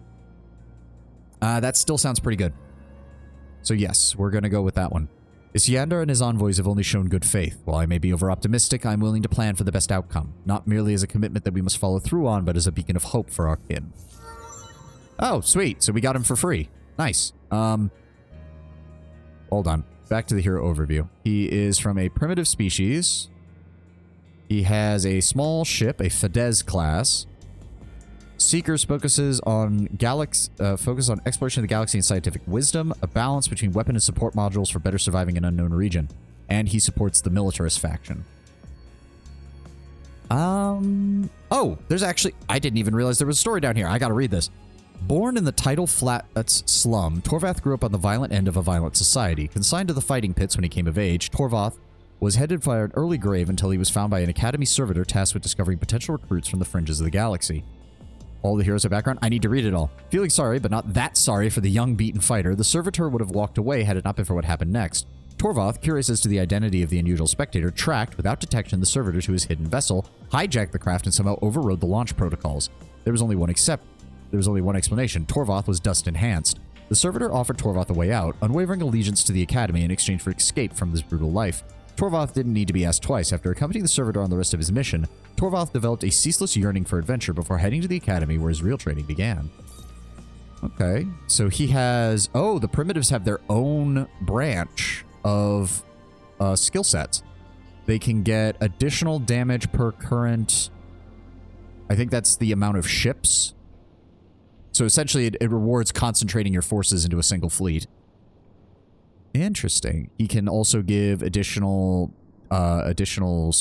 industry. He can further enhance... Ooh.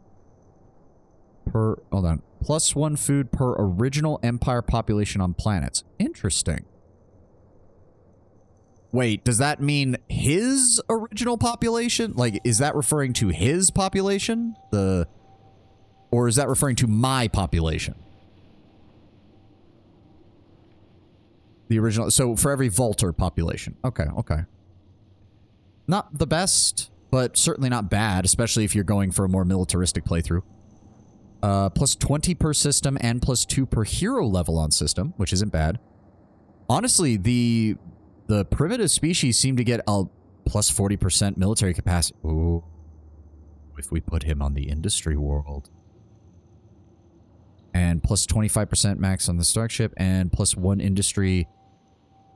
Ooh. I think I might have found my industrial leader.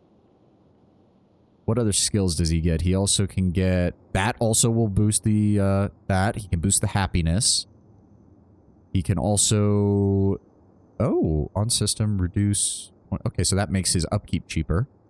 And the upkeep of the system cheaper. He can also boost science, influence. The top one is the same for everyone. Oh, okay. Oh, okay, so this is... Yeah, all heroes access this. This is based on your species, and this is based on, like, your preferences. So for his is the Seeker. He can give additional things to the fleet. He can give additional influence. Shield absorption, and... Oh. Hero can be assigned when the fleet is outside friendly territory. That's useful. He buffs defending troops, too. Yeah, I saw that. He doesn't just buff the defending troops, he also... Where was it? He also increases the capacity, which means if I put him as my industrial governor on the industrial world, he'll be adding that military-industrial complex bonus to it on top of the top-level stuff where he gives even more industry per population. So, yes. He starts with level 4, so he has 4 skill points. That means we can get him on this. Oh, they can't get to tier 2 yet. So, oh, okay, so wait. How long does it take to... Oh, okay, so next level. But that means we can start him on this. And then next level, we'll grab the +30 per system there. And we'll grab... Honestly, we'll probably grab that too. This... Oh, this also solves our food issue on our industrial planet. Fuck yes! How much do you cost? 15 costs only when they're assigned. That's fine by me. Let's go give you a colony to govern. He starts at level 5. Oh, that's good. There we go. Oh, yeah, that's beautiful. That's beautiful. We need to get the desert planet up and running soon. Oh, we need to get the desert planet up and running soon. That was so good. That is so fucking good. If we get another hero, though, I'm definitely putting them on the Lyra system because we need to get that. The satisfaction of a new hero. Not just a new hero, but a new hero that actually works with what I'm trying to do. Also, now I need to read the other heroes because I didn't realize. A promising young student of mechanisms and mathematics on Auriga, Kata converted to the community of the Great Orrery after a near-death experience at 15 when necrotic tissue in her foot almost took her life.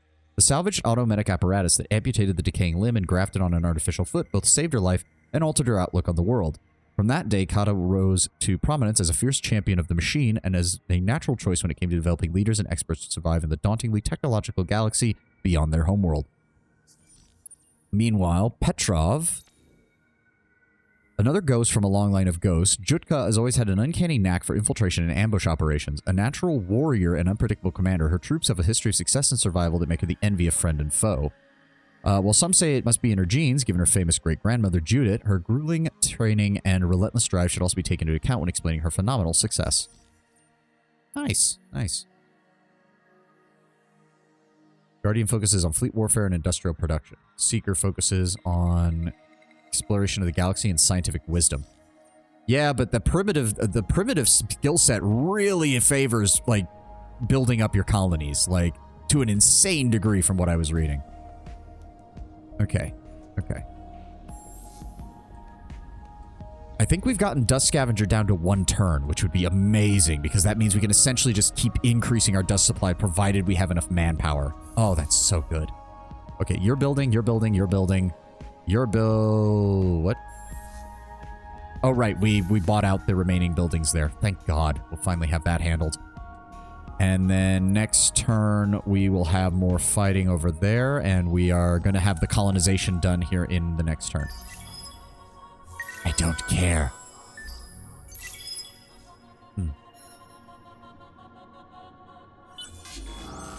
All right, next round of the ground battle, preemptive bombardment. They're bringing everything they have forward because they have no reserves remaining. All right, take them down, boys.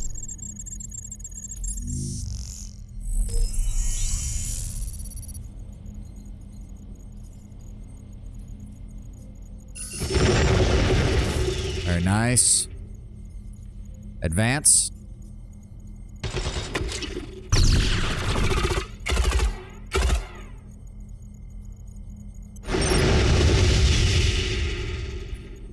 Almost. We almost did them. We took fewer casualties, which is good too. Major victory. Battle will continue next turn. Yeah. Shame. Was hoping to finish them off, but we'll definitely get them next time. Okay, Lyra just got... Ooh. I thought you said that the gas giants only had 1 population slot.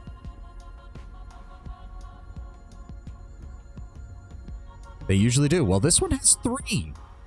Hot damn. I was counting on that being a 1, so 1, 2, 3, 4, 5, 6, 7, 8, 9, 10, 11, 12, 13, 14, 15, 16, 17, 18, 19, 20, 21, 22, 23, 24, 25, 26, 27 population slots. Oh, we definitely... The next hero we get, if they're decent for governing, they're going right here. Hot damn. 2 more turns and we'll have Lyra colonized. Good. Then we get the modernization. Oh, and then, honestly... Because the industry is decent here, so we don't have to worry too much about... Also, your Golden Age is next turn. True. Shit, you're right. You are down to 10 dust, by the way. Yeah, we need more. From deep space... Wait. Sim camp, dust scavenger. Yeah. We are building a lot of shit that takes a lot of dust. To be fair, if the dust scoops work, we're not going to have to worry about that nearly as much. Also, this is going to go online here pretty soon, which is going to give us... So do those stack?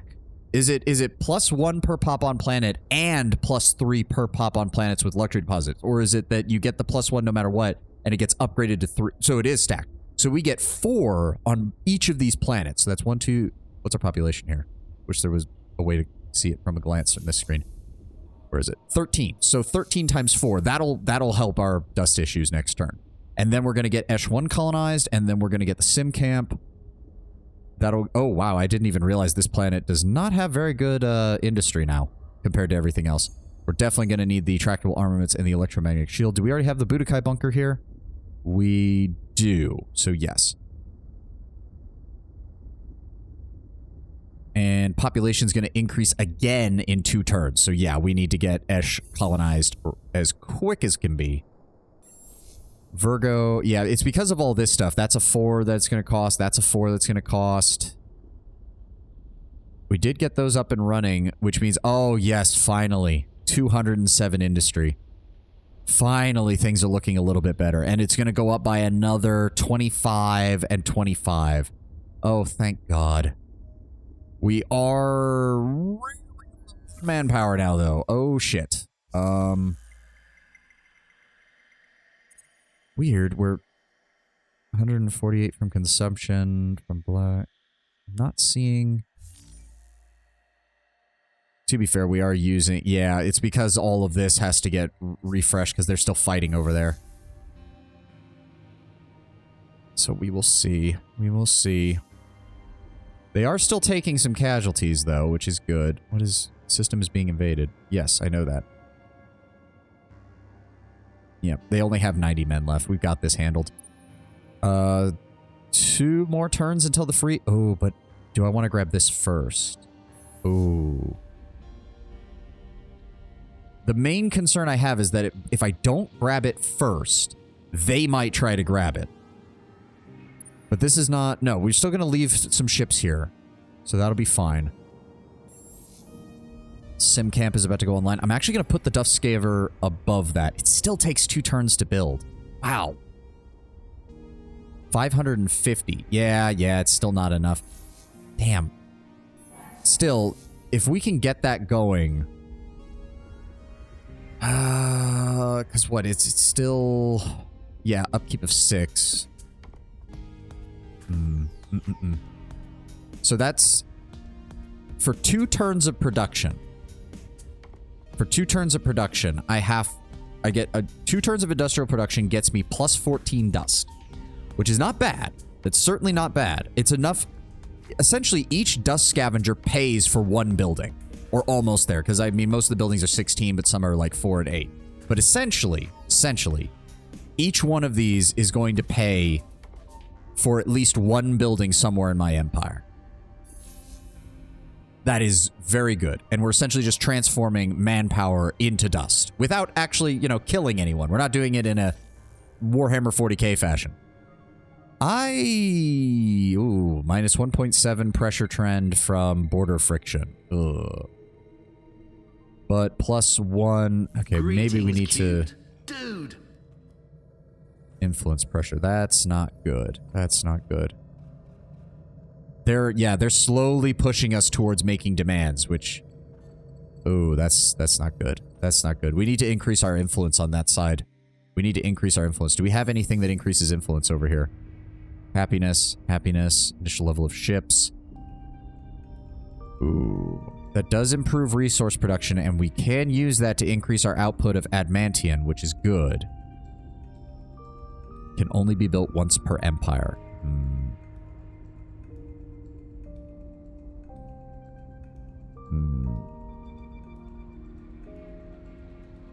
Problem is, there's nothing else that improves our influence on this side.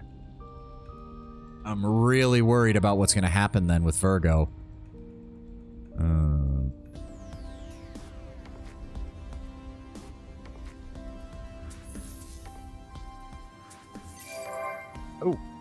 Ita has a new population. Oh, they're maxed out. We need to...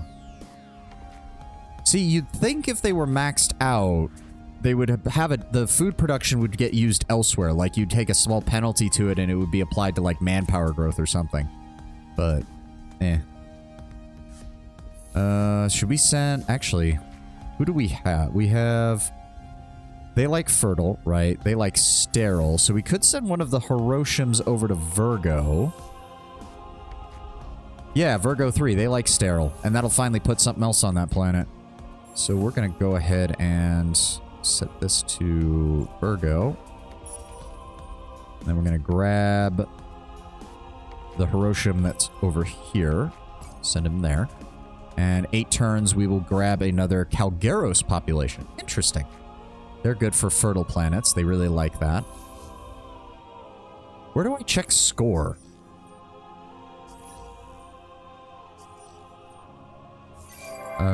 Colonize Ash, Sim Camp, electromagnetic shields. Yep, good. 2 turns, and that'll spike that production again, and then even more. Go ahead, do the... Are the Budokai bunkers really that expensive? No, they're about the same cost. 2 turns for the Sim Camp, then, yeah. Far left... Ooh. We're... Oh, wait, what? We're first in supremacy? That don't make no sense. We're also first in science somehow. We're 6th in economy. Ouch. 4th in conquest. We assimilated minor civilization, number of colonized planets. You control 5 out of the 28 required for a system win. Yeah, you've got a weaker starting area. Yeah. We're 4th in score, so that's not the worst. Certainly not the worst. We've discovered 68 curiosities. Damn.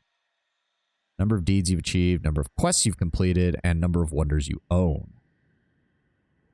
Number of trade routes, including routes to external subsidiaries. Number of trading company headquarters. Okay. You can hover over the next turn button to check the exact points. Oh, there we go. Yes, the Sophons have actually shot up to number 1, probably through pure research. But we are about equal with the Cravers and equal with the Unfallen. We're slightly ahead of the Umbral Choir. We are almost double the strength of the Vodiani. So yes, the Vodiani do not... We need to press our advantage against the Vodiani as soon as possible. Once we have dealt with their colony here and the remaining pirates, we're going to come down here and deal with them. You could start war. I could. Right now, I just want to keep that system under lock until we're done over here. Once we're done with the pirates here, the main fleet will have to transfer to Ida and then work its way down. Luckily, there's no pirate fleet here right now, so we could just move through. We'll go to Quadus with the full might of our fleet, crush them, invade their planets, take them over. Then we'll take the full fleet, minus maybe 1 or 2 ships that we leave behind, and we're going to come down to Zane's and just... We're going to put them under siege until everything's destroyed. And that will end the threat of the Vodiani. Also, that actually gives me a good reason to check out their planets. Decent industry... Hold on. What? That doesn't... Wait, what? How does that make sense?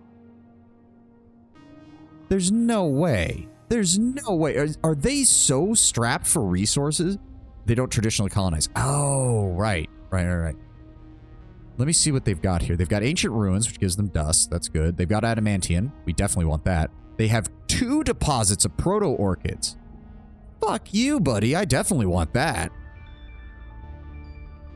They have a Garden of Eden world, titanium deposit, Hyperium deposit, and an unknown quest-related curiosity. Zane's also has Acid Rain, which is definitely something that needs to look at the sizes. Large, medium, medium, medium. Honestly, it's pretty balanced. It's just weird. How do they...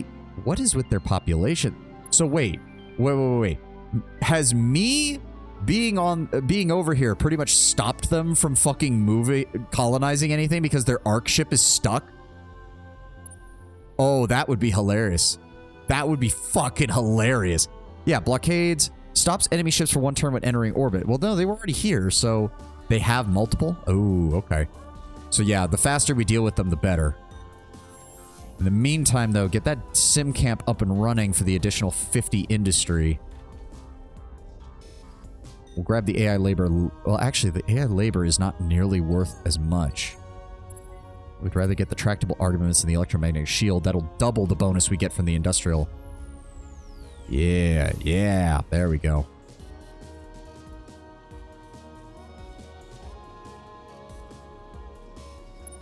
So, the Argosy is waiting. It's fine.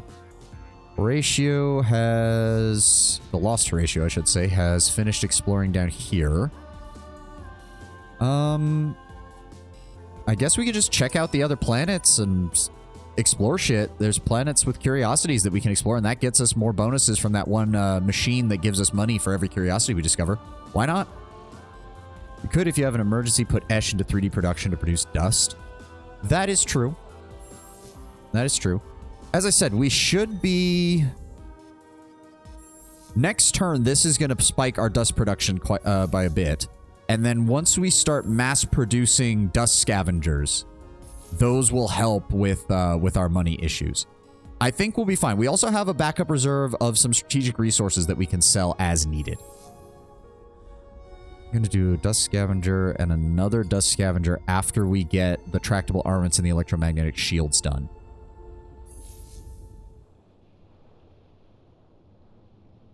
That fucker's still wandering around here. Get the I really hope the Sophonts blow you up. I'm getting sick and tired of seeing you wandering around down here. It's pissing me off. He's not even that powerful. I just hate him. I want him gone. Alright, next turn should end the fight against the...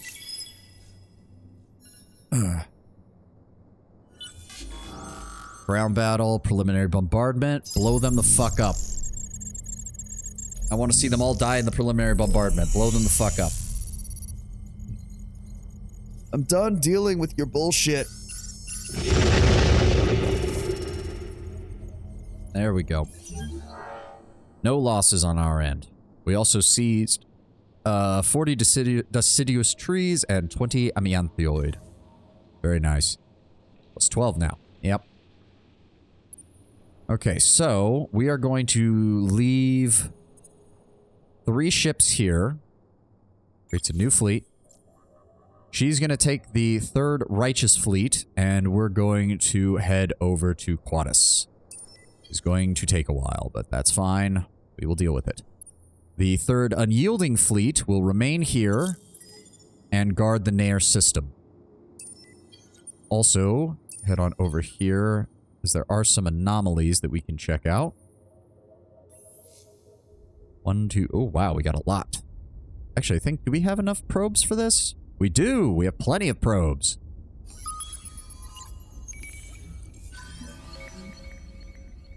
Analysis of the ruins. Improved Slug 1 module. Very nice.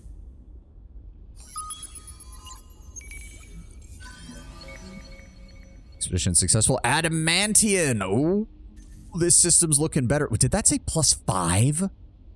No, that says poor deposit. Why would it say... No, we found 5. I'm an idiot.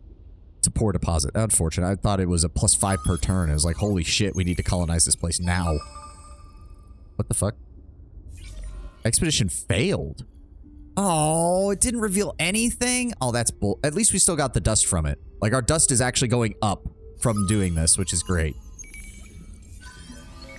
And psychoactive air. Lower research, but higher dust and higher happiness per person. And we got some influence. Nice. Nice, nice, nice. Mixed. Unfortunately, it barely counteracts the poor soil. Though once we deal with the poor soil, hopefully we can get something there. Oh, we need... How do we get curiosity power? We just have to keep researching science stuff, don't we? Annoying. Ooh, they're buying Jadonics. Unfortunately, I don't think we have any systems with Jadonics just yet. The Sim Camp is done. They're working on the Dust Scavenger. Xenotourism is done. They're working on colonizing the Savannah world. And Fatia just got another vault population. I do not want to use 400 of my dust in case we do have an economic issue. Another baby boom. Yep. Fatia is still doing fine on food production now, thanks to that. Did we send the Hiroshima over? I thought we sent the Hiroshima over here. I thought we sent the Hiroshima over here. Or did I send them to another planet? I don't remember. Whatever. We still need the desert world for that. I think... Yes, so our next technology will open up the desert world for colonization. That planet is full, so I'm actually... we can go ahead and move one of our vaulters over here. That'll reduce overpopulation on this world. Yeah, the dust cost on this planet is big. But it's about to get... Yeah, that's going to be 20. Then that'll add another 30 to our industry. And then another 50. And then we'll get some additional antimatter out as well. Oh, we're going to get a Horatio population next. Very nice. That'll be great. They love these kind of planets.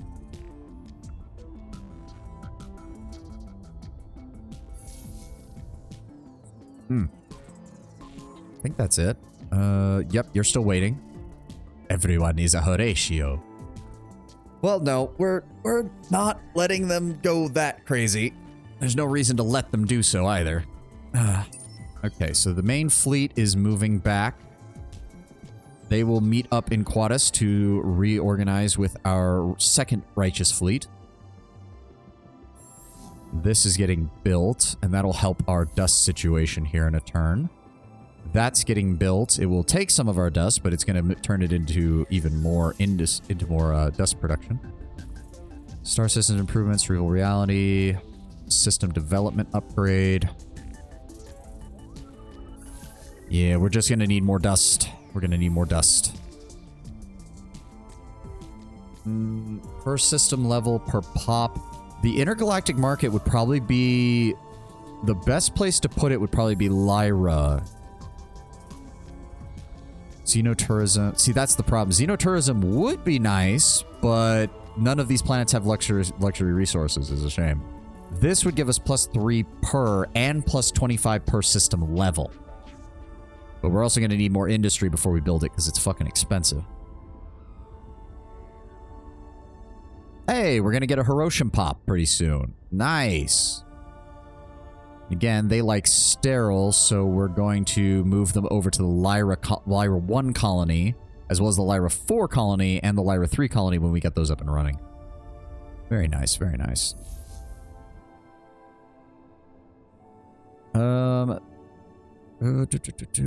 Nair's ready. They're there. Fairing. Is there anything else we can explore around here? No, we already... Wait. There is an anomaly over there. Okay. So, next turn... Go ahead and get started moving on there, please. Then I think that's it as far as exploration goes over here. Oh, wait. You have not... Oh, God. It's a shame that we can't upgrade this guy to a better ship, because God, he fucking sucks.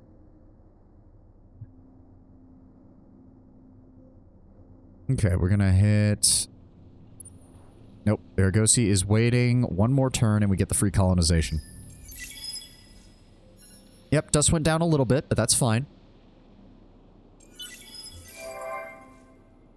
The Aragosi is now fully ready. Yep. We also got another population on Esh of Vaulters. Very nice. Ooh, we need to spread this out. Well, we can. The second we get Esh 1 up and running, I'm going to move a good chunk of the population over to those planets. So that is 3 turns from now. Yep. We still have room. And in 3 turns, we're going to get another population. They'll be maxed out. We can immediately move population over to Esh 1. Perfect. Industry is about to spike again on this planet. And in one more turn, we'll have another dust scavenger that'll help us with our resources. Very nice. Everybody's building more shit. Finally, he's starting to make some fucking... There we go. It's a long time for another population, so we are going to start... Once Esh gets fully saturated, we're definitely going to want to start moving people over to Virgo to take advantage of that. The Argosi is now ready.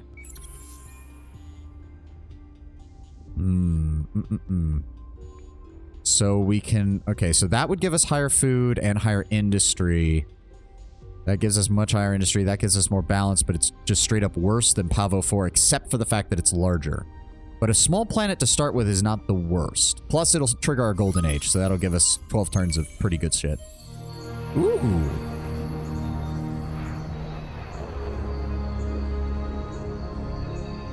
Jesus Christ, that's a ship. Those fucking trees are huge. Holy crap.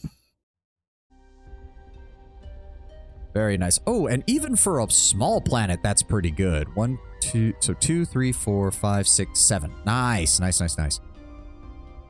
Multiple moons also adds a population slot on that one. The Aurora Waves is good there.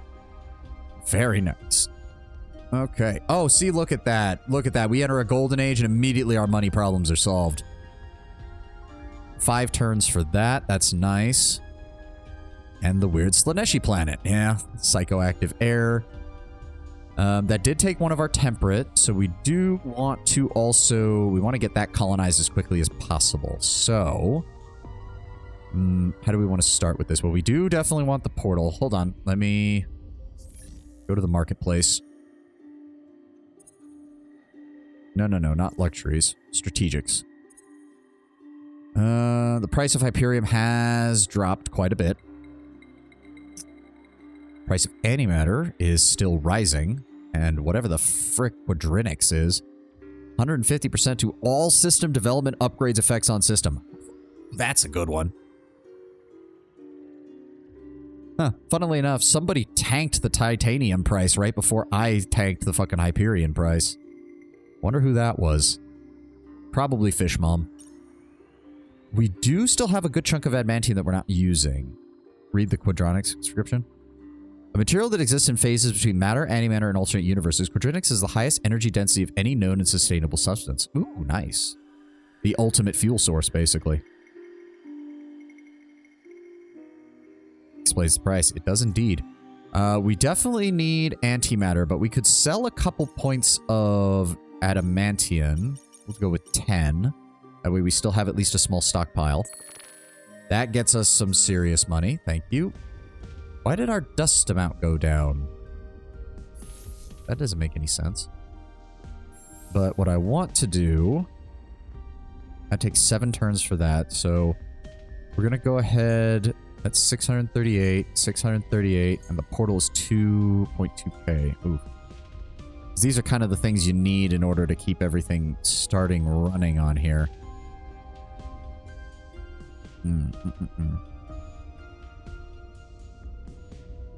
What buffs does adamantium give? +3 industry per pop-on system and +3 food per pop-on system.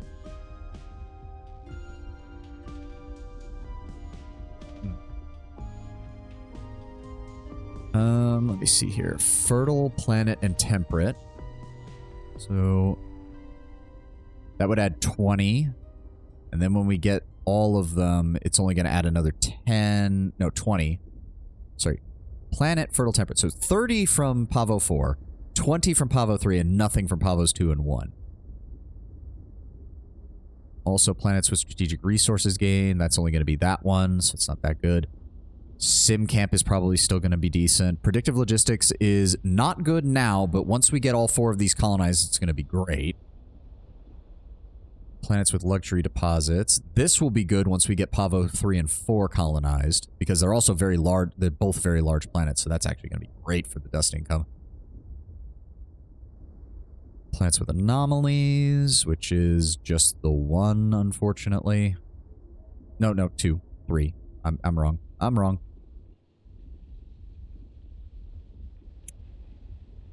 So we're definitely going to buy the portal, get that out of the way immediately. Once we get that, we'll get the drone networks and the cerebral reality set up, so that'll help compensate for its losses there. Cold and hot. That'll help with Pavos 2 and 1 once we get to it later, but worthless now. 10 per luxury deposit. That's good. That's actually good. That'll help here and when we colonize Pavo 3. Honestly, the Sim Camp is probably fertile, planet, temperate. So, yes. Xeno... We want Xeno Industry. Then we want the Sim Camp. Then we want the triple combo of the Budokai Bunker, the Tractable, and the Electromagnetic. That will get their industry kickstarted and allow us to start specializing these places a bit more. Definitely want something that'll improve the amount of luxury resources we extract, because we're already getting 2 Gedonics from this now. Just yet, as you don't have a full defense. Well, here's the thing. It will be adding up. That's why it's getting... Yeah, it's going to be going up quite quickly. And it's not even going to be started for 16 turns, dude. I think it's fine. We'll be able to get the portal up and running. Then we can get some basic infrastructure in place. The cerebral reality, the drone networks, the xeno-industrial infrastructure. That one's the best one for this simply because it's a temperate, fertile, and a planet, so he gets a +30 from that. When we get Pavo 3, it'll add 20 as well from being the temperate world. It's not going to add much from Pavos 2 and 1, but we're going to colonize those later. The main thing is going to be Pavo 4 and Pavo 3, get that population number up, and then we can go for the other planets. Yeah, SimCamp doesn't help much yet, but by the time we get to it, not only are we going to have a better industry, but we're also going to immediately build out the rest of the garrison structures, and that'll improve it quite quickly. Okay. That's getting built now. Yep. Fatia is 330, and that's going to start going up once we get the boot. Yeah, it's going to be one turn after the other is going to be increasing the production on these. Speaking of which, that'll go into the Miners Union and the Expanded Mines, both of which are going to increase our strategic resource production on our antimatter. And from there...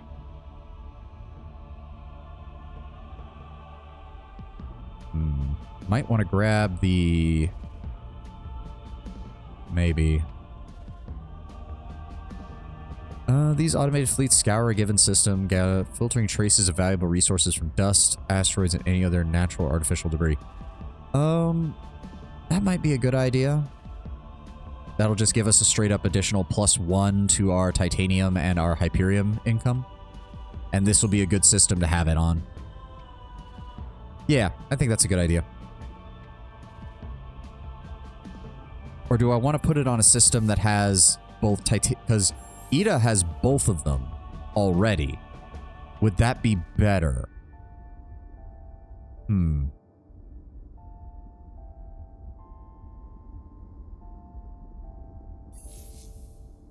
not sure. I am not sure.